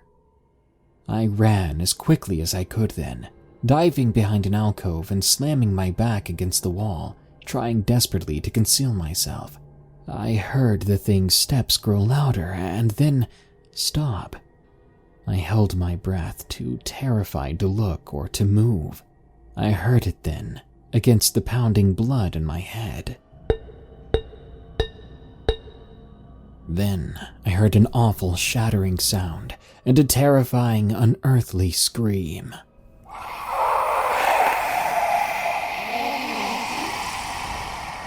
As the thing penetrated the window with its long, bony arm, it scratched at the carpet with its horrible, hooked claws, spreading blood everywhere. I didn't know if it was the cow's or its own. I stayed in that hunched position for the entirety of the night, until I saw a crack of sunlight against the bathroom door, and I heard the thing get up and lumber away. Then I ran. I ran as quickly as I could and leapt into my sleeping bag. My relationship with Imogen didn't last long after that. I was bedridden for months, too terrified to look outside.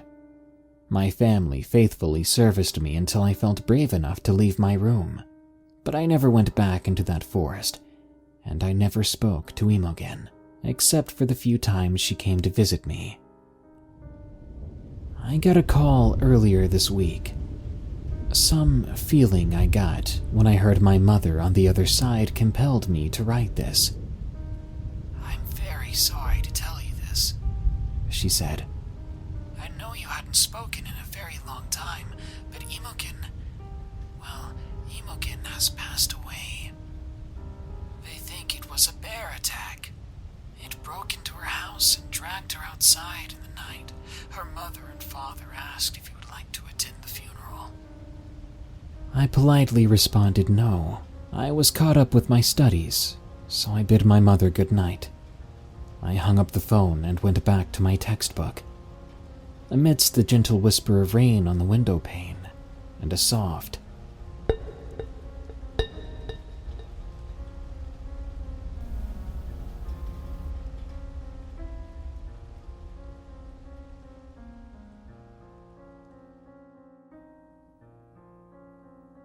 Daddy, I grew teeth. From Cuz Anime, That's Why, 1337. My father's grandmother once told him a story of a man from the 1900s in Mexico that had a very heart-stopping experience. Said man, let's call him Jose, a very common Mexican name, loved to drink. So he and one of his friends are finishing drinking at a local bar one night. When they leave the bar, they say their goodbyes and go their separate ways for the evening. As I stated before, it's Mexico in the 1900s. For most people, you either traveled by your own 2 feet or by horse. Luckily for Jose, he had a horse. So off he went, back to his home late at night, taking the dirt trails. Along the way, he passes under a bridge. As he comes out the other side, he begins to hear what sounds like a child crying. He stops and gets off his horse. He looks in the direction of the crying. He soon finds the source of the crying. It's a little boy crying all alone. He asks the child if he's all right. I'm lost. Can you help me? Jose, of course, agrees to help the little boy, so he picks him up and places him on the rear of the saddle. He gets back on, and then they're on their way. As they travel along, Jose feels the little kid poke his back a few times. So Jose asks what's the matter. The young boy responds, Daddy, look. I grew teeth. When Jose looks back, he's face to face with a horrifying sight. What was once a little boy now set a dark figure with rows of sharp, long white teeth smiling at him, with a pair of eyes that radiated death itself. Turning white with fear, Jose's only reaction was to pull back the reins of the horse, which causes the horse to fall backwards. Luckily, he didn't get caught in the middle and just fell off the back. Jose wasted no time getting up and looking for his horse, but unfortunately the horse had been spooked and ran off into the night. Jose proceeded to do the same and hightail it out of there, not even daring to test his luck. He didn't look back. The following day, when his friend asked to go for some drinks, he said only a little, because he didn't want to stay too late. Werewolf at my door. From Poptacular Werewolf. This happened a few years ago. At the time, we lived in a small mountain town in New York. Spring, summer, and fall were full of tourists because of our big lake. In winter, it was a ghost town, especially in bad weather. We lived in an old farmhouse at the base of the mountain, so our back porch had a decent view of said mountain and surrounding woods. In winter, it gets creepily quiet. One winter night, I was walking home from the gym. It was snowing and bitter cold. Now, getting across town wasn't hard, even in the snow. The main street was a mile long, if that. Our house was thankfully close to the main road. My friends were walking with me for half the journey, until they split off to go their own way home. I was taking my usual shortcut past the ball field when I saw movement coming from the upper field. I didn't think much of it. Yeah, we had bears and pumas, but they tended to shy away from humans. I was honestly more worried about drunk teens starting trouble. Stupidly, I stopped to see if I could make out what was in the upper field. At first, it did look like a weird bear, sort of hunched over.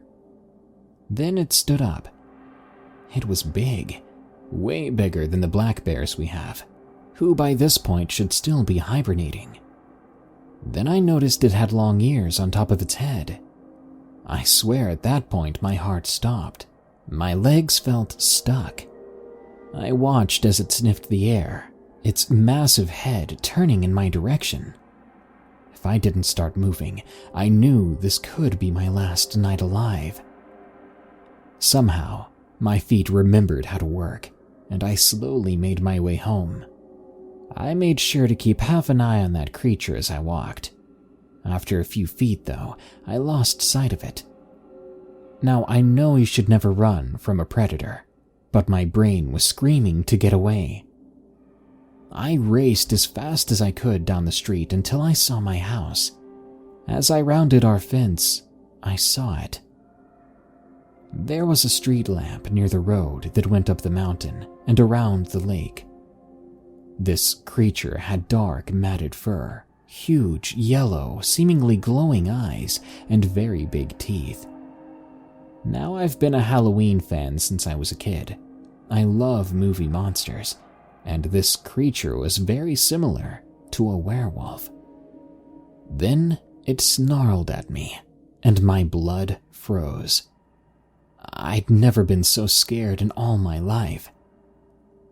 Before the thing could take another step, I jumped over our fence, bolting up the stairs and running into the house, as if the hounds of hell were chasing me, because it felt like they actually were. As soon as I got inside, I locked the door, then shut and locked all the other doors and windows. My mom asked me what was wrong. I told her there was a bear. I knew she would not believe me if I told the truth. I didn't sleep that whole night, and when morning came, I had to let the dogs out to use the bathroom. And that's when I saw them. Very large paw prints in the snow around the house. They traveled from the fence up our porch stairs, around the wraparound porch, and down into the yard. The dogs didn't want to be out long, which I was thankful for. To think that thing was that close, what if it had tried to get inside? After this experience, I never saw the creature again. If you ever plan on walking mountain roads at night, in the winter, don't. You never know what's actually out there.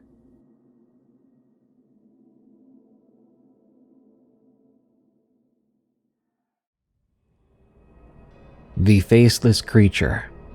From Anonymous. I've never told anyone else about this experience, in fear of sounding crazy. I mean, heck, it is crazy. However, I just started listening to this show to lift my spooky little spirit in time for Halloween. It was when I heard a story that sounded strikingly similar to my own that caused me to stop what I was doing. Listening to that episode gave me hope that in fact I'm not crazy. It was a seemingly normal weekend night when my cousin M came to my house to sleep over. For context, we've always had a strong sisterly bond, as we're only a year apart in age and have lived with each other multiple times. Even when we didn't live together, our houses were always 5 to 10 minutes away from each other, so weekly sleepovers were common.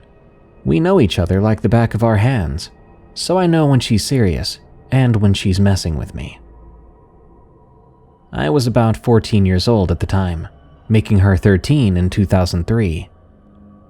Our computer was set up on the left side of our Florida room in the back of the house, while my bedroom was on the right side with a large open space in the middle. The room was connected to our dining room by a sliding glass door with a long row of windows and a bar-like counter. If you were sitting at the computer and turned around, you could see right into the kitchen, as well as the dining room.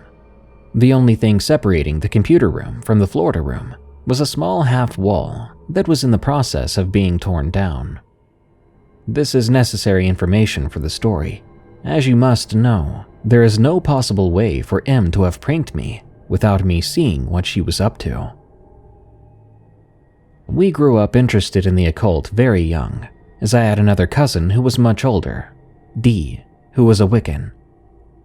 I could listen to him talk for hours about all the magical and mystical joys and challenges that came with his religion. I remember asking him about Ouija boards, because I really wanted to use one to attempt to speak to my great-grandma. I was still naive. He quickly and sternly warned me not to touch Ouija boards if I didn't know what I was doing. Yet he didn't elaborate. He just told me that if I valued my happiness and my soul, I shouldn't touch one, as I can attract something much darker than Grandma. Of course, I ignored this advice, thinking he was just being dramatic, and secretly bought a Ouija board anyway. Em and I became obsessed with that Ouija board, using it often. Extremely stupid, I know.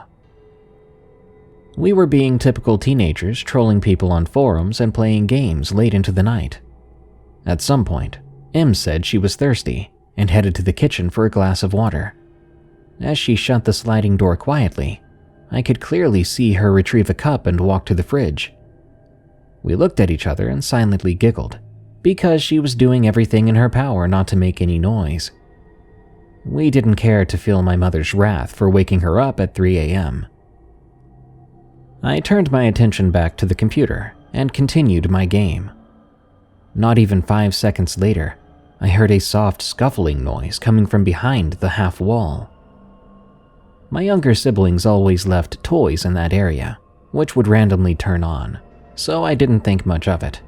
I just figured it was a family spirit or another harmless spirit that decided to once again mess with the toys. I've had so many paranormal experiences I've lost count, so I've become used to it. Although, for some reason, I felt uneasy. I felt dazed and confused. The only time I've ever experienced this feeling was when I went with my grandma to check out an old house for sale. She would always bring me house hunting with her to see if I felt any sort of negative energy, as she said I was still pure and would have stronger senses than herself. Probably not one of her best ideas when I think about it now. I still wish I'd never looked towards that wall. I glanced behind me when I saw Em filling her cup in the kitchen, and it then emerged. I could see it slowly crawling from behind the wall in my peripheral vision. I froze, too terrified to rip my gaze from Em, who was completely oblivious to what I was seeing. I took a deep breath and dragged my eyes to the creature in front of me. It was faceless, void of eyes and a nose, with gray skin stretched tight around its head. It didn't even have indentations where the eyes were supposed to be. The only distinguishing feature this thing had was a mouth. A wide, human-like mouth sat low on its head, right above where an actual human's chin would be. I think the thing I found most strange about this creature was that it didn't have teeth. No sharp teeth like other people have said, or squared human-like teeth. Just an empty black hole where faint hisses escaped. The faceless thing looked sickly skinny, visibly bony, with long arms. I can't tell you what its lower half looked like. I could only see it from the waist up. And it smiled at me, if you could even call that a smile. I instantly felt a wave of nausea smack me, leaving my head throbbing. All of this happened within seconds. As soon as I looked back at Em, she was looking at me curiously. I watched her walk back through the dining room towards the sliding door to come back to me. Once she got to the door, I glanced at the wall, and in the blink of an eye, that thing was gone. I think to myself, how the heck does something just evaporate into thin air? Had I just imagined it? Did Em sneak out here really quick with a mask when I wasn't looking? It didn't make any sense to me. Em, what the heck is behind that wall? I whispered as she stopped right in front of me, looking confused. What do you mean? She asked, puzzled at my sudden change in behavior. Just toys. Why? Would you like to play with the boppet? She teased and plopped it down next to me. Quit messing with me. I know you're trying to scare me. Well, congrats, you got me this time. I said to her, trying to ease my mind. I'm not one to scare easily, and we were currently having an ongoing prank war. You deserve a cookie for that one. I haven't been that scared since we left the old house. She then turned towards me with a somber look on her face and said, Jay, I didn't do anything. Why would I prank you this close to your mom's room at this time? I'm not trying to get whooped." I felt a chill crawl down my spine, making all my hair stand on end. "Seriously, what's up with you? You're acting so weird." She scowled at me and rolled her eyes, taking the mouse from my hand. I sat there dumbfounded, staring at the floor, sneaking a few peeks towards that wall. I finally turned towards her, and in a hushed voice I said, "I think we should go back to my room, like right now. And don't touch those toys no matter how often they go off tonight, okay?" She was annoyed at this point and started to call me a baby, boasting about how much longer she could stay up. I got up and huffed, choking out words. "Fine, you can stay in here and play with that thing then. Better hope it doesn't swallow you whole." Her smile disappeared, realizing that I'm not trying to pull a fast one on her. "But what are you talking about?" She stammered, a look of concern now dawning on her face. Knowing that I have her full attention now, I walked towards my room and coldly told her I meant what I said, that if she wanted to play with that faceless thing, be my guest. Jumping up from her chair, she trailed behind me without another word.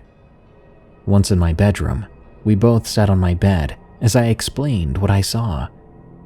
A look of horror crossed her face when she realized I was being serious. She asked, "Do you think us playing with that board has anything to do with this?" I responded, "I wish I could tell you, but I just don't know what it was. We should get rid of that board, just to be safe." She agreed, and we planned to burn it the next day. We didn't fall asleep until the sun came up, too afraid of what might be lurking in the dark. As we had agreed, we burned the board in our fire pit outside once we woke up. I stole my mom's huge container of salt and poured it around the fire pit to form a circle. As it burned, I boldly stated, "You are not welcome here. Go back to where you came from and never show your face here again. This is my home. Mine." M glanced at me, kind of giggling, and asks, "Do you really think that'll work?" "It's worth a shot, right?" I said, with a small, forced smile, completely unsure if it would or not.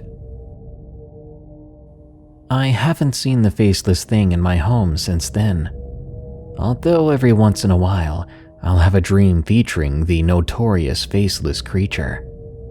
Every time it enters my dreams, it only hisses out one sentence that drives me crazy and always infuriates me. "You're mine, mine." These dreams no longer frighten me, as I can now tell the difference between my dreams and reality. I always shout at the creature, "These are my dreams, you have no power here." Sometimes it works, sometimes it doesn't, but a girl can try. I've come to terms that I may have my own personal demon, or cryptid, attached to me, which is fine, as long as it leaves him and her family alone. I no longer care. The Staircase, from Anonymous. I was walking my girlfriend home one night when we crossed the busy 4-lane street as we do every day. There's a library on the right, closest to said street, and behind that library, there's a community center for the city people to hold events like basketball games and stuff like that. The library and community center are connected by a short wooded set of stairs. As my girlfriend and I were passing the stairs, I happened to look over across the street, and at the stairs I noticed a mass under them that wasn't usually there. I brushed it off and didn't say anything to my girlfriend about it. I continued to walk her home. I stayed at her place for about 3 hours. By 11 p.m., I began my walk home. I didn't live far from her, maybe 3 to 4 minutes away. I came out of her alley, right in front of the community center and that set of stairs. I looked back over at the stairs to see if that mass was still there. It was. I just assumed it was a trash bag or something like that. As I got to the busy street I mentioned before, I waited for there to be a break in the long line of cars for me to cross. While I was waiting, I glanced behind myself, considering I was on a less busy one-lane street. I wanted to check if any cars were trying to turn onto the busy street. As I turned, I saw a long, skinny black thing roll out from under the wooden steps, as then another rolled out, matching the length of the first. The black, stick-like things bent outward like arms and pulled the rest of the black mass out from under the steps. At least 10 feet tall, the human-like figure started to turn my way as I stood there, with my knees trembling and my vision going blurry. I stepped onto the once busy street. Then I realized the road was suddenly now completely dead. Not a car in sight, not a single streetlight or store light on. The only thing with any light was my phone, as it lit up with a text I received from my girlfriend that I just dropped off. As my phone lit up, I noticed I couldn't see anything, like I was standing close to something. I turned my phone around, screen facing away from me, so I could see. As I did, my hand hit something, and I dropped my phone. Stepping back, I realized the thing I'd hit was that mass that had slithered out from the steps. Frozen, I bent down and picked up my phone from the ground, and I backed away until I tripped over a curb backwards.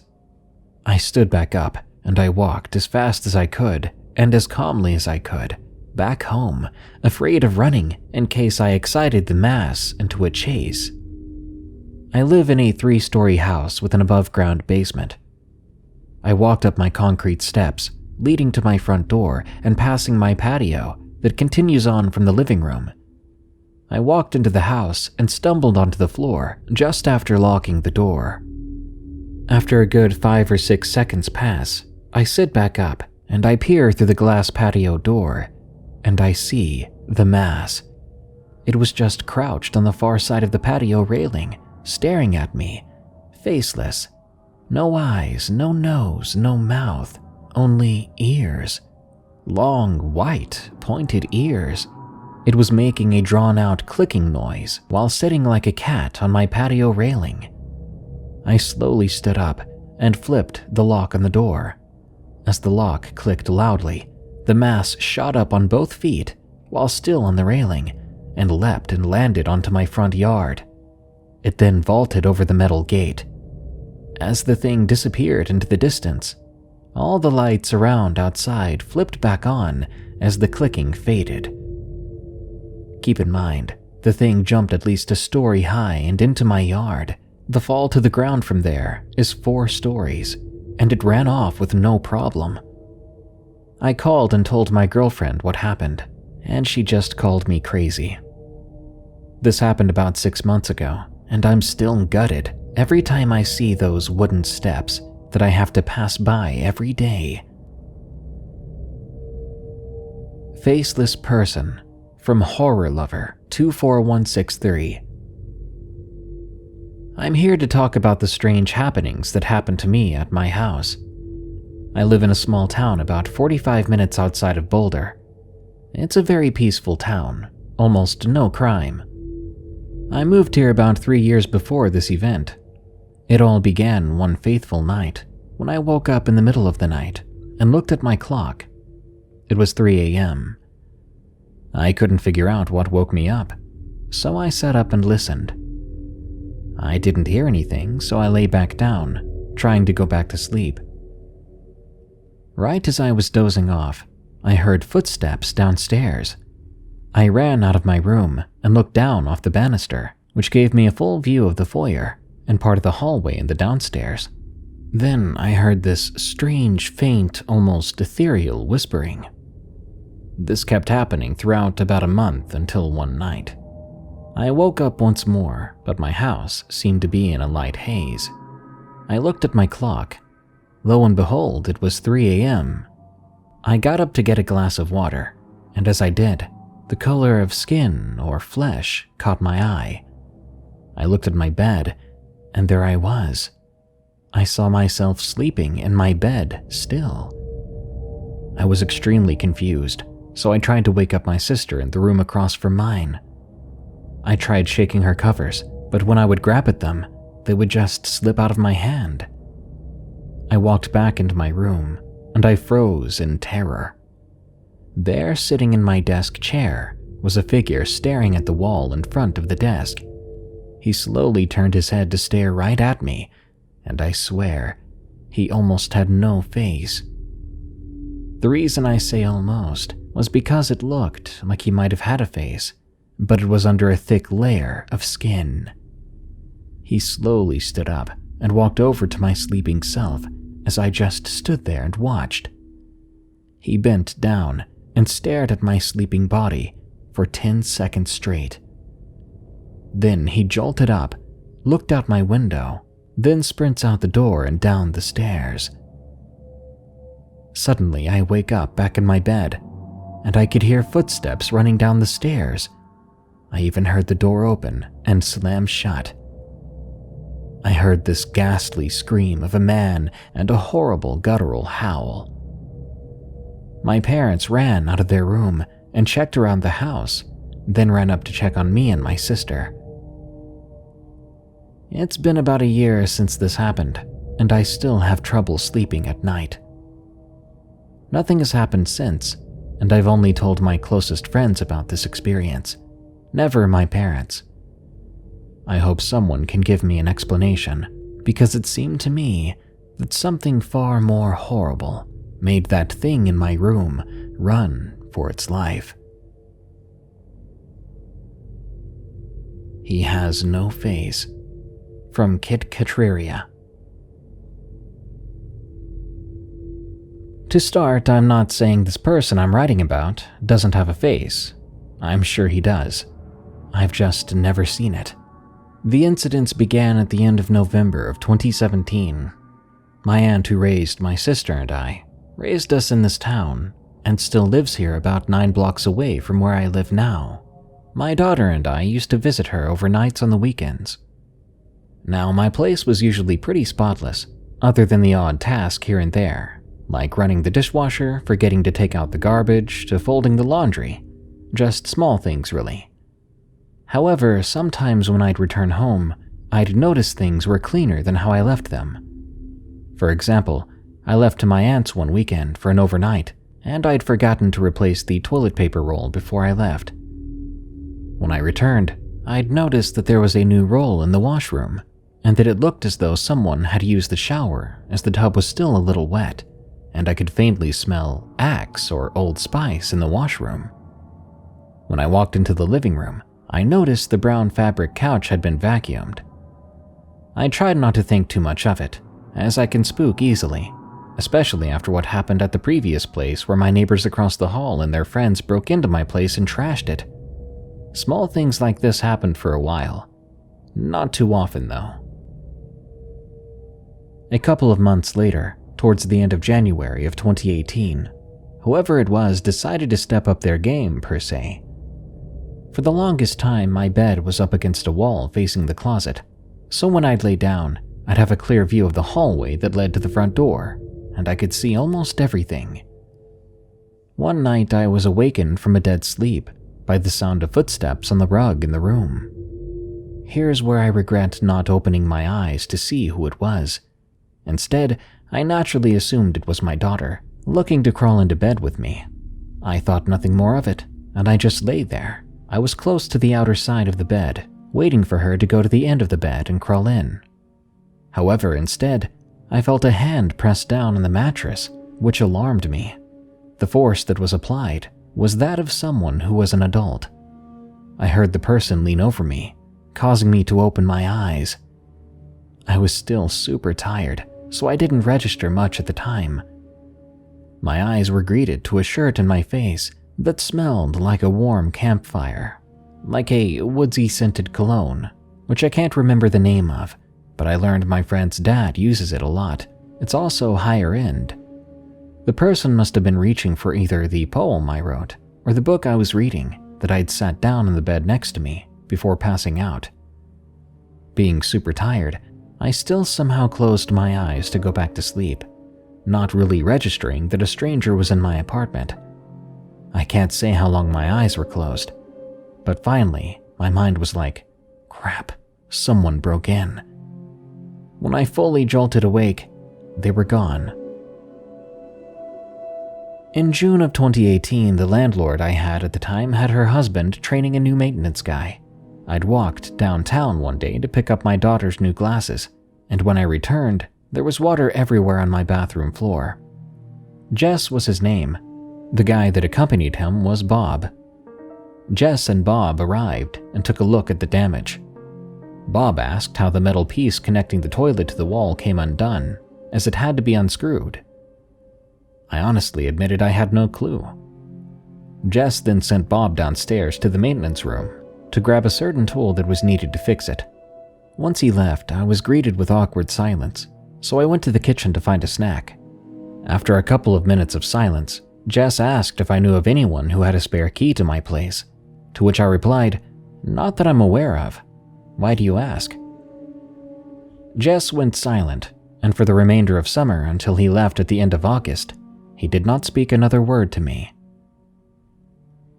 Over the next few years, stuff like things going missing, like makeup, earrings, necklaces, hairbrushes, my body sprays, would go missing. At times I would return to my door being unlocked. I'd left for the night to go to a friend's and would return to notices for noise complaints on my door. One of the more chilling incidents occurred in May of 2018. I had undergone day surgery. My friend and her kids came to stay to help me out. One night my friend was sleeping on the couch. I was fast asleep in bed. She wasn't sure why she woke up, but she did, and when she looked down the hallway, she saw someone leave and assumed it was me going for a nighttime walk. I did enjoy those when I got the chance. She did note, though, that she thought I was dressed strangely. I'm mostly alternative, rocker, emo, goth kind of style, and the person was dressed in a white shirt and blue jeans with a ball cap. They were medium built and roughly 6'3" from what she could remember. I don't wear hats except for toques, and most of my wardrobe consists of black or other various dark colors and skinnies, along with some yoga pants and sweats. Definitely not brightly colored blue jeans that seemed a bit baggy at the bottom. After my friend saw that person, I was quick to install a security camera with night vision, but it never actually caught any footage of the person. Once I set it up, the activity stopped altogether, until shortly after I took the camera down. I had my locks changed. I had the landlord do random checks on my place when I'd leave for more than a night. Heck, I even went through the lengths of having my friends over who would stay up most of the night to try and catch this person. I should also note that I do have cats, so the powder on the floor thing doesn't work. No matter what I tried, I couldn't seem to catch this guy. I know it's a guy too. I once went out for the day with my daughter and friend, and when I came back, I went to change, but my entire wardrobe in the closet stunk of that woodsy warm campfire-scented cologne. Not to mention, men's sweats have randomly showed up in my laundry, along with a really large men's shirt. Fast forward to January of 2020, the night before my daughter's dad came over to visit for a few days. A friend had just recently moved into the same building, so I was at her place until late at night. My daughter had passed out on her couch, so she was moved into her son's bed, who was away at his dad's for a few days. I came home alone and crawled into bed. I have neighbors who are loud at night, so I've been listening to stuff on YouTube to help me sleep. On this particular night, I'd fallen asleep listening to something. At some point I woke up, so I rolled over to go back to sleep. My back was now facing the outside of the bed. Shortly after closing my eyes, I felt someone sit on my bed. At first, I wasn't alarmed. I assumed it was my friend who had a spare key, and my daughter who had issues sleeping over at her place, and is often brought home between 2 to 3 a.m. So I just lay still with my eyes shut, waiting for her to speak. But instead, there's silence. After a few moments of silence, I realized it wasn't my daughter, and I began to grow scared. I was aware I should have turned to see who it was, but I admit I'm a chicken. So I lay still, not moving, unsure of what to do. However, my body decided to betray me and gave me one of those random pains, causing me to quietly say ow, which alerted the person that I was awake. Whoever they were, they just took off. A few days passed, and it was the last night of my daughter's father being over. I'd gone late night skating at around 11 p.m. and returned around midnight. Me and her dad talked for a good while, playing catch-up, as he had recently came back into her life. By 1:40 a.m., I noticed while I was yapping away, he had directed his attention towards the kitchen. I of course kept talking until I was shushed for a second time. "What's wrong?" I asked, sounding rather spooked. My daughter's dad, who I'll name Joe, didn't say anything.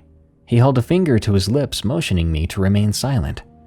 After a couple of minutes, Joe got up and walked over to the front door, looking out the peephole before opening it. He looked out into the hall and then closed the door. "Joe, what's wrong?" I asked him again. Joe sat down and quietly asked, "You forgot your keys up at your friend's, right?" I nodded. "Yeah, but she's been asleep since around 11:30. Joe made a curious noise before looking back at the kitchen. "That's what I thought, but I wasn't sure, which means I just heard your lock being picked." A chill ran up my spine, and tears welled up in my eyes. After that night, I would come to find a men's ring in my living room, as well as something wrapped around my smaller cat's neck that I had to cut off. There would be minor break-ins as well, but the last incident happened back in March of 2020. Luckily, nothing since has happened. Not that I'm aware of, and I hope that faceless man is gone.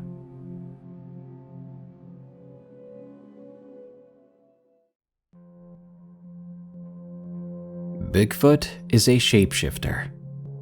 From C.J. Mullins. I'm no writer, but I'll do my best to describe what I saw. I live on a mountain in West Virginia. Only 3 households live up here. All of us retired, and between us, we own just over 20 acres. Our property borders the summit, a 10,600-acre property owned by the Boy Scouts, and that property borders 70,000 plus acres of maintained, preserved wilderness. Naturally, there's a lot of wildlife in this area. My husband has chickens, and because he likes to keep tabs on what might be messing with them, he keeps a trail cam posted near the coop. We see raccoons, foxes, we've seen a bobcat, a mountain lion too. DNR will tell you West Virginia doesn't have them, but we do. I saw one last summer running across my yard. We've seen a lot of coyotes on it, and every so often a bear. Now, the layout of the property is important. The 3 households own a lot of land, but our homes are situated in sort of an upside-down triangle from my point of view. The neighbor at the top left of the triangle has his home situated far back from the entrance of his gate, and I've never seen any source of light coming from there at night. The neighbor at the top right and up a slight hill has a dusk to dawn light, and we at the bottom point of the triangle have motion lights. When we built our house, we had an attached garage, but later my husband decided we needed a 3-car garage behind the house. He's a retired carpenter and gets bored, so he invents things to build. I took full advantage of this and turned the attached garage into my craft room. Last Friday night, I was sitting in my craft room doing my thing. I like to listen to YouTube videos while I work, so I was picking out a playlist on my iPad. It was about 10:30 at night, very dark out, and I had the garage door up because it was warm. The only light was the light spilling out of my garage, and a bit of my neighbor's dusk to dawn light, which from my viewpoint only lightly illuminated part of the drive leading up the hill. My 9-year-old beagle was sleeping on the floor next to me when he began to growl. We've had him since he was 6 weeks old, so I've heard him growl before, but never like this. I looked down at him, and then in the direction he was looking. It was standing in the middle of my neighbor's driveway, about halfway up the hill. I instantly knew that it wasn't a man. It was, I would guess, about 7.5 feet tall, I'm bad at that, but that's my best guess. The thing was standing on 2 legs, and due to the dim light, I couldn't tell if it was facing me or facing the other way. I know bears can stand up. I've never seen one do it in person, but I know they can do that. But this thing didn't look like a bear to me. It wasn't really fat enough, I guess. It was bulky but not fatty like a bear.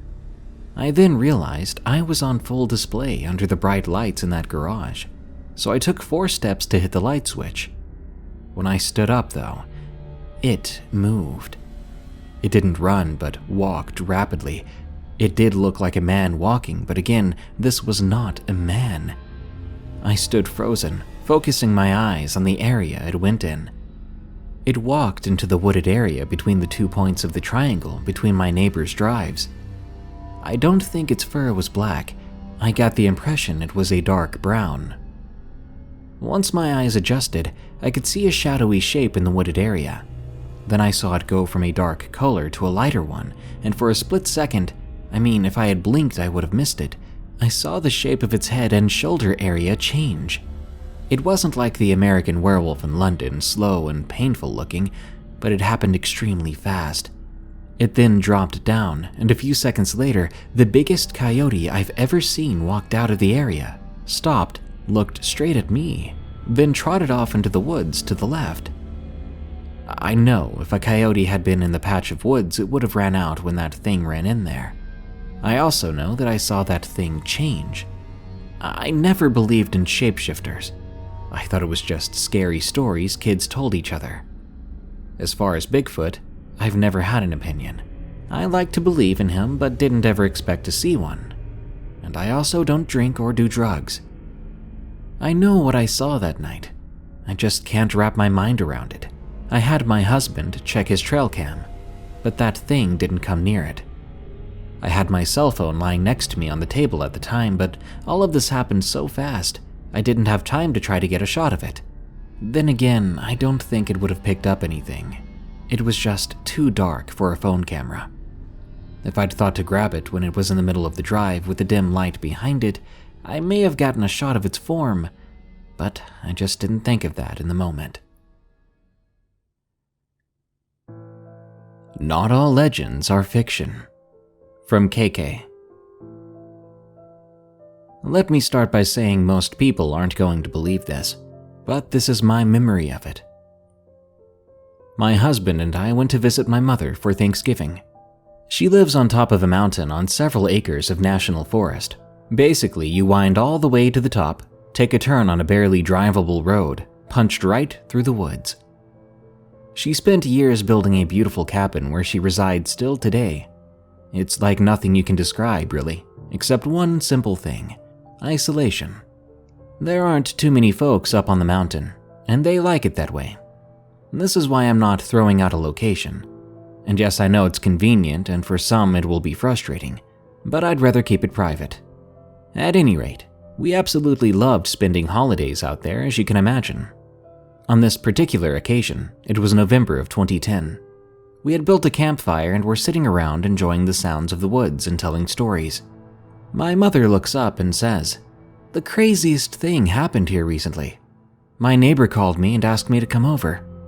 She had something to show me, so when I went over to my neighbor, she tells me, 'So this morning I went to check on my deer cams. One of my cams was completely destroyed.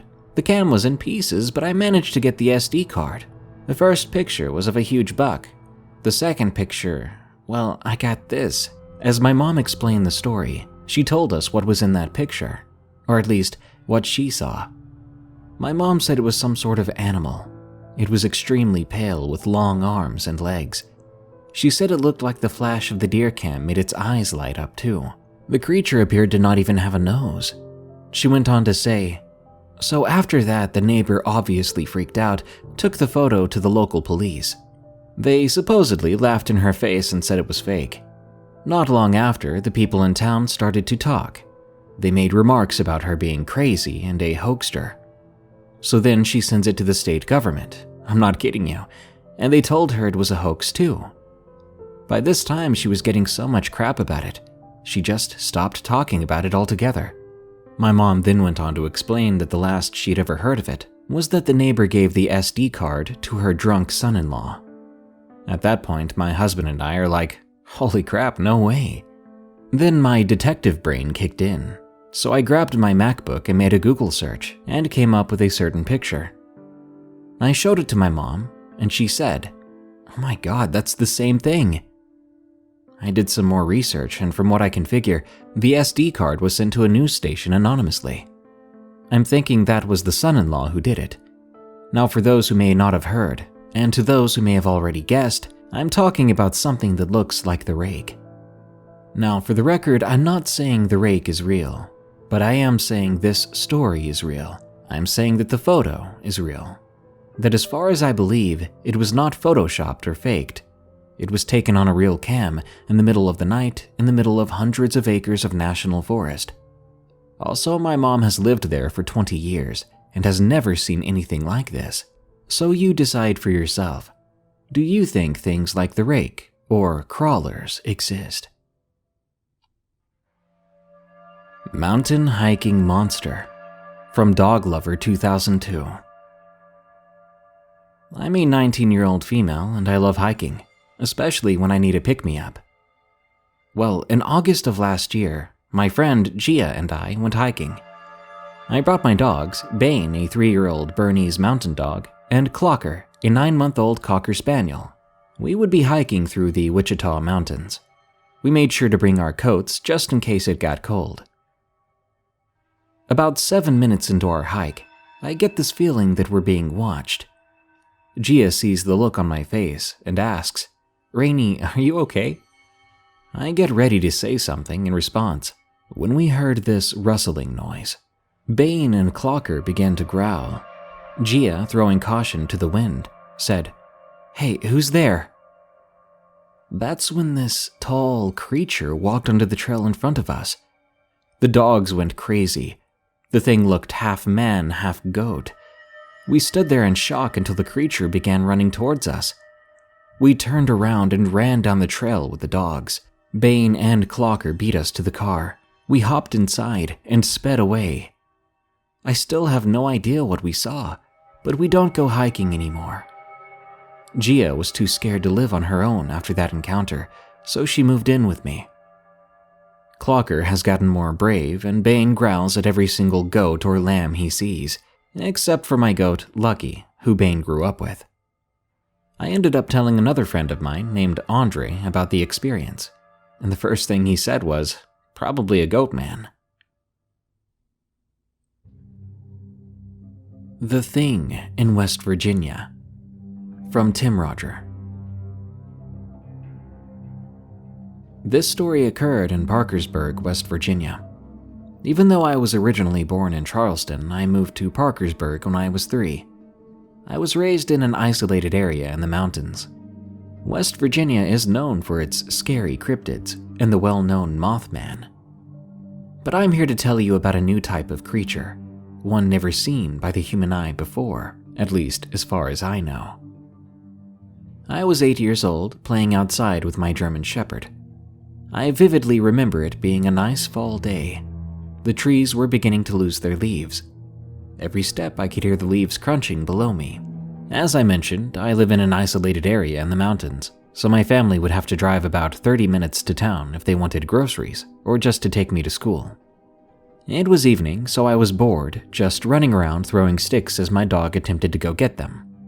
I always loved the outdoors from a young age, but this event almost changed it for me.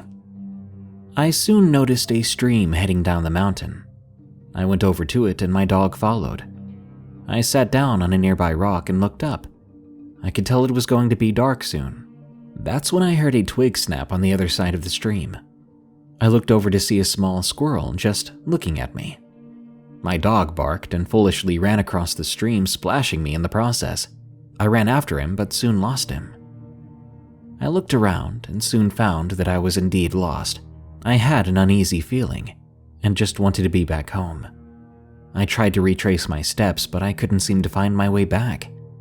Every second that passed, that uneasy feeling would multiply. I scanned my surroundings until I found what was giving me that feeling. To this day, I still regret looking in that direction. What I saw was 8 feet tall. It was skinny and had a weird face like that of a bear, but it definitely wasn't a bear.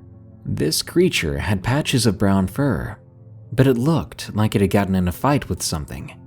It had long arms, and that stench that came off it was insane. I stumbled backwards, and I was just in shock. It seemed like the thing was just as scared as I was. It went down on 4 legs and scurried off.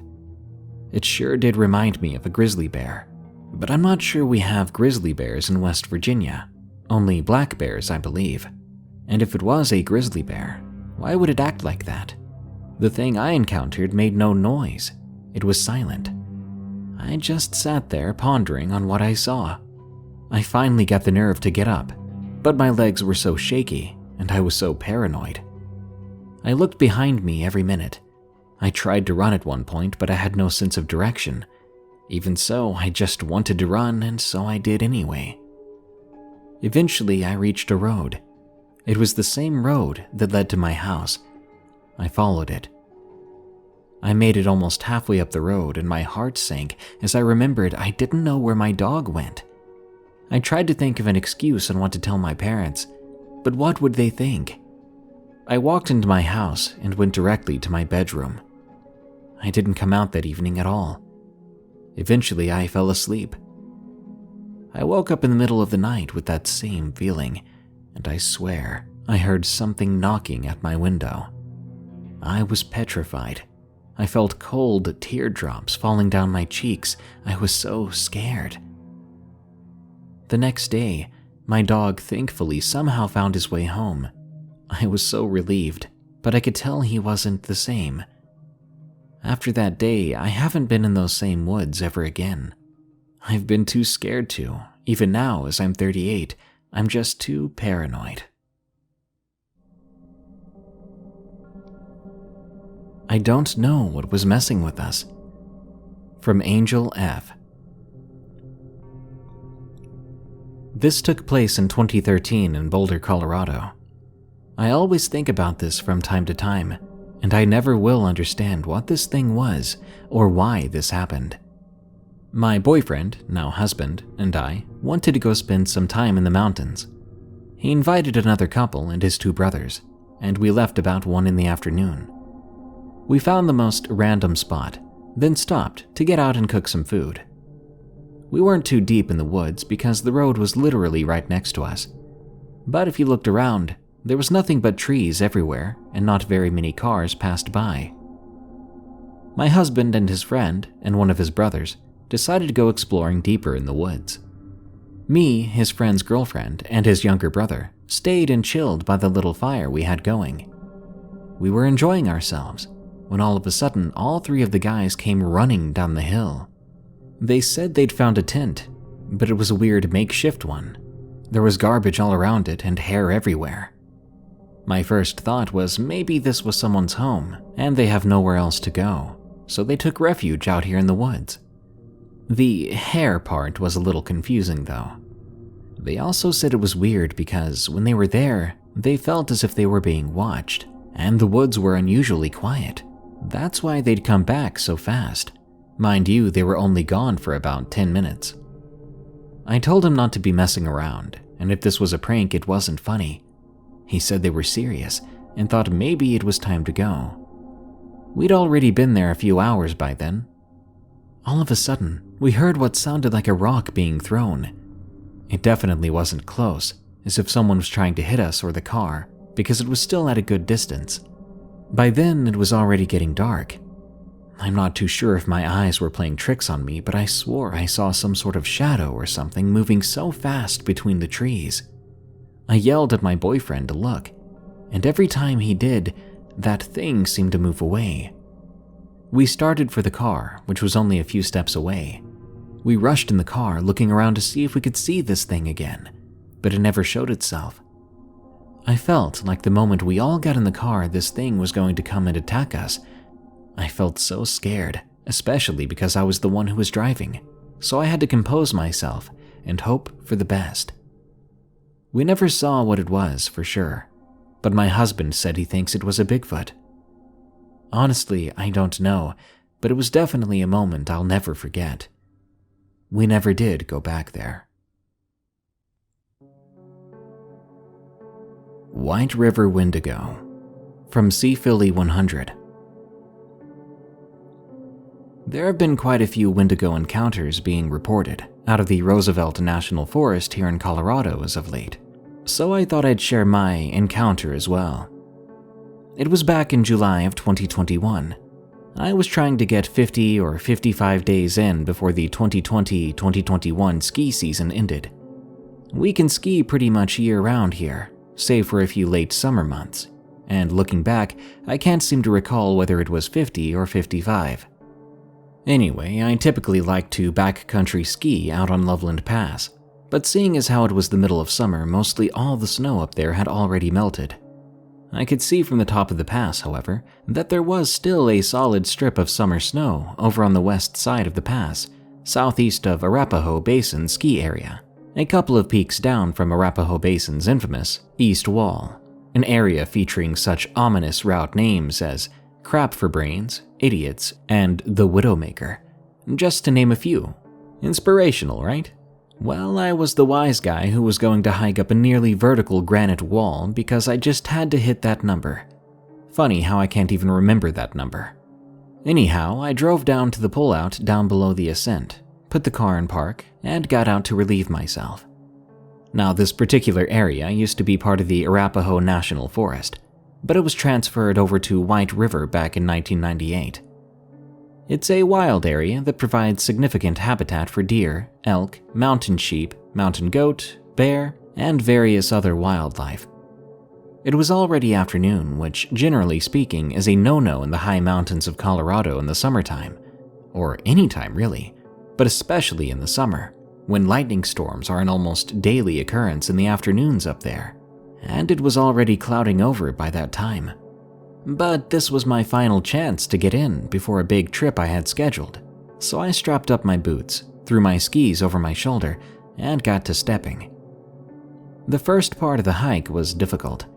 I had to make my way through some pretty thick brush just to get up into the woods, and once I got into the woods, I realized it would be easier to follow what's known as an AV track, which is basically what's left over after an avalanche slides down a natural gravitational fall line. Avalanche paths are subdivided into 3 sections: the start zone, the track, and the run-out zone. So I was hiking up the talus path, stepping from stone to stone almost like a natural staircase. I was stopping every couple of yards to transfer my skis from one shoulder to the other. At some point, the avalanche path turned into a high mountain stream. Mind you, this is right around 12,000 plus feet above sea level at this point in the ascent. Right around the trigger zone of the AV path, I was able to exit the talus path and start making my way up the high alpine section of the ascent. This was just a bit above treeline, where the mountain breaks up into big gullies and steep cliffed-out ravines. There are some high mountain caves up there, some natural and some old gold and silver mines, the latter of which the nearby town of Silverthorne was named after. I'd never been so close to these particular caves before, and I noticed that there were quite a few bones scattered about. Either deer or mountain goats, I'm not really sure. But what startled me was that some still appeared to be fairly fresh, with flies buzzing about and feasting on the little bits of rotting flesh still stuck to the bones. I figured there must be a mountain lion den nearby, as they are a pretty common sight around the area. I wasn't too concerned though, as I had my skis to protect me, and mountain lions aren't really known to be super aggressive unless you provoke them. The thing that puzzled me, however, was the smell. Mountain lions smell like big cats. They have that same strong ammonia smell to their urine, which they use to mark their territory, so you'll smell it when they're spooked. This, on the other hand, was more like a dead, rotten flesh smell, and I'm not just talking about the little bits of flesh the flies were feasting on. More like a dead rooster that's been left out for months to bake in the hot summer sun.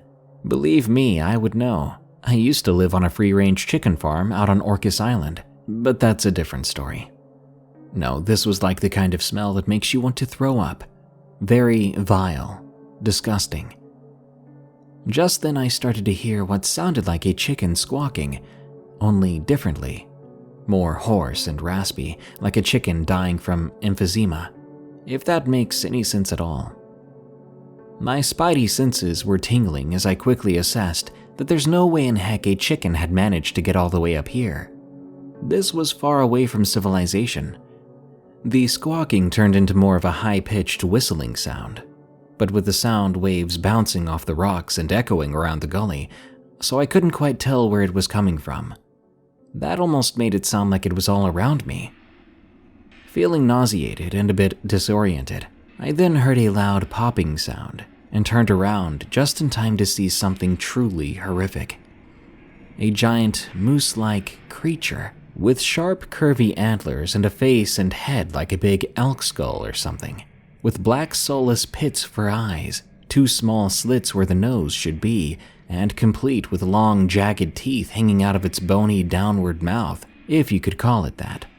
A skeletal but muscular and rather mangy-looking ribcage, and I could see that it was hunched over on its haunches that looked like oversized deer legs, with the long, extended heel ending in rather large hooves. It had long, skinny arms that it was using to halfway run, walk, and lunge at me in a jerky and uncoordinated fashion, yet it was somehow still impossibly fast and aggressive. It was rapidly crossing the clearing in a disturbed and menacing manner. Not having much time to react, I quickly threw my skis down on the ground and clipped in, and even though there wasn't quite enough snow to ski on, off I went, bouncing down the hill, cranking over rocks and patches of grassy dirt, just praying that I didn't fall. I could hear that thing chasing me, and I knew I couldn't turn around, but I could hear its heavy bipedal footfall behind me, and I could see from our shadows that the thing was gaining on me. There was a big cliff coming up, and I knew I had to take my chances or this thing was going to catch me. Just then, I saw its 2 long, sinewy arms, ending in long black claws that looked like they were stained with layers of old caked-up blood, reaching out around my waist. I shut my eyes and tried to scream, but nothing came out. When I opened my eyes, I was flying through the air, my stomach in my throat, like when you're on a roller coaster. And just like that, boom, I hit the ground. My skis went flying off into the stream, with me tumbling down behind them. It was all I could do to keep my hands out in front of my face, cartwheeling down the mountain, slicing my arms and legs open against the razor-sharp rocks. It's truly a miracle that I didn't hit my head or break any bones in the process. But then my leg got jammed up in between the rocks and a big patch of ice, stopping my fall. I could no longer see the thing, but I knew I had to keep moving, so I pulled my leg out and grimaced in pain before sliding down the ice field and popping out into the trees below. I hoisted myself up against a tree and started to limp down, pushing it for all I was worth, finally reaching the scrubby bush below. From way up on the mountain, I heard the most grotesque and blood-chilling scream. It sounded like a demonic dragon from the movies or something. You can bet I scrambled as fast as my aching body would allow, getting back to my car. When I finally made it to my car, I jumped in and I threw it in reverse, backing out onto US 6 before throwing it into gear and hauling my sorry tail out of there. I think my adrenaline began to wear off at that point, because I could feel myself shaking uncontrollably, and I had to pull over to vomit. My wounds were oozing blood, and I knew I had to tend to them before they became infected. I drove down to the nearest gas station and went into the bathroom to wash my cuts. When I came out, the gas station attendant was looking at me like, "What the heck, bro?" "Trust me," I said. "You don't want to know." Devil's Racetrack Werewolf from Skater 91. In 2013, I lived close to a hiking trail. I would build a fire in a fire pit there and hang out on cool nights with a neighbor. On 2 separate occasions, we heard coyotes barking and howling like they were killing prey, only to hear this eerie quietness, followed by a loud howl, which was much more deep than a wolf howl. It sent chills down my spine. A couple of months later, I moved a few miles away to an apartment with my girlfriend. I was sitting in my apartment with a couple of friends one night. My girlfriend wasn't home at the time. One of them mentioned going for a hike, so we went out. We stopped by our local Walmart to pick up a few things and headed out to the trails. We walked about a mile or so up before settling down and building a fire. I helped get the fire going and went to gather some wood. That's when I saw something. I believed it to be the same creature that made those weird howls. We were face to face. It was climbing up the rocky side of the mountain and stared into my eyes. This creature was 8 feet tall with human-like hands and claw-like nails. Its upper body was like that of a man, but its head was wolf-like and its legs were dog-like. Its eyes had a red glint to them, and strangely it looked more human than anything. Its fur was as dark as death. The creature snarled, and I ran for my life back to the campfire. When I told my friends, one of them believed me, but the other thought I was crazy. We left shortly after I begged to leave. On the hike back, I think it followed us all the way out, like it was territorial over the mountainside. I never returned there after dark. That brings us to the end of this episode of Darkness Prevails. More terrifying stories are on the way soon, so subscribe and smash that like button. By the way, did you know this show is available as a podcast called Unexplained Encounters? Just search for, follow, and rate Unexplained Encounters on Spotify, Apple Podcasts, or your favorite podcast app. This show is part of the EerieCast network. Go to EerieCast.com for more scary podcasts, such as Freaky Folklore, which explores your favorite monsters, myths, and mysteries, as well as Redwood Bureau, a fictional horror podcast about an agent on the run from an evil secret organization that captures supernatural creatures and entities. Well, thanks for tuning in. Stay safe out there and stay creepy, because this world is a strange one.